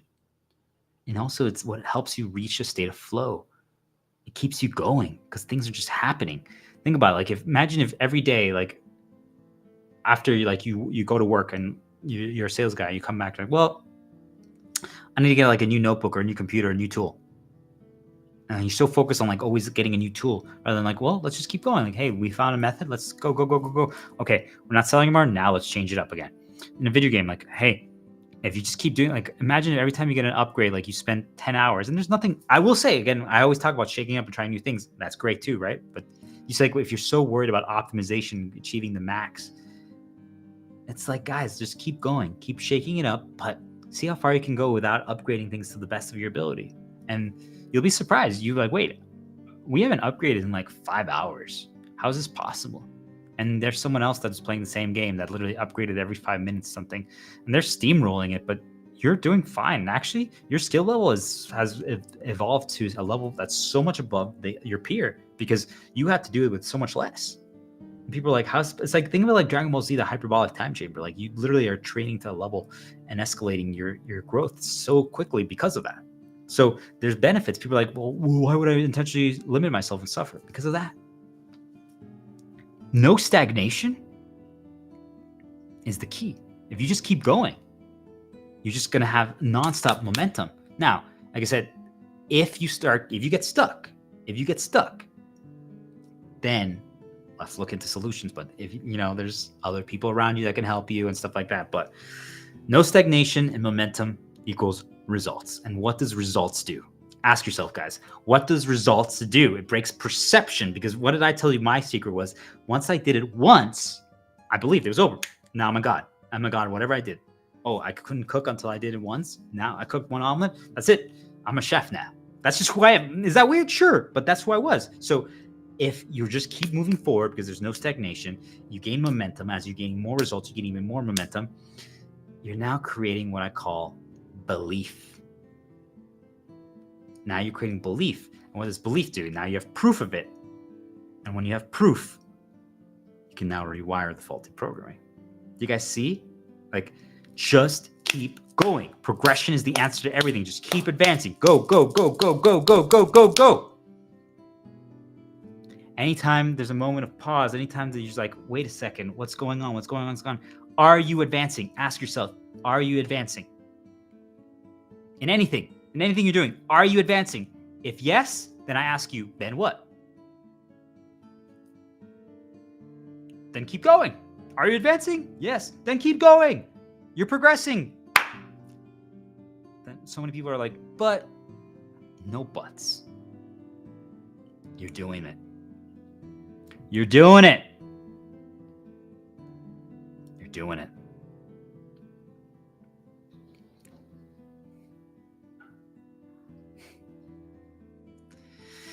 So, the reframe. What's the reframe? The reframe is making you realize what's actually happening. You're doing extra hard mode. You're doing extra hard mode. You tell that to someone, right? Like, because they said, but we're not playing optimally, right? We're not upgrading. We're like, that was such an ugly win. Like, we defeated that boss, that challenge we barely won. Like, that's not good. Or we barely sold a client. Like, they were going to like walk away like 10 times. But I'm like, but did they buy? Like, yes. I'm like, we were just doing extra hard mode. So now people view it differently, right? Oh, so we won even though we weren't playing optimally and we still succeeded. Wait a minute. We won with no tools, We haven't upgraded in 10 hours. Yeah, it was kind of ugly, but we won. And we still succeeded. Wait a minute. Imagine if we actually played optimally. Imagine if we would be upgrading. Imagine if we would be doing this mission with fucking millions of dollars versus zero money spent as we're doing now. You'd be flying through this. So now you tell them that with like watching. I'm like, what? You're understanding Lord of the Rings and you never watched fantasy before? I'm like, look at how amazing you are. Like, I couldn't understand this, and I like grew up with a family that was obsessed with it. Like, do you guys understand? Like, this is so cool. Like, look how far we come in this video game that we're playing together. Like, let's say we're playing Remnant 2 together. And like, we haven't upgraded in so long. We've been doing this, and look how far we've come. And we're playing on the hard difficulty too. Imagine if we actually like played on an easier difficulty and we trained and we got all the stuff like that. Like, whoa, like we could be playing better. We could be optimizing, and we're not. We're just continuing going. But just imagine if we did. So now by doing that, by saying the question, the reframe, right? Imagine if we did, but we aren't playing optimally because we want to just keep going to have momentum, no stagnation. You planted a seed. Now they're curious to improve. You created curiosity within them to improve. You're like, wait a minute. So how could I actually become better? Like, how could I dodge like that, like you? Or like, wait, what weapons should I upgrade? Like, or how do you sell more? Like, how do you get a client to be interested to like trust you to go out to dinner after just talking to them for like 10 minutes? Like, I can't even get a 15-minute lunch with the doctor, and they just use me and abuse me for free lunches. Like, they're going to start asking questions. All of a sudden, the people that you were guiding, that you're teaching them how to progress, are going to say, well, how do you do that? Why do you do that? And when they ask that, that means that they're ready to learn the next thing. Or if you're watching them, if you're guiding them, if you're the observer, now, if you notice that they've mastered one approach, so for example, like for people who are familiar with like Monster Hunter, that video game, if like you can like mount a monster and like think of it like almost like a horse, like, right? You get it under control like a wild horse. You see that they've mastered that. And that's all they want to keep doing. Like all they're doing is taming that one horse over and over again. You're like, well, how about this time we try practicing trapping things? So now let's practice traps. And they're like, oh, okay. So you see you're easing them in. Like, well, how do traps work? Like, watch this. Because you've been doing it for them. You trap the monsters and they're like, oh, wow, that's really cool. And I'm like, whoa, okay. I'm like, wow. And then remember what I said, you reinforce it. So I'm like, hey, you just encourage them to try only that one thing right now. I'm like, hey, right now, let's just focus on trapping. So now that all of a sudden the monster, the enemy, or the bear, whatever in real life or in a video game shows up, and like they put the trap down, and it might have not been placed in the good spot. You know, it's their first time trapping. So it's like, okay, whatever. Don't say anything. Don't criticize. There's no reason to, right? Remember, you remind them your first trap. Like, oh my God, my first trap, literally, I used it on an enemy that was immune to traps. They literally just destroyed my trap, and traps are expensive. Can you guys imagine? At least your trap got something, even if it was like the wrong enemy. It got something. Mine didn't even work at all. So you're already better than I was. Good job. You're amazing. But you just keep working on learning how to phrase that correctly, guys. But they get the trap, and I'm like, you're like, whoa. I'm like, was that your trap? They're like, yeah. Did I do something wrong? And I'm like, no, that was freaking amazing. Like, that was literally exactly at the correct time that we needed. Like, that trap saved the day. That trap is what got us the win. They're like, wait, really? I'm like, yeah. I'm like, oh my God, you're a professional trapper. Look at you. I'm like, I'm not trapping anymore, by the way. I'm going to give you all my traps. Like, literally, like, you're now the trapper. You cool with that?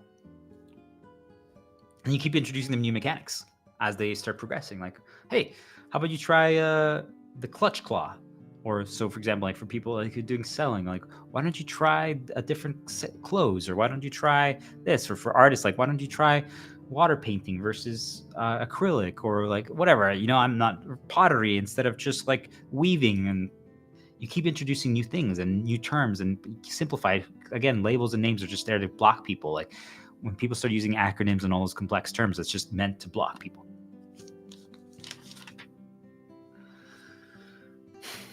So one of the things that I highly recommend for everyone is, while you're trying to encourage people to continue progression, is list potential outcomes to make them realize that something is not scary, even if it actually is. So one of the ways that I would phrase it, just as a suggestion, you make it your own. What good things are we afraid of happening here? So us all learning about progression and learning to no longer be slaves and all quit our corporate jobs and all this stuff and create a new world where we're not tied to money and slavery and divisions. What good things are we afraid of, like, could happen if all of a sudden all of our survival necessities were taken care of, where we don't have to worry about paying for rent or mortgage because everyone deserves to have a house and a safe castle to live in? If we know that we're going to be fed and we know we're going to have water, if we know we're going to have heat, electricity, light,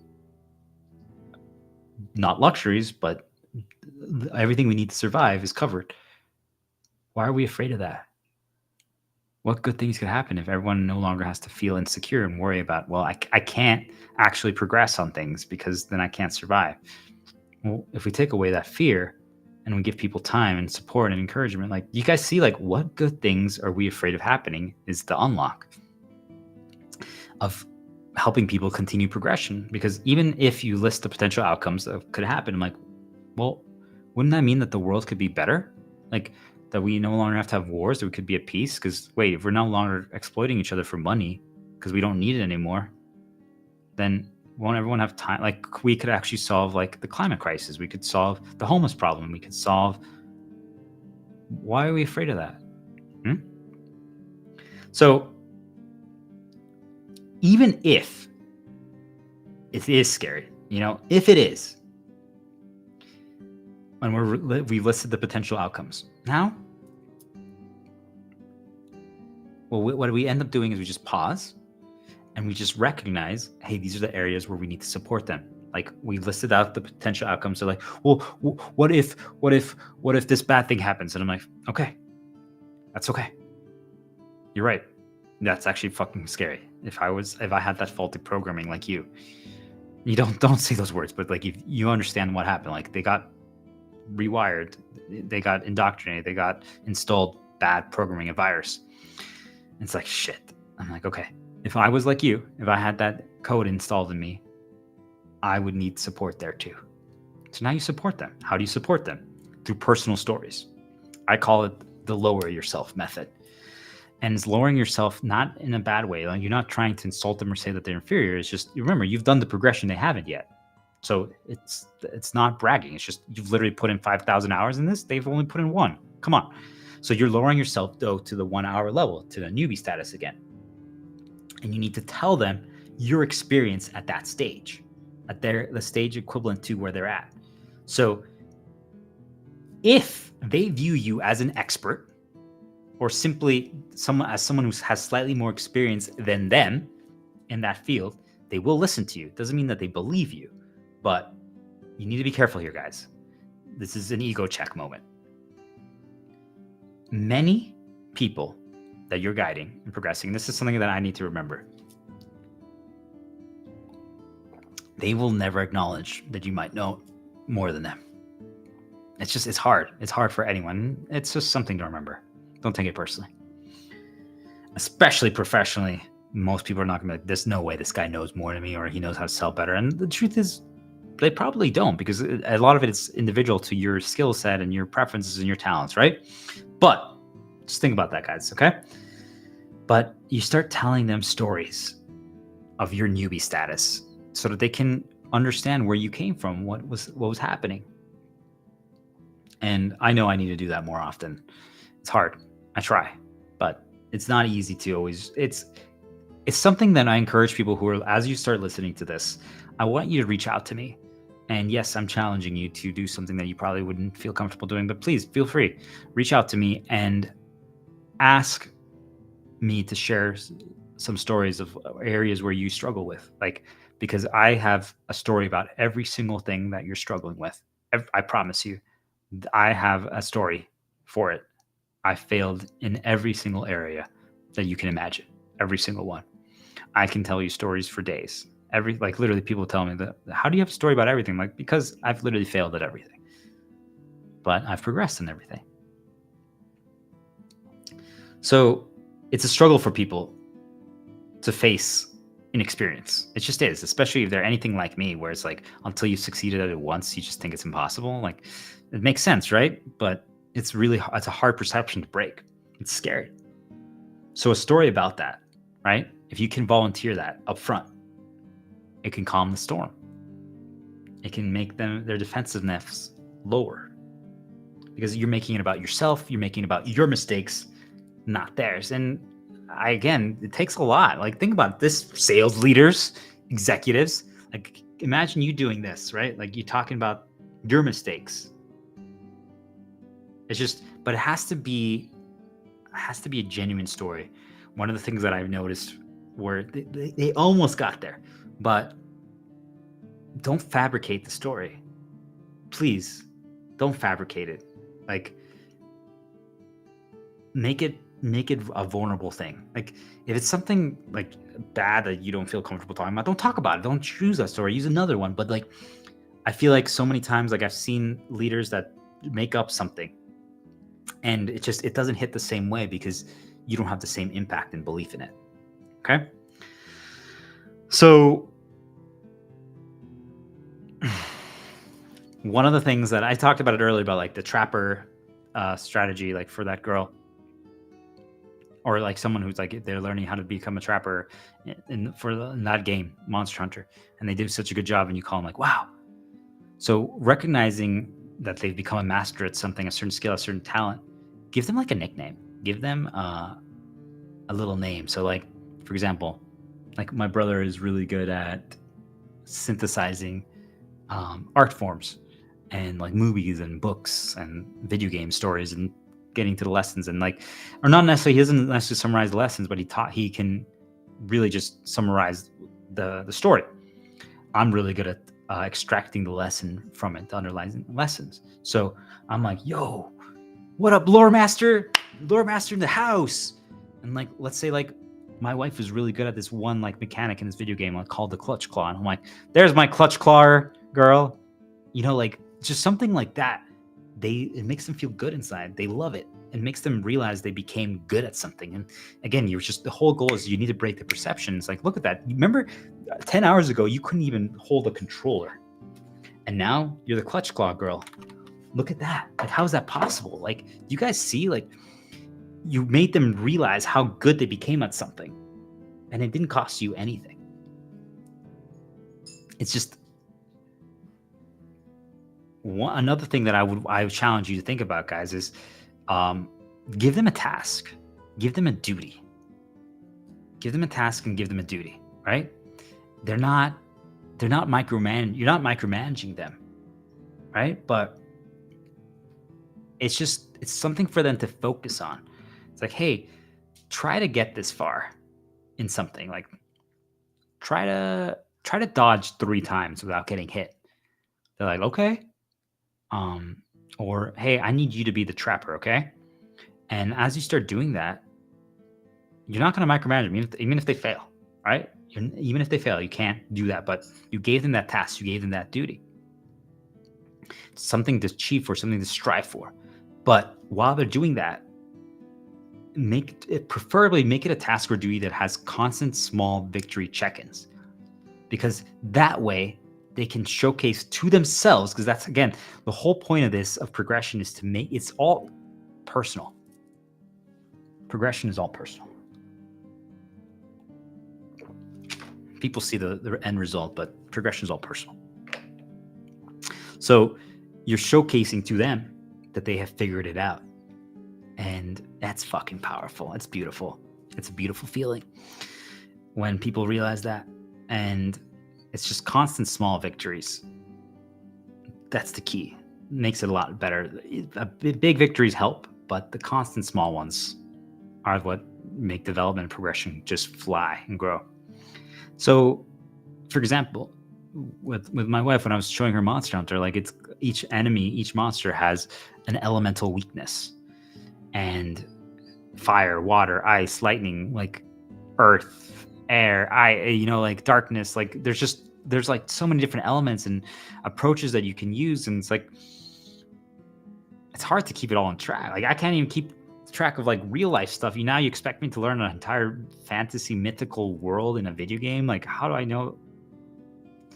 So then all of a sudden you're like, hey, what is that one enemy? You know it. And I know people are going to be like, well, that's manipulative. I'm like, just understand what the end goal is. And if it bothers you, don't do it. But think about, you're literally helping someone not only develop belief in themselves, learn progression, destroy insecurities. If that's literally being evil, then I'm evil then.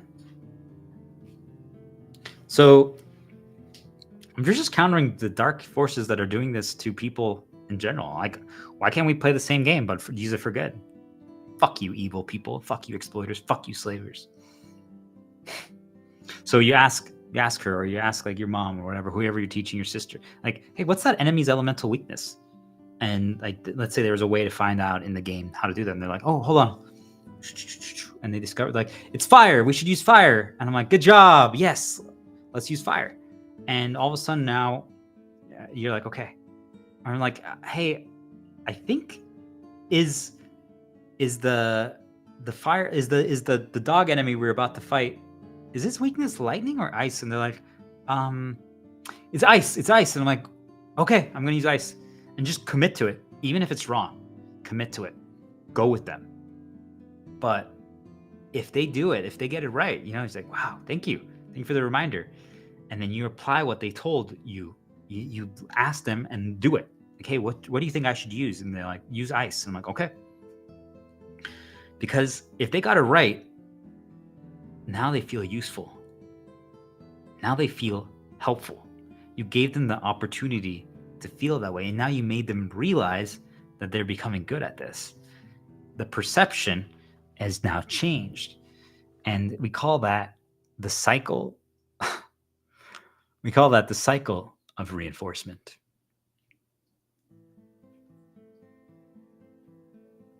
Remind them of progress by dropping bombs on them.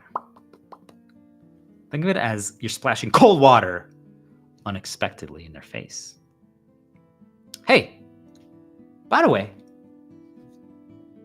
I just wanted to say this really quick because, like, we actually have some downtime right now, but do you remember that we're currently playing this game on hard?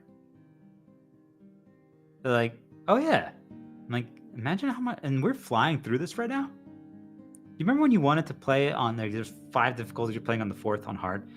Remember when you wanted to play on easy, the 2nd difficulty? Imagine how much easier we're already, like, honestly, we probably should be playing on very hard. How much easier would it be on easy?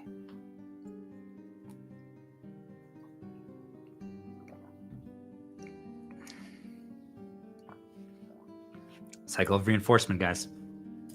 Or you make it seem achievable. It being whatever you're working toward, while offering suggestions. It doesn't matter if you do it. Hold on.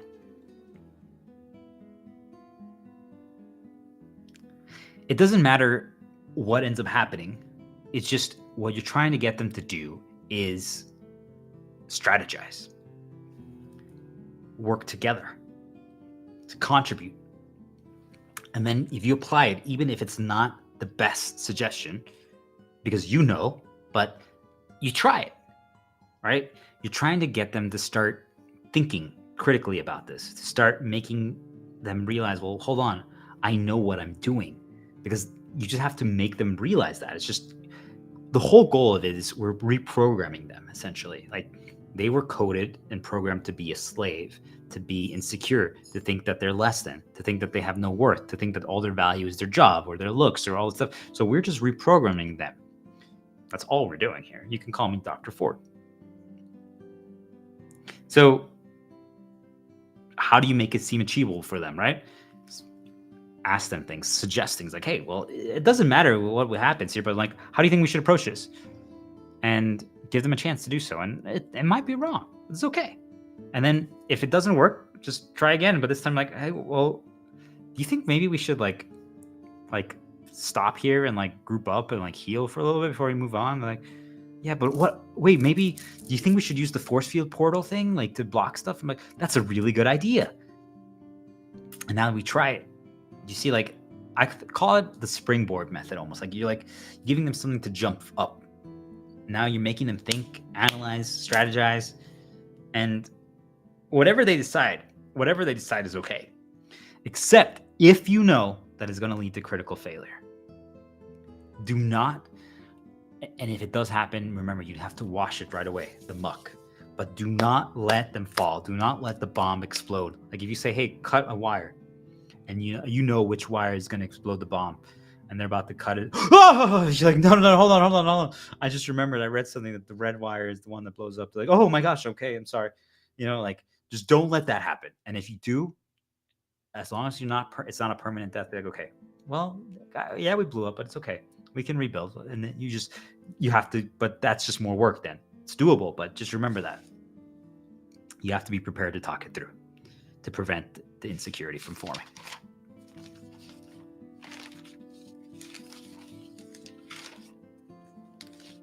We're almost done. I mean, we got more to go. I'm just going to take a quick pee break. I'm not going to stop because if I stop, it's going to be bad. Just quick pee break.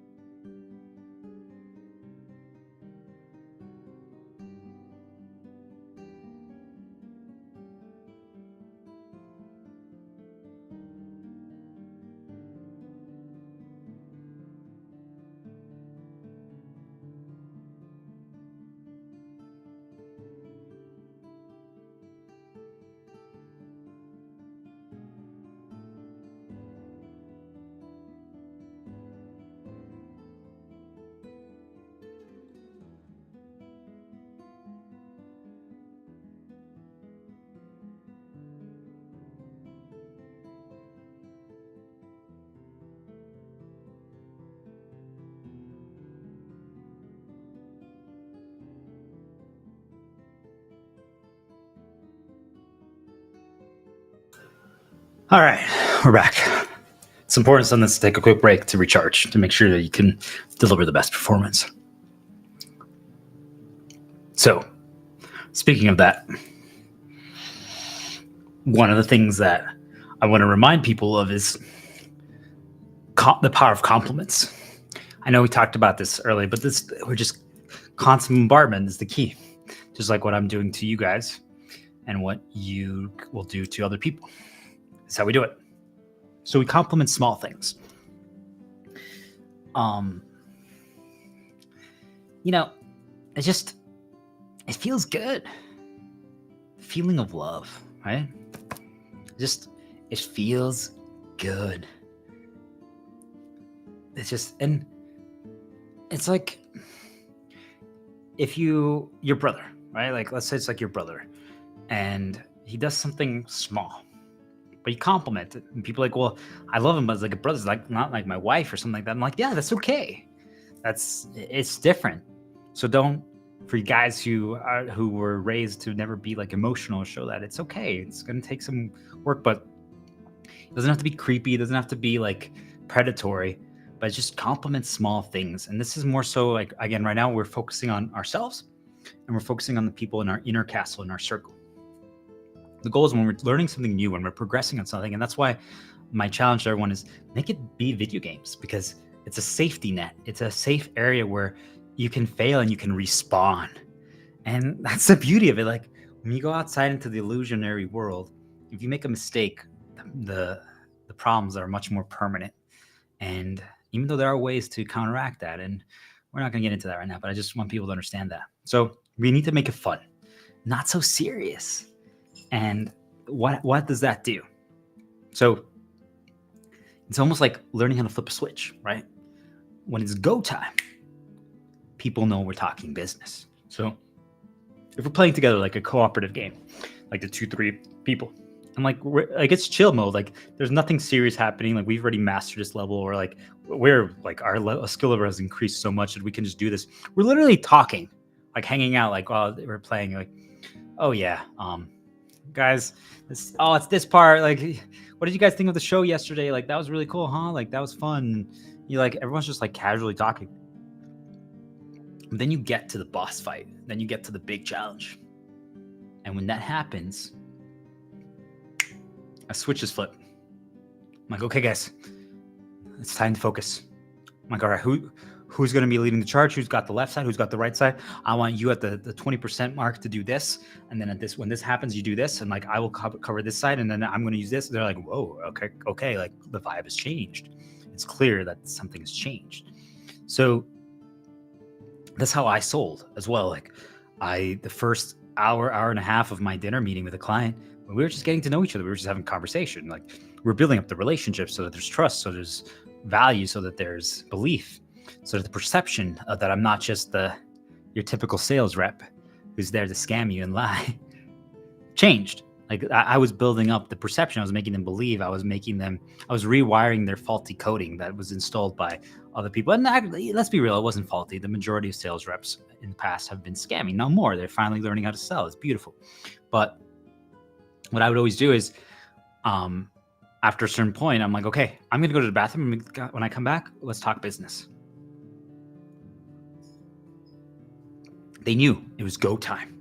It was at that point it became serious, and then all of a sudden, like, whoa, like all of a sudden, like your face changed, like your vibe changed, like you're not joking around anymore. Like, yeah, of course, we're here to talk business. Like, let's get this done.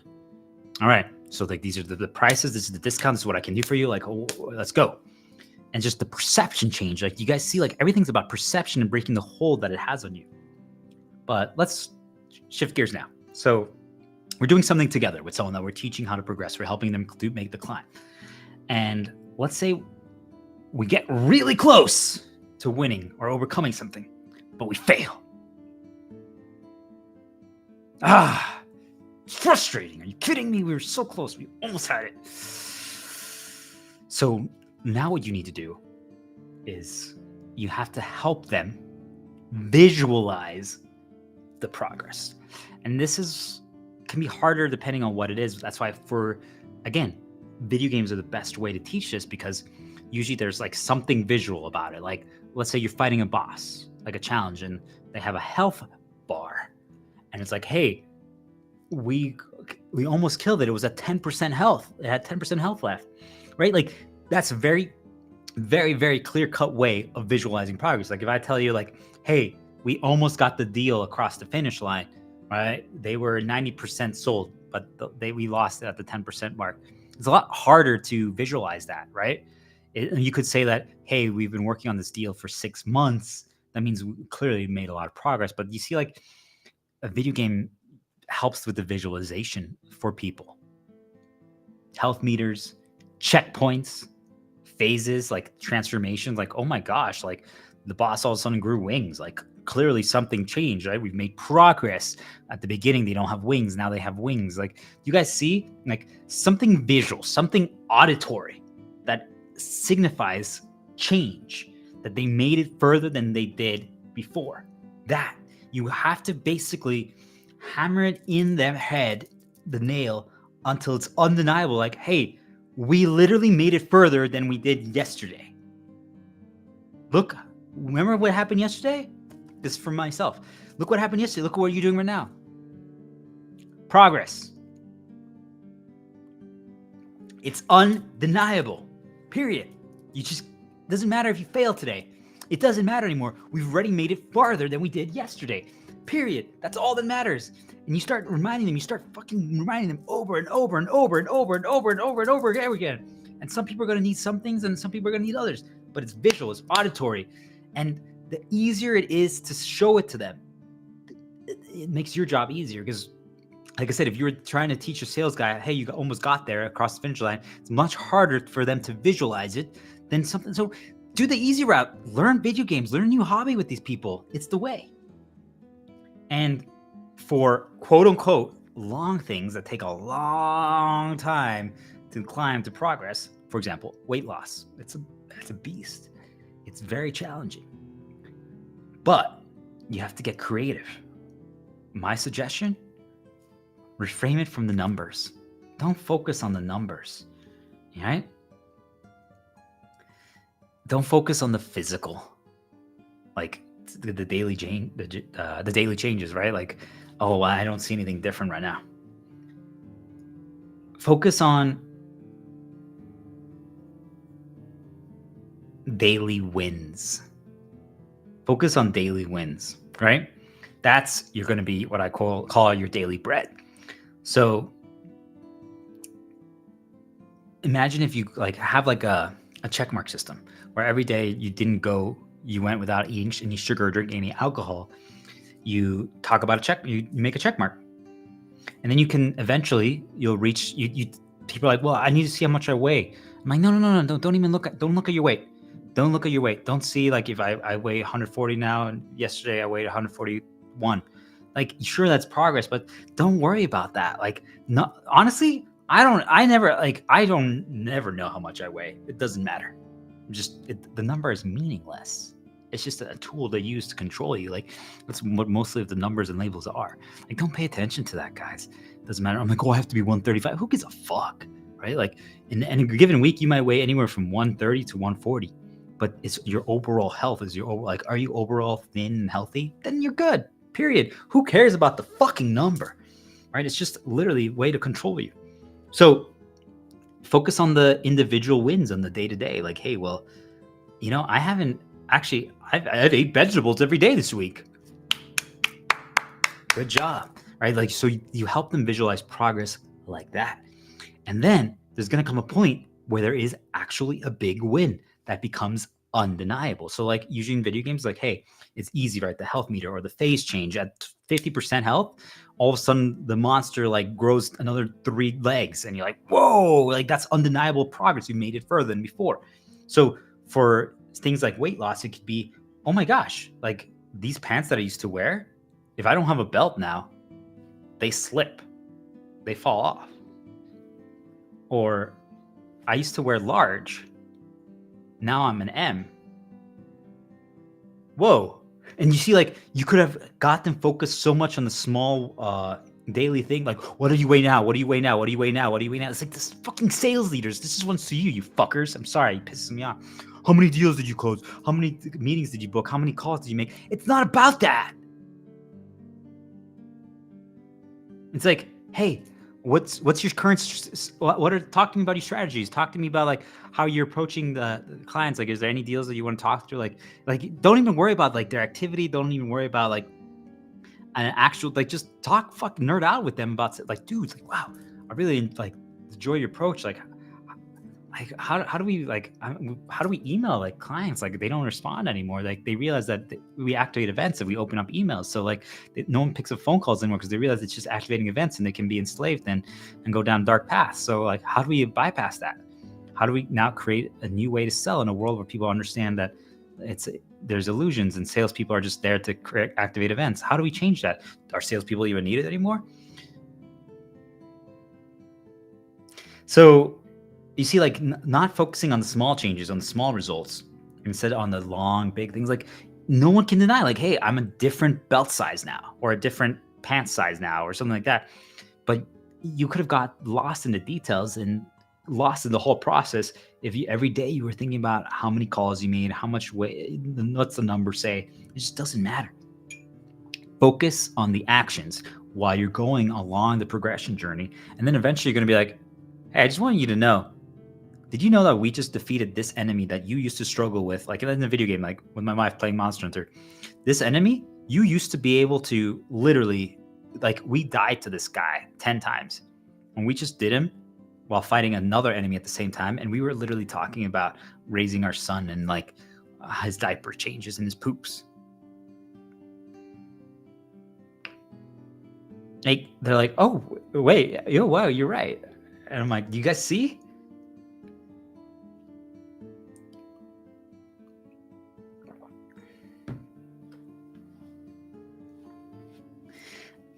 One thing I will say that I'm just, everything I say is controversial, but we're looking to destroy the talk about people so worried about, we have to make it a habit.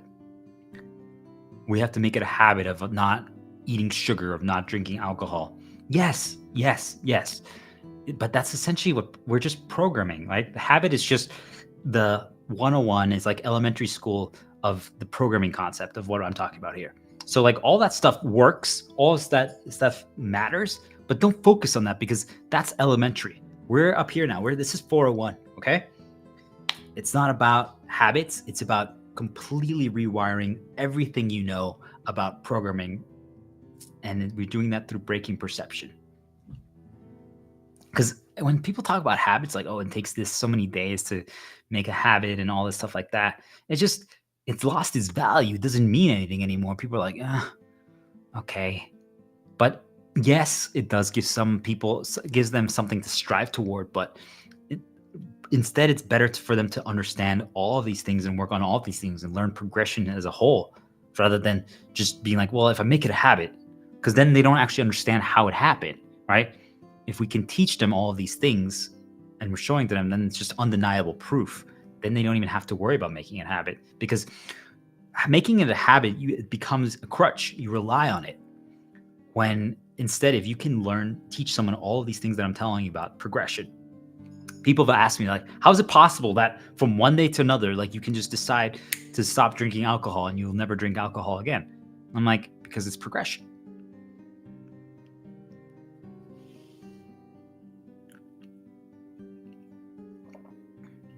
Now,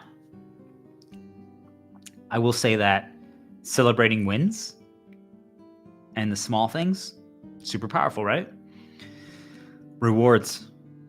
Carrot and stick is not the way to go anymore, but doesn't mean that rewards aren't a powerful tool. Everything can be a tool for good.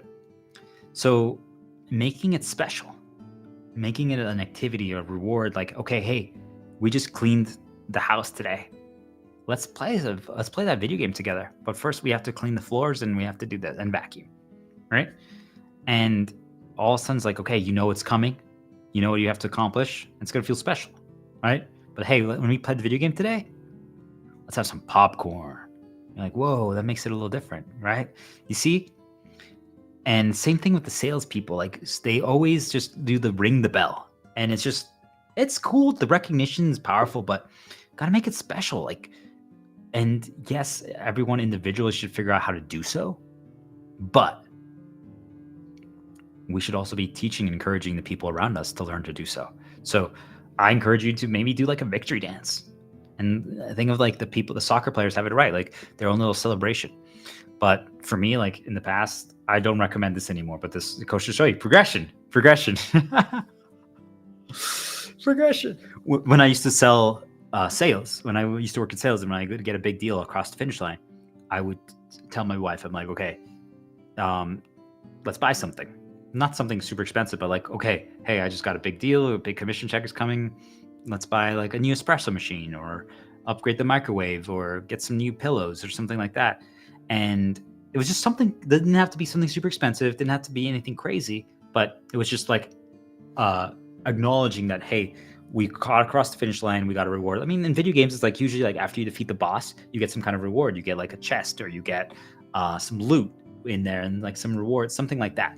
You get experience, and like, yes, we always get experience every time we win in something, but it's something to visualize it for the person, right? Like what did they actually get from achieving this? So for me, like this stream right now, it's easy what it's going to get. Like when I'm done recording, I have a recording. It's saved. Now I can do stuff with it. I can edit it. I can post it. I can rerun it. Like you guys see, like the reward is clear. And now after this, I'm like, okay, well, I'm going to actually have some chocolate today, and I try not to eat a lot of sugar because I'm doing this. You see, like I'm making it special. One thing to remind people of is we need to remind people that today, or whenever we're doing something, if it's the first attempt, it's always going to be as hard as it gets. I'm going to say that one more time for people. This is super important. If you're getting them to play video games for the first time ever, the first time they start, the first time they grab the controller, is going to be the hardest it's ever going to be. Now, could there be a day where they just got negatively nudged by the dark forces, the dark spiritual entities, and maybe some narcissists and exploiters and slave masters got to them as well that day, and they just are feeling down, and for some reason now they can't play well? Yeah, that day might be harder, but on paper it shouldn't have been, right? It should have been only easier because now they have more experience, more knowledge. Something else changed that. But I just want people to understand, like, if you can tell people and remind people, like, hey, literally, like they started playing and the first death happens, like they make a mistake in the game, and you're like, oh, this is not meant for me. I'm like, well, you made it farther than I did in my first attempt playing this. I died on the first enemy, you died on the third, so technically you're already better than I am. It's like some games had this, but I didn't understand the feature before. Now I do. It's like if you could see like the ghost of other players who are playing through it, and they're playing it, and they're like, you see where they die, and like, oh, they died right there, and like, oh, I passed that person. Like, look at that. Like, I did better than them. And it's not a competition, but I just want people to understand, like, it's all relative. Like, hey, this is their first attempt. Like, if you could mark someone's like, hey, first attempt, and your first attempt, and you're like, oh, they made it onto here. I made it here. Like, whoa, wait a minute. I thought I was a failure, but someone else failed before. Wait,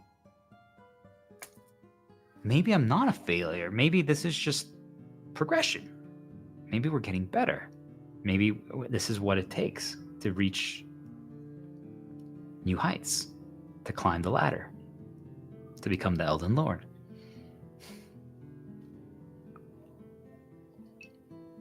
So, I keep mentioning it, but just keep reminding them that, yes, we lost, but personalize it if you can. If you're doing something together with them, be like, I made this mistake, or I'm like, you know what? We lost right now, but I played really badly. Like, I got hit by everything.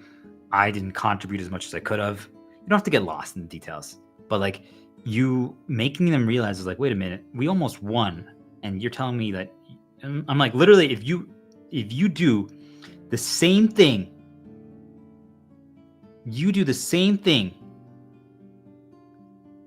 that you did that last attempt, and I play better, we win. Do you know that, right? They're like, wait, really? All right. So if you're volunteering your mess ups But it's not the focus. You're not like, oh my gosh, who messed up? Instead, like, oh man, we almost won, and I literally got hit by the fire. Like, all right, make it your own, right? You don't have to copy how I say it or how I phrase it or necessarily be mess ups, but I highly recommend it. Be inspired by this, make it your own. But I always say, like, I played poorly. I know where I messed up, and I'm not going to do it again because I acknowledge it, I recognize it, and sometimes you might do it again. It happens, but you're like, now you're more focused on it, and don't hyper focus on that one thing because that leads to more mistakes. You're like, oh my gosh, here we go. It's that one attack that I get hit by every time. It's like, no, and then you get hit by it again because now you're hyper focused on it. But again, you're trying to distract them. You're trying to redirect focus, and it just when they're not questioning their every move, that's the key. But if you show that, hey, literally, I know where I went wrong, and if I play better, and as long as you play just as well as you just did, we win. And guess what that does? Belief. The perception changes. All of a sudden, it's like, wait a minute. We lost not because of me, because and you know, whatever, right? Like it's a team effort, but how they think about it like that, I'm like, hold on, like that means that I'm good enough for us to win. And now they believe that. It's like, okay. And all of a sudden you destroy it the next attempt. And they're like, whoa, that was kind of easy. Like, see? And you literally can tell them, like, we're literally guaranteed to win next time if I play better. We got this. And if not, and if you, like, let's say you had that incredible attempt, you lost at 10%, and you know you messed up. And you did. You really did. And they probably messed up too, but it doesn't matter. It's not about them. You're just trying to get them to believe. You're trying to break their perception. And let's say the next attempt, you should have won that attempt because now it's believable. Everyone now believes that it's possible to win. And you die like in the first 10%, the first 10 seconds of the fight, like someone makes a major mistake. And you're like, this is the key. So many people make the mistake here where they're like, what happened? Why did we lose at 10%? Like, come on, last attempt we were about to win and now we lost at 10%. Like, come on, just toss it in the trash. Doesn't even matter. Come on, there's nothing to learn from that. Like, learn from each attempt. If there's nothing to gain from that attempt, what's the point? Like, there's no point in analyzing it at all. Why did we lose this sales deals, guys? Like, there's no point. But fuck it, just throw it in the trash. Move on. Like, if every other deal was 99% done or almost success, and this one like was lost in the first second, don't even worry about it. Like, it's just, it could be any reason. Like, I know people say everything is valuable to analyze, but I'm like, you've gone farther than this. Don't even focus on it. Don't. If you have spare time, sure, think about it. You can think about it, but if you're trying to actually win, it's not the best use of your time. You didn't learn anything. There's no reason to analyze. You've made it farther. You know you can. We know we can. So let's not get lost in the woods.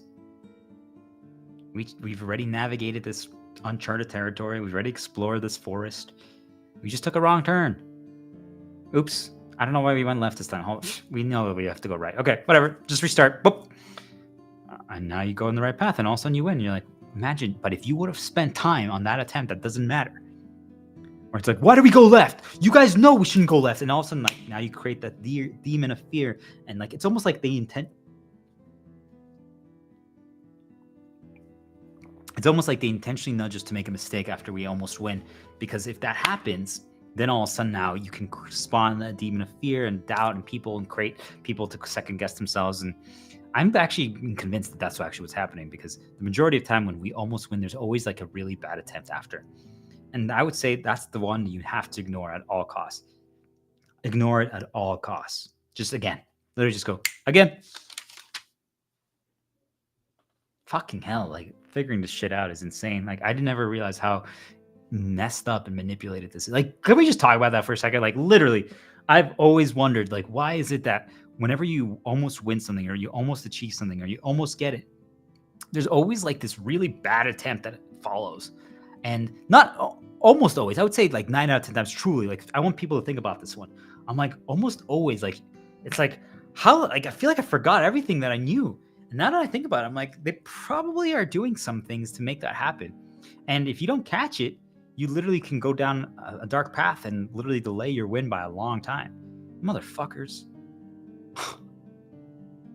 Literally, ignore that attempt. It means nothing. You had nothing, but there might be once in a while something you can learn, like, oh, guys, like, wait, why did we go left? We never go left. Lesson learned, guys, never go left. Okay, move on.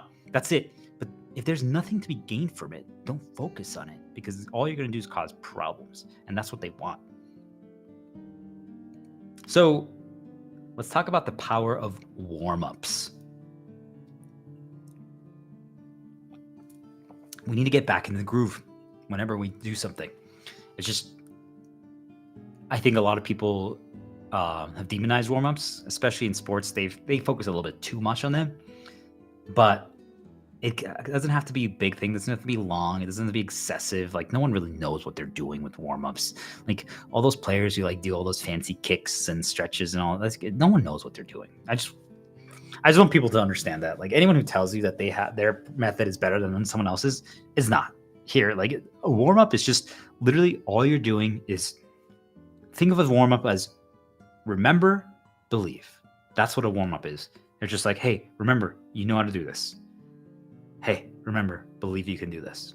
Period. That's it. That's it. That's all it is. So for a lot of people, what I would recommend is, remember we talked about earlier, memory triggers, smell, taste, touch are all powerful codes, but you need to bring back the code up front of mind to remember. So my methodology is add music. Why do you think I always have music playing in the background? Because it's the easiest way to bring back the code. Like, oh, well, I've already done this before. Incense. Whenever I'm streaming, I have incense running. Boom. And then something visual, like, hey, like the webcam recording, or my streaming background, or the Descript background, like things of that nature. Like, those are all easy things to warm up. And now you just start with like a simple stream, or like suit up, right? Like, all these things are warm-ups. It's a process, but everyone's different. Like, really? Like, that's what you do, man? Like, I'm like, yeah, it works for me. And always start with like a little side story that eases it in before you get to the main topic. And sometimes you won't even need one. It could, like, anything can be the side story, right? But it's still, there's always one thing that's a warm-up before the other thing. And for me also, like, I write out the game plan, and it always changes, by the way. It's not always the same thing, but kind of like write out what you want to talk about on a piece of paper. And that's my part of my warm-up. Do you guys see, like, people are like, wait, that's your warm-up? Why don't you sing la la la la la la? Why don't you do like a million voice exercises? And like, I'm like, that's all bullshit. Just make your own method. Do you. Now, for when you're about to do a hard battle, a really challenging one of the things that I recommend for everyone is to get an easy win. Fight an easy monster. So, AKA something they've mastered already, even if it's not easy. So you're about to fight the ultimate dark dragon, and you need to warm up. You're like, okay, let's do a warm up. And now their warm up, literally, like, you might fight like this, like, ice dragon that was extremely challenging, but like, they've mastered it and they can do it now with their eyes closed. It's pretty easy for them now. But you could see, even sometimes if it's more challenging like that, but they've mastered it, use that, because you'd be like, hey, do you remember when this was like the hardest thing ever? And look at you like flying through this. They're like, oh yeah, that's right. It's like already now the perception, the belief is back. Like, oh yeah, we're pretty incredible. Look how far we've come. Reminding them overtly, gosh, I'm too good. This is one of the hardest fights, and we smoked it. Do you remember our first kill, our first victory, our first win, our first sales deal that we got across the line? Look how far we've come. You remind them of the first win. You add in a joke. You add in some humor. You remind them of their first attempt. Like, hey, do you remember the first attempt we tried this, and like, we didn't realize that the ice attack would like freeze us? I don't know why. Like, it's not what ice does. And like, we both got frozen. Like, we were like, had a weird pose. And they're like, oh yeah. And now they're laughing about it. Or like, literally, you're joking. while doing the warm-up. Like you're fighting this monster that you used to struggle with, and you're joking about it. Like, do you remember when we used that we're frozen with that pose? And you're literally joking while doing the warm-up. And then you're like, gosh, we were noobs back then. Look at us now.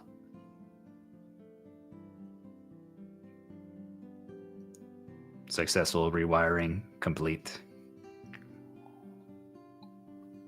And that's that, boys and girls. I'm not done yet, almost, but that's that.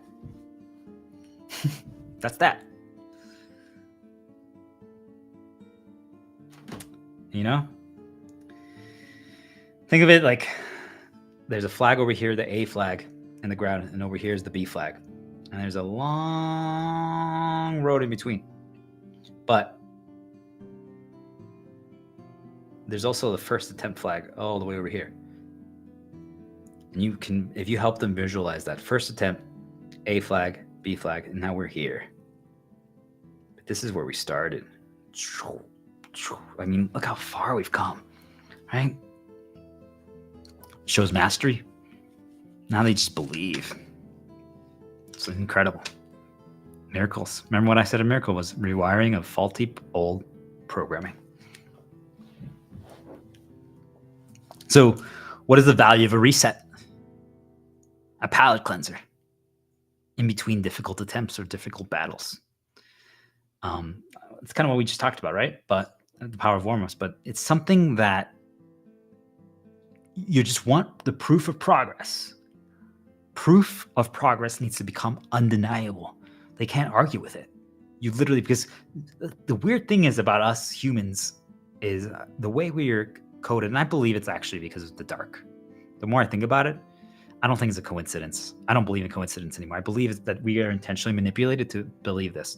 But we fight the proof of progress. We're like, no, I got lucky, or like, and it's not. And a lot of people are like, oh, they're just trying to humble brag or like do that. And maybe some are, but I truly believe the majority of us are just, we faultily, or our coding is wrong. Like we just got intentionally indoctrinated and programmed incorrectly to be negative and not believe in ourselves. So if you can literally say that to them, like, guys, like, think about how far we come. The proof of progress is undeniable. I'm like, we smoked this enemy, this battle, this monster used to take us 30 minutes to win. And we just destroyed it in 7.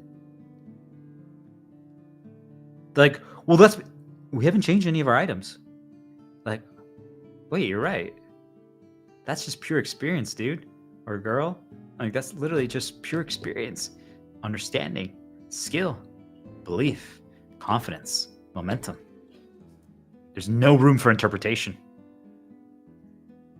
And you just compliment them. You're God. You're so good. Look at you. You're a champion.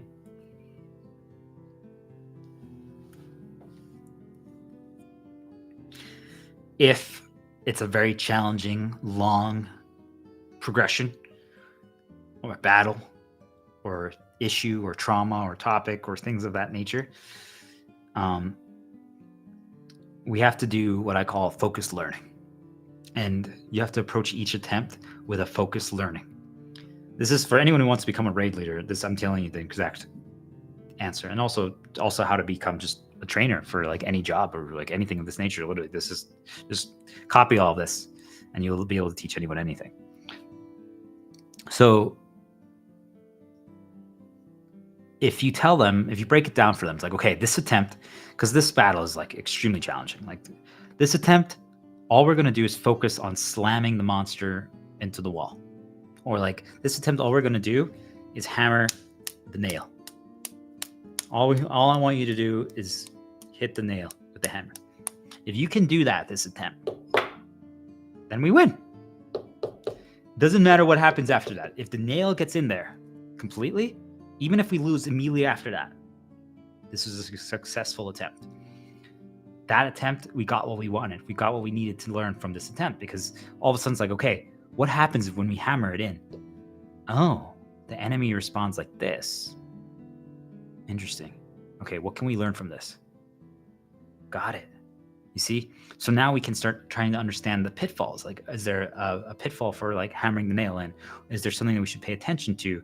Is there a downside to slamming the monster into the wall? No? Okay, good. And eventually what ends up happening is, because we had focused learning, now that we've learned that, we now can move it to the back of our mind. The slamming into the wall, the hammering the nail, can now be done without thinking. So we don't have to put our main focus on it. So now it's just something that, like, I mean, I don't think when I drink water. Maybe once in a while, but most of the time it's just natural. Like, it comes to you, like, without, you don't even second guess. And using the phrase, these quotes, powerful. We just did that battle or that boss or that challenge without even thinking, or like while talking, while laughing. You remember when we used to have to be focused, silent, right? So think of it like this. If it's like this gargantuan challenge, this impossible foe, this enemy that just seems insurmountable, we have to find the easy wins. And how do you find easy wins? Through focused learning. Break it down. And that's why, like, if you really are all that sales leaders or executives or C-levels, then you need to be able to teach people focused learning.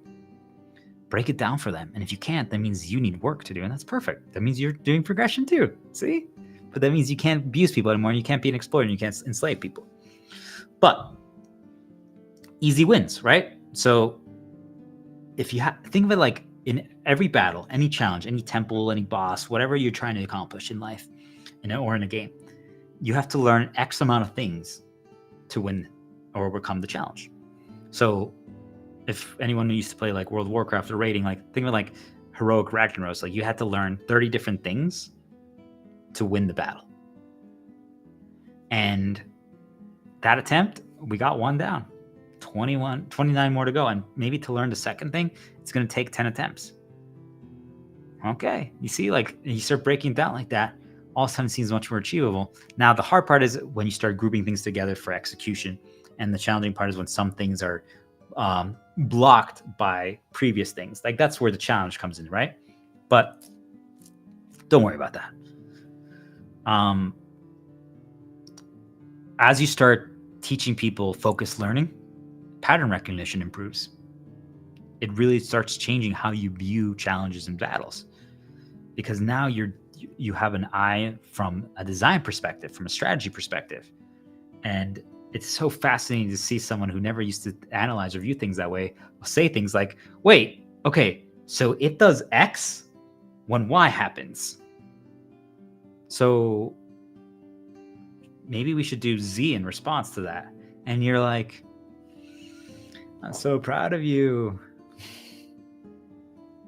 It's amazing.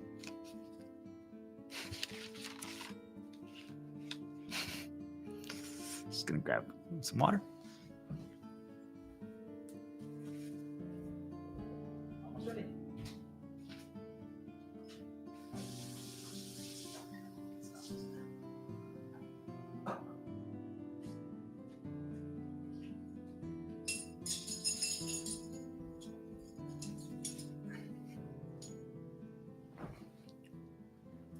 Home stretch. Okay.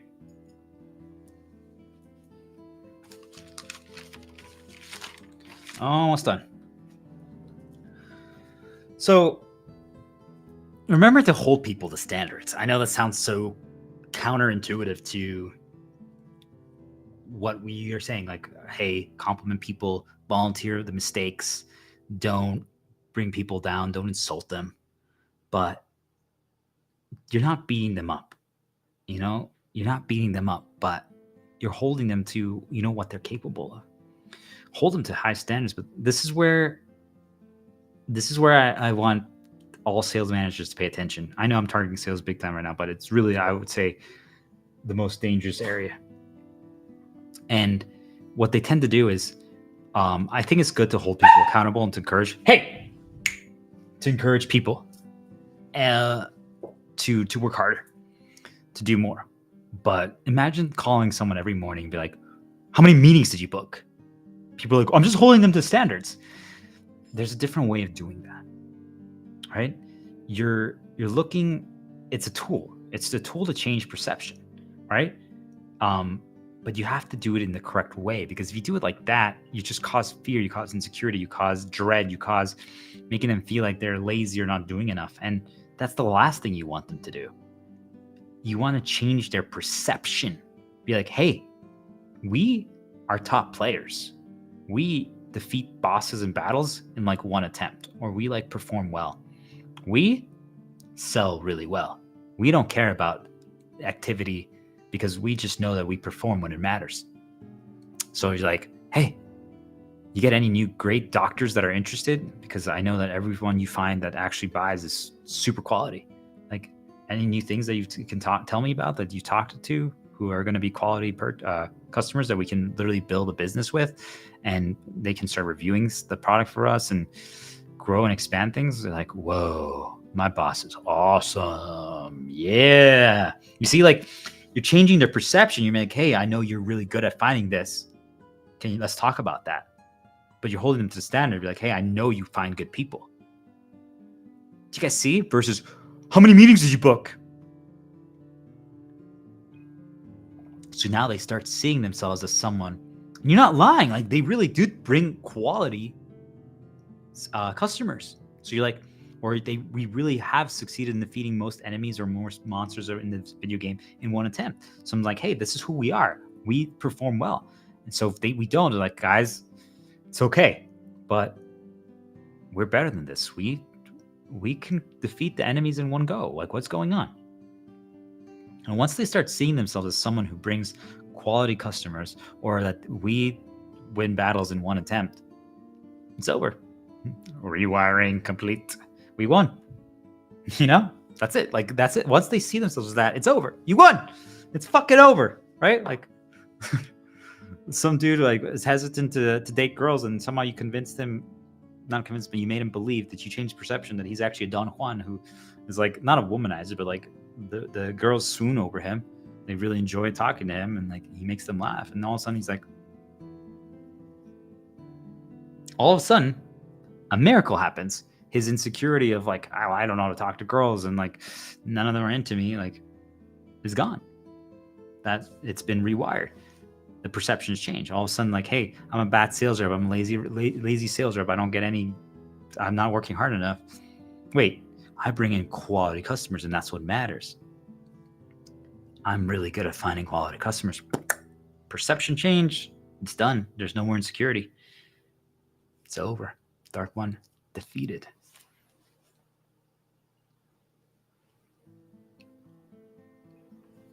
So while we're getting to that point, we have to try and refine after each attempt of something. So I call this the extreme stress test. What that does is it lets us see the limitations and where the limits actually are. When you know what that is, you can see what to do and what not to do. So I'm encouraging everyone to do that with the illusion of the game of life. So think of it as if we just rely on execution alone, it can be super frustrating, because it's like, well, I feel like there's nothing but execution. Like, it's just numbers. That's why anything that's just numbers, like, well, if you want your things to be like this video to be seen, you need to pay $1,000.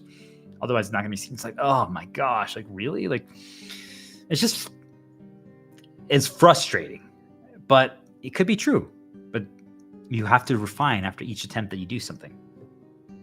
That's why designers, I highly encourage you to let's keep it to strategy. Let's keep it to approach. That's what makes the game of life, or any video game or any challenge, fun. But for other people as well, like when you're trying to teach someone progression, keep it to strategy, keep it to the approach, because execution is execution, right? Of course it matters, but it's a flip of a coin. But if you can get it to get mostly focused on strategy and approach, then the execution, of course, it's impacting things.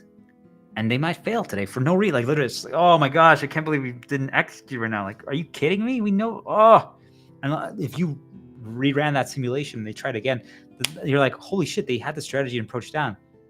You mean they literally failed just because of execution? And like, yep, they like smoked the other team or like whatever, right?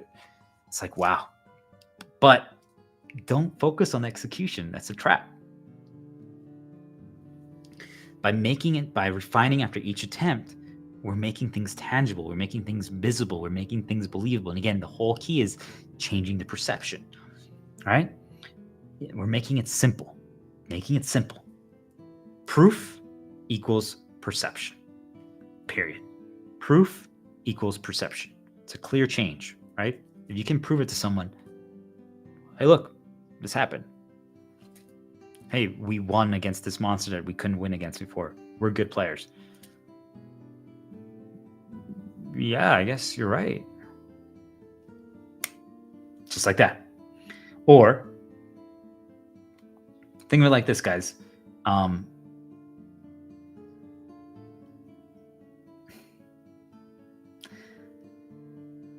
After every attempt, like you start making mistakes and you start seeing errors, you just encourage them to try one different approach. And this is where you take the methodology of it's an experiment that can't be a mistake. So it's like, hey guys, this time let's roll left instead of rolling right. This time let's use one crystal instead of two. This time you only heal and I'll do the damage. This time you focus on the legs and I'll focus on the arms. Because then what does that do? Or maybe we all only focus on one thing. So then we can actually see if our actions influence the outcome. Because if everyone is just kind of like leaving it in the air and it's not a refined or a specific experiment to try, we can just leave it to be like, well, was that just an execution failure? And if you can, like, that's the most frustrating part of progression. If you get to a point where strategy, approach, methodology doesn't do anything anymore, it just, people can get consumed by darkness and fear and hate and doubt, and insecurity can start seeping in. Because it's like, well, it's not me. I can't do anything differently. I haven't done anything different. I haven't learned anything new. It's other people. Now you can start getting other people to hate on other players. It just gets really bad. And we want to take it away from an execution failures. But if it gets to a point where it really is just execution, then there's nothing to discuss. Again. But otherwise, we're trying to figure out the impact of whatever change we just did. I'm like, did we make it farther rolling to the left this time than right? Okay, let's try that again. Let's now shake it up even more. And then over and over and over and over again until you win. The thing about execution is, I want you to think about it like execution is like love. It's an invisible force. It's built and refined on so many variables. It's hard to define though, right? So we don't want to we don't want to play the entire game relying on something that is so hard to define and understand.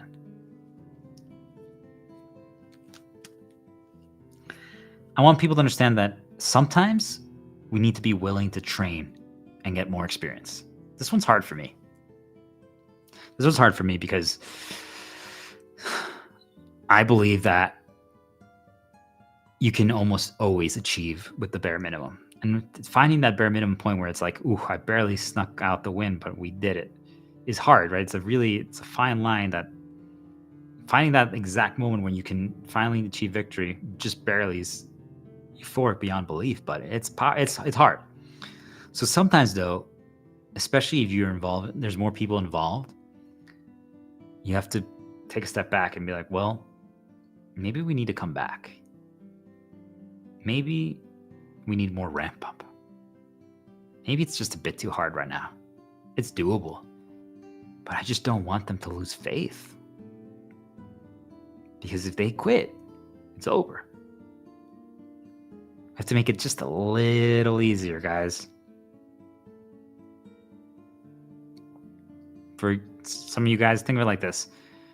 If you tried to like date a girl, probably is a little easier if you were like, if you lost weight, if you were fit, or if you're not chubby anymore. But it's 100% doable without.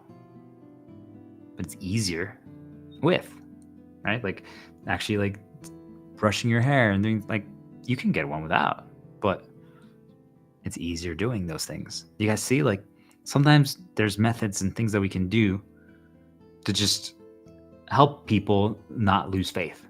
to keep the progression going. I say only go get trained and more experience, ways to make it easier if faith is being lost.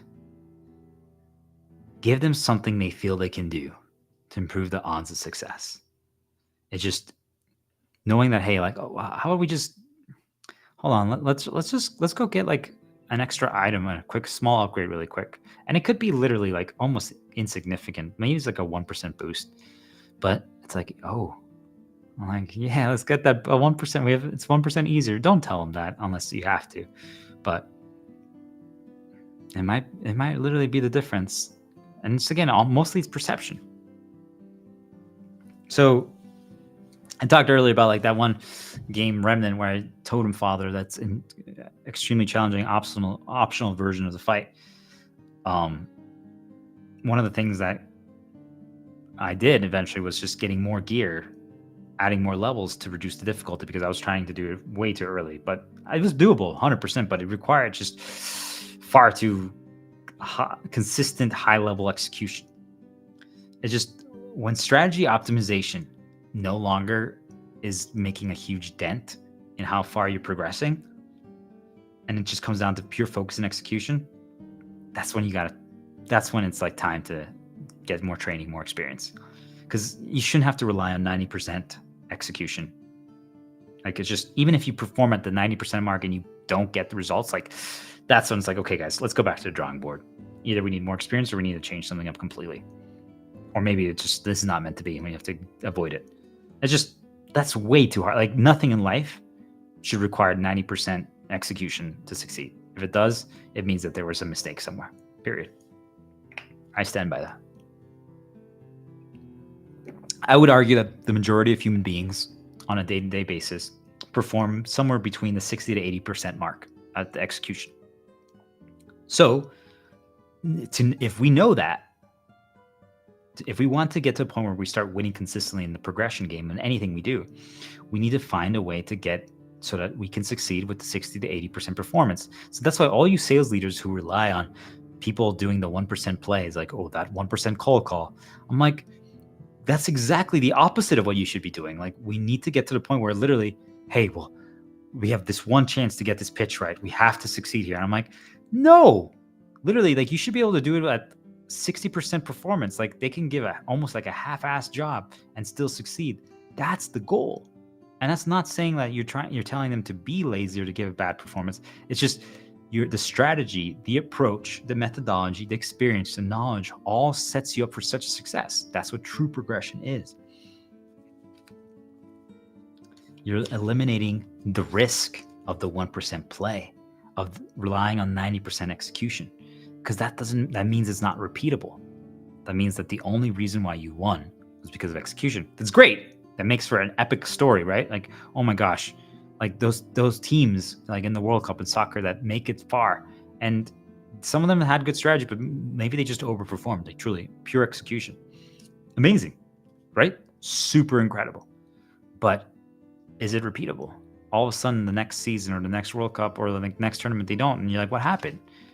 Maybe they got figured out, but most likely it was they had execution, and you don't want to rely on execution alone, because then it just means it only applies to you, especially if you're doing a team effort, you're doing progression as a team.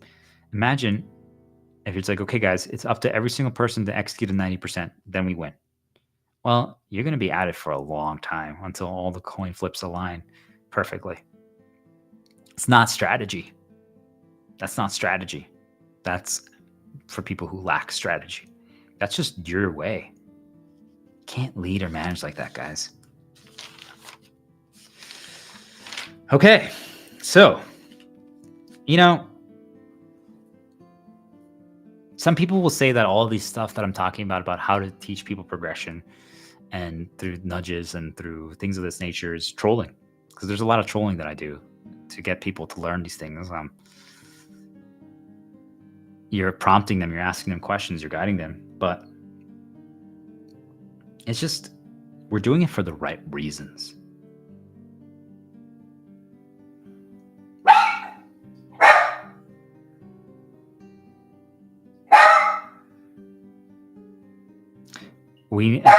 Hey! That's enough.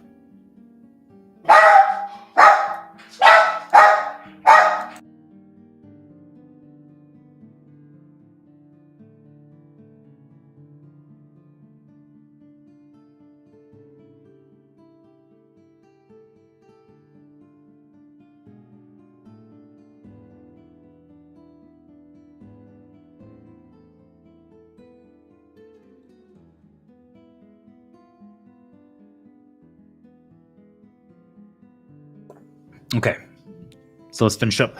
So we get to a point where it's not trolling.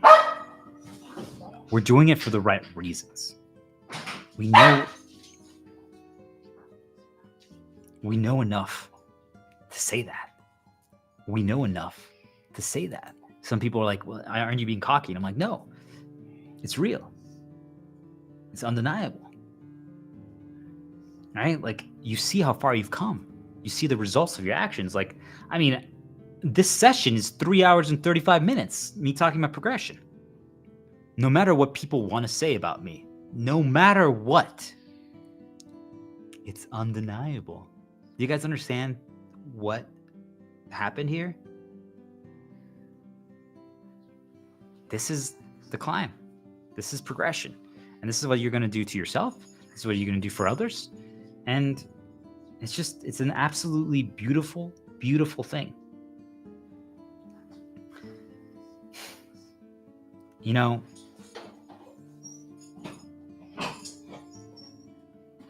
I highly recommend. This is literally happening right now as I'm talking about it. It's perfect timing.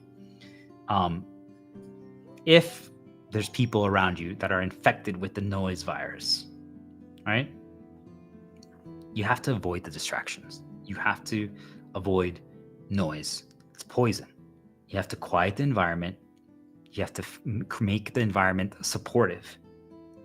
You have to surround yourself with people that say you can versus you can't. Because every person that says you can't make the 3 hour, 36-minute stream and progression video. There's no way. That's not who you are. Well, guess what? That creates the perception in you that you can't. Versus all of a sudden, it's like, yes, you can. You 100% can. So how do you break free? Like, you have to save the people that get trapped. Like, think about it, like, it could just be like your girl is like, she all of a sudden moves back home with her parents and her sisters, and literally they are just narcissists and abusive, and they just are negative, and they just keep saying you can't. Well, there's nothing they can do. Like, their perception is now created to believe that, and they're stuck. So the only way to change it is a shock. You need to disrupt it. You need to reset them. You need to restart the system. Think about like a computer that's completely infected with the virus. What do? You probably restart it. You probably unplug it. And you have to plug it back in. So that's what's going to happen to the world. All the people who got infected by the noise virus are literally going to be restarted, are going to be replugged, are going to be reset, are going to be disrupted. And just keep cheering people on, guys. Like, don't ever stop. I know you who's listening to this, you're going to figure it out. You're going to figure out how to finally embrace progression. You're going to figure out that you enjoy executing, that you enjoy growing, that you enjoy becoming more.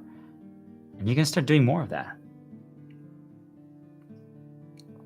You're going to realize that you like solving things, that you like strategizing. You like figuring out the how behind the why. And you're going to be impressed at yourself. Like, wow, look at all the things that I know. Look at all the things that I can achieve. Look at all the things that I have achieved. And it's just, again, you've become a master. It's real. Understand it. Look how far you've come.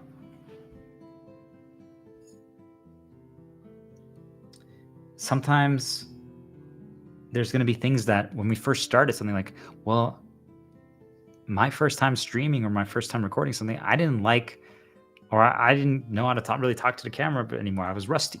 So I had to read. And now I'm like, I can just read it, and then I can start talking and add my own thing and shake it up. And like, for someone playing a video game, maybe like it's the first time playing, you introducing them a new game. They might not like the boss battles. They might not like the fights. Right? Like, it's stressful. It's scary to them. But it's going to slowly grow on them, especially as they start changing perception. Like, wait, I'm someone who's really good at games. I'm good at this stuff. And they might eventually end up playing a game that is only boss battles, only fights. And yet the first game you introduce to them, they're like, I hate the fights. And you're like, wait, how is that possible? 6 months ago, you hated any game that had fights, and now we just played a game that was exclusively fights. And you bring that up to them. And you're like, do you remember that? You remember when you were at A and now you're at B? Look at that. Look at what you've achieved. Look at how far you've come.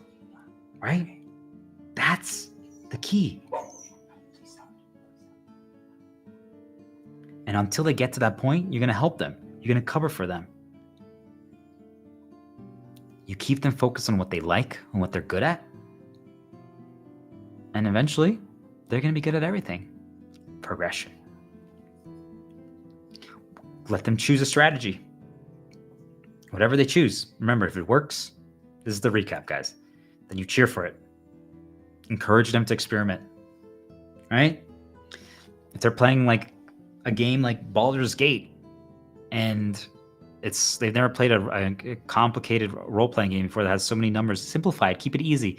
Don't worry about all the stats and the names and all that stuff. Just be like, well, what do you like? Oh, you like searching for loot in the barrels and the boxes and the chests. Okay.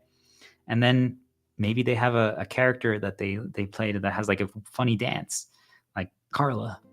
And you give them a nickname and you're like, hey, do the Carla. And like it's like the character that has like a little dance when they're just waiting. Something like that. Like you make it fun, you make it hilarious, you make it great. And you understand like their strategies, whoever you're helping. Like, oh, they like doing they like using lightning and they like using fire. Like, okay. And you encourage it. It works for them. Now, encourage them to try other things, but it's just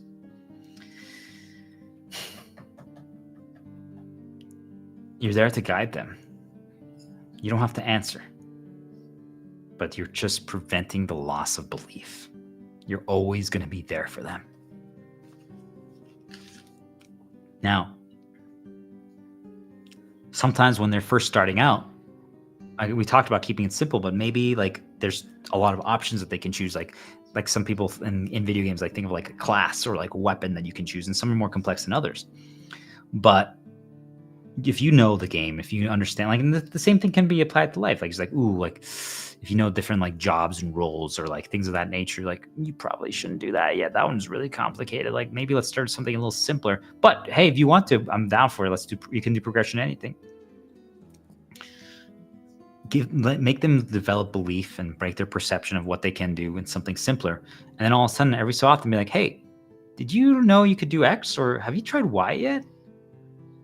But the truth is, as long as you guys are winning together, who cares if it's optimal?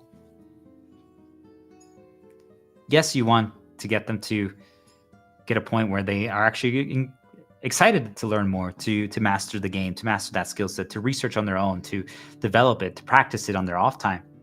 But if you're noticing that they're improving and better in performance, call it out.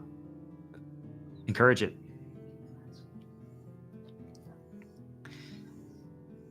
I want to talk about, we're almost done here, the flip a coin method. So sometimes when we're stuck, we don't really know where to go and what we're going to do. Just literally flip a coin. And you can download, like, use a website, use an app, or grab a coin yourself, but just choose and go. Just choose and go. And I know the dark is going to nudge you and try to keep you from making a decision, but in a game, you have to keep the flow going. You have to keep the flow going. Try it out. See what happens. Don't reload. Like in real life, it's a little different, but in a game, just keep going because you can practice decision making. It's really incredible. Just try it out and see. And it'll lead you to experimentation. Be like, well, what weapon should we use? Fuck it. Let's just use this one. And it lets you try out different approaches, lets you grow, lets you learn. And yes, this is more of an advanced tactic, but you're going to realize that once they did the climb of progression, at the end, they're like, hey, I want to try this new weapon, or I want to try this. And you're like, whoa, you've climbed. Look at you. You're trying out new things. Because when they're first beginning, they're going to only stick to the simple things. They're going to stick to their favorite strategies, their one approach. And all of a sudden, as they start getting the flip a coin method down, where it's just like, okay, just go. Okay, let's try this. Okay, let's just try this. Let's just try this. And they've practiced their decision making and they've mastered experimentation. It's just, I don't know. It's really cool to see how far people come. There's nothing else like it in life. It's why having having children is amazing. Why being a teacher, mentor, a guide is absolutely incredible. It's beautiful. So why would someone change? Like if they always had their preferred method, they're only their one strategy, like why would they start varying their methods? Because they observed you. If you're playing it together, if you're doing something together, why would they change their methods? Because they observed you. They observed you doing it and they wanted to try it too. They liked it. You guys see, like at the beginning, you were very overt. You encouraged them. You almost like pushed them, maybe a bit too much, but you did that. Once you start the progression climb and they now believe, you don't even have to be overt about it anymore. Now, they literally just have to observe you perform and play. You guys literally can just do things together. It's absolutely incredible. So it just becomes fun. You just learn together as one. You grow together. Yes, you're encouraging them every so often, but I don't know. It's just, you let them decide. So all the people are like, well, are you controlling them? Are you manipulating them? I'm like, it gets to the point where you could just literally compliment their style because now they've developed their own style. It's just, and once they get to that point, you know they've graduated. Once they develop their own style, you don't even have to do a lot anymore, you know? And then every so often just remind them like, hey, do you remember when you couldn't even use a controller? And now you defeated the craziest dragon in gaming history? That's my girl. That's my brother. That's my friend. And by the way, you can literally see this happen. Like if you could teach your kid, a 2-year-old kid, how to use a controller. And within like a month, you will see them actually be able to learn how to do that. So it's proof that progression can start whenever.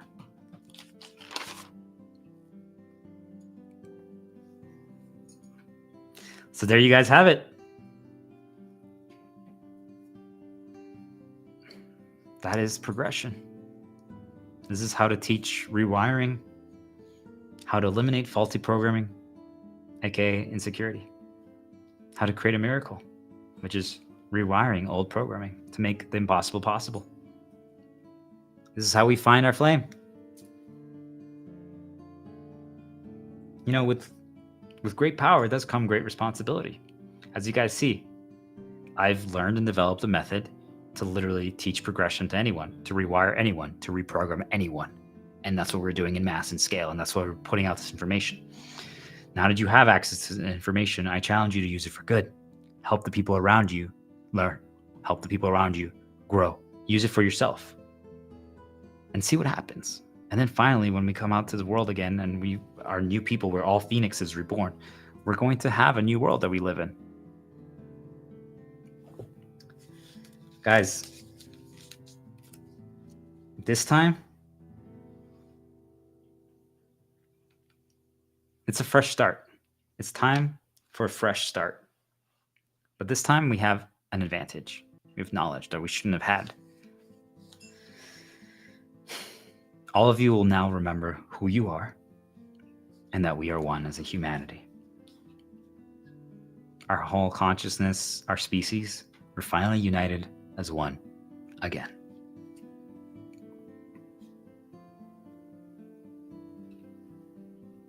And this is how humanity ascended and evolved. Peace, guys. I love you. Remember, it's progression. It's the key to breaking free once and for all.